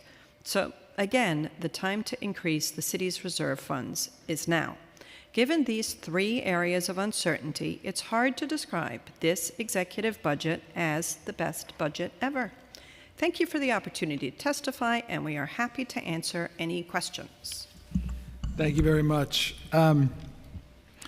As stated in your analysis of the financial plan, IBO expects weaker employment growth in the city compared to OMB's projections. So while OMB forecasts about 58,000 more jobs in 2025, fourth quarter to fourth quarter, IBO expects an anemic 32,000 more jobs. OMB forecasts 79,000 more jobs in 2026, while IBO expects only 52,000. Your office explains its weaker employment forecast as partially based on recent data showing a sharp decline in tourism, especially international. Are there any other factors that would suggest weaker job growth than what's been projected by OMB? Well, it's the last hearing of the day, and we're trying to not be too giddy. I'm sure you're feeling the same way. But we have internally considered whether there might not be an element of election year optimism involved in some of those numbers. Sure. And I would add that in general, I think the projections for job growth are, slowing substantially across all sectors. So, but in particular, I think that's one area where our projection differs from what the administration is assuming. So I asked OMB earlier about the home health care employment and what the changes to CDPAP management will mean for the city's home health care job growth. Does IBO have a position on that? Yeah, so we do anticipate some near-term growth to continue, although not quite at the pace that it has been historically. But we do anticipate longer-term less growth for home health care because of this CDPAP transition. Okay. In your recently released report, you touched on the potential impact of the proposed federal tax changes on city tax revenues and our residents. The report mentions the proposal to limit states' use of a pass-through entity tax by restricting certain pass-through businesses' ability to fully deduct their PTET payments. While the proposed limitation on PTET would not have any impact on state and city personal income tax collection, it would raise federal tax liabilities for city residents who utilize PTET. Are you concerned about how this proposed limitation would change taxpayer behavior if it were to pass? Yes. Have you done any analysis that quantifies the potential impact on the city economy? We have not yet. We will once we have data that's dependent for, let's say, 48 hours. Okay, the business tax forecast. IBO is projecting weaker business tax revenues in the administration, about $190 million less this year and $275 million less in the upcoming fiscal year. Your report mentions that your forecast is based on April 2025 indicators. However, economic conditions have certainly shifted since April with this tariff chaos and so-called trade deals and tax changes. How different would your forecast look if you were to use current economic indicators as we head into June? I would say that based on the indicators that have been released since our forecast, we feel relatively comfortable with where we're at right now, which is that growth would slow pretty substantially, although we did not forecast a recession. And so I would say that likely would be where we would forecast if we were to repeat it now. But that is something that we're continuing to look at. And obviously, as Louisa said, news changes hour to hour, so we will factor all that in. Can you summarize the areas where IBO has identified additional surplus FY24 resources that could be used for reserves or prepayment? Yeah, so we mentioned, as Louisa mentioned in the testimony, in particular personnel costs. And so we estimate over 900 million there. We also are projecting lower costs for asylum seekers. We project, because a lot of the population is now in DHS as opposed to health at hospitals, we are projecting slower costs or decreased costs to align more closely with DHS shelter costs for those asylum seekers. So those are two areas that we noted in the report. I would say another area that we have thought about are other than personnel service costs, and that's an area that is largely, if it's not spent by this time in the year, is an area where the city could look to, get additional savings without direct service interference. So there's often a fair amount of cushion built into basic things like paper and supplies and chairs, etc. And this is the quarter where that kind of money could be, in effect, redeployed without great impact to any level of operations. I asked OMB if they could give us an estimate of what they think the hiring freeze had, quote unquote, saved us. Do you have any analysis on that? Okay. No, not currently. And lastly, what areas within the state budget does IBO see as the biggest risks to our budget? Well, we outlined the child care vouchers and the foundation aid. Yeah, I would say those, as well as, Medicaid, as Louisa mentioned, is one that we are looking to see in particular, assuming that the approval to the transition from the indigent care pricing to the directed payment, it will not be approved. We're looking to see what actions the state might take in terms of going back to session to allow for ICP to continue.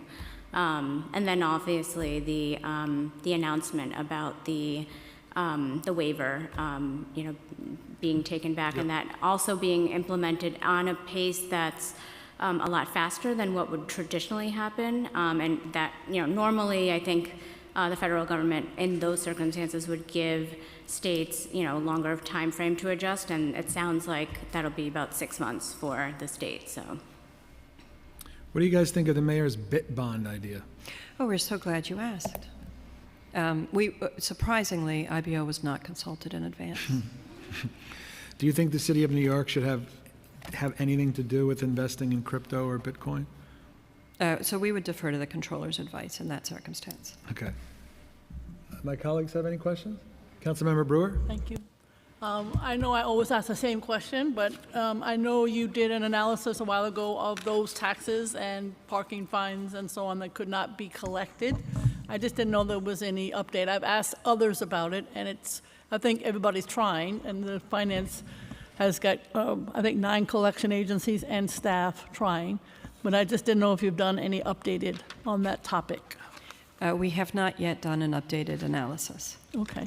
And the other question I have is, with the, when you did such a great analysis here of the state and federal, and the exact numbers as to what is or is not there, I know this is a hard question, but how do you think, or when do you think, when would it be appropriate for the city to make some decisions about this?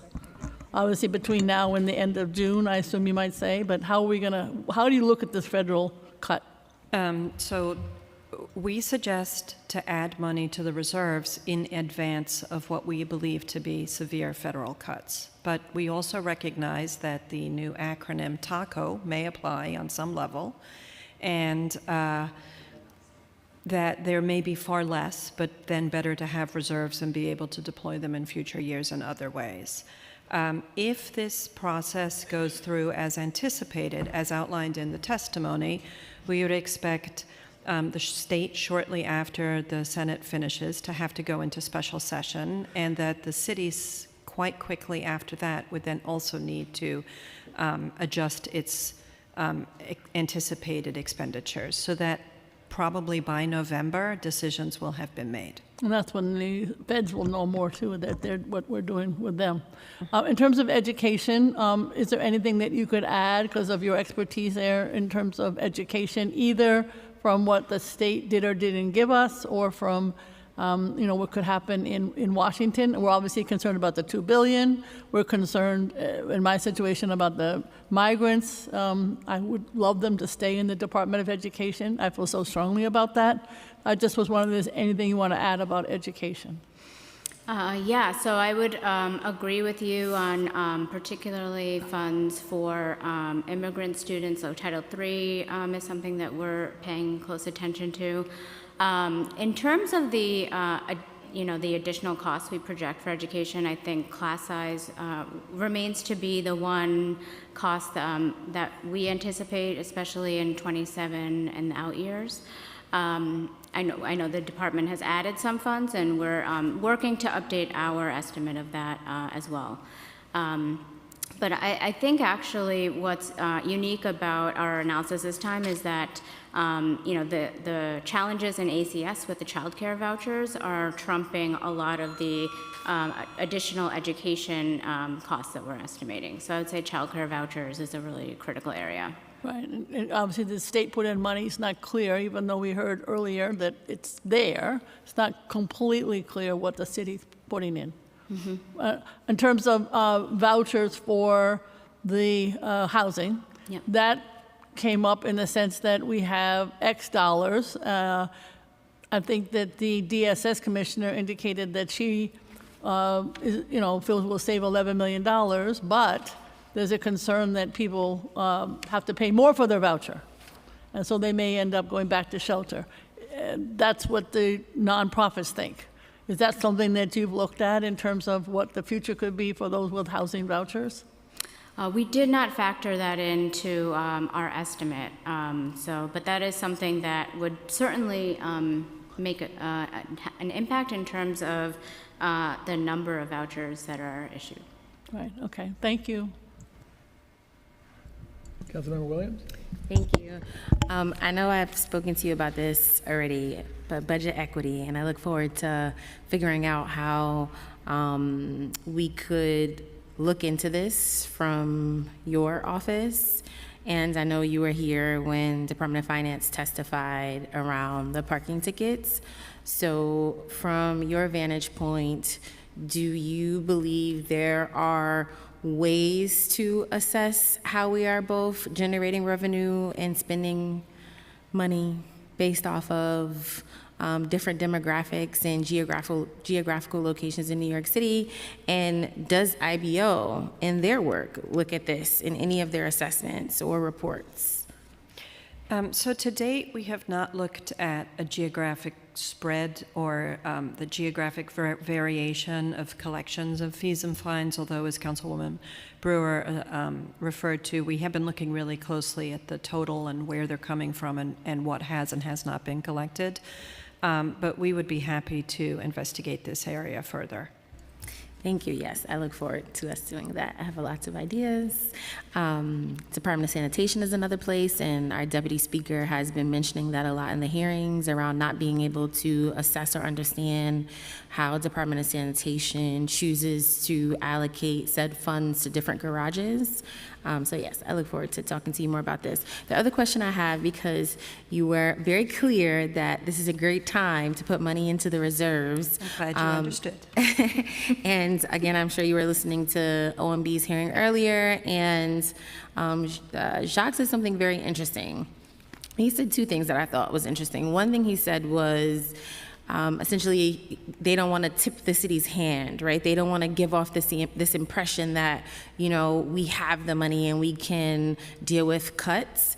And then he also kind of alluded to this idea that it kind of doesn't matter if we put things in reserve funds because there's no way that the city could cover any type of potential federal loss. So how do you kind of explain and further double down on the need to put away money in the reserve funds? Because I think he was, again, clear on two things. Like one, this idea of we don't want to create this narrative that could be used against us. But then this other thing that I kind of took from it was like, it doesn't really matter because we don't have enough money anyway to be able to fill in the gap. As nobody knows what the gap is, it would be very hard to pretend that we have enough money to fill in the gap. So our recommendation to add money to reserves is simply to have money to lessen the blows when they come. We are not under the impression that the Trump administration is perusing the city's reserve funds as they make decisions about immigration policy or cuts to human services or changes to academic funding in New York City, which then result in lesser tax collections, and the many other policy changes that are being made. Perhaps Director Jiha has more insight as to what the Trump administration is considering as they make their policy changes. I would also add that, I think one thing we point out is that our estimates, for example, uniformed overtime, do assume the same level of expenditure year over year, and that's one area that we've identified could be, if better management practices were put in place, those costs would be lower, and that would reduce the gap in the future. So, and again, with some of these areas of additional savings that we highlighted could also affect or bring down that gap. Right. And I'm actually going to build on what my colleague just said. So as Sarita mentioned, one thing that is unusual in many of the federal changes right now is that they are being enacted immediately or close to immediately. Generally, they're step downs in time, and when a government is making reduction choices, it recognizes that, for example, partners like in the nonprofit community providing services who are obliged to lessen need to have time to meaningfully reduce those services so that the employees and the clients can be as best taken care of. So money in reserves could lessen how much is reduced and or allow for a time for a reasonable close down as opposed to doing it in, say, 30 days, which is what city contracts basically allow. Thank you. And what do you feel is the appropriate size for the reserve fund? Well, what a wonderful question. So we have debated this question amply internally, and we are quite sure that more is better. We don't really know, we don't feel that there's a general number, and the reality is there's no number that the city could set aside that would genuinely compensate for what might be cut. But I'm going to give a couple different ideas.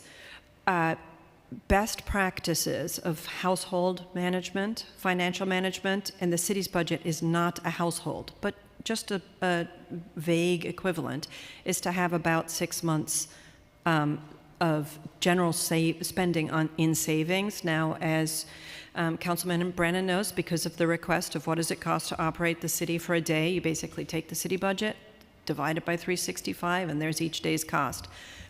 So that is significantly more money than we believe could be found to be put into reserves. Another... Do you have a dollar amount of that? Because 6 months, how much would it cost us to run the city for 6 months? Half of 119 billion. Yeah, like 50 billion, okay. Yeah. So another thing to think about is that 6 months of the city's payroll is about 25 billion. Right now we have, give or take, 2 to 8 billion in reserves. So, we don't have an answer, but we're trying to think about generally what might be a better target. And when do you think it's appropriate to draw down from the reserve fund? When it's raining really hard. Thank you. Thank you very much, IBO. Appreciate all you guys do. Thank you. Thank you. Okay, with that, FY26 executive budget hearings is done. Thank you very much, everybody.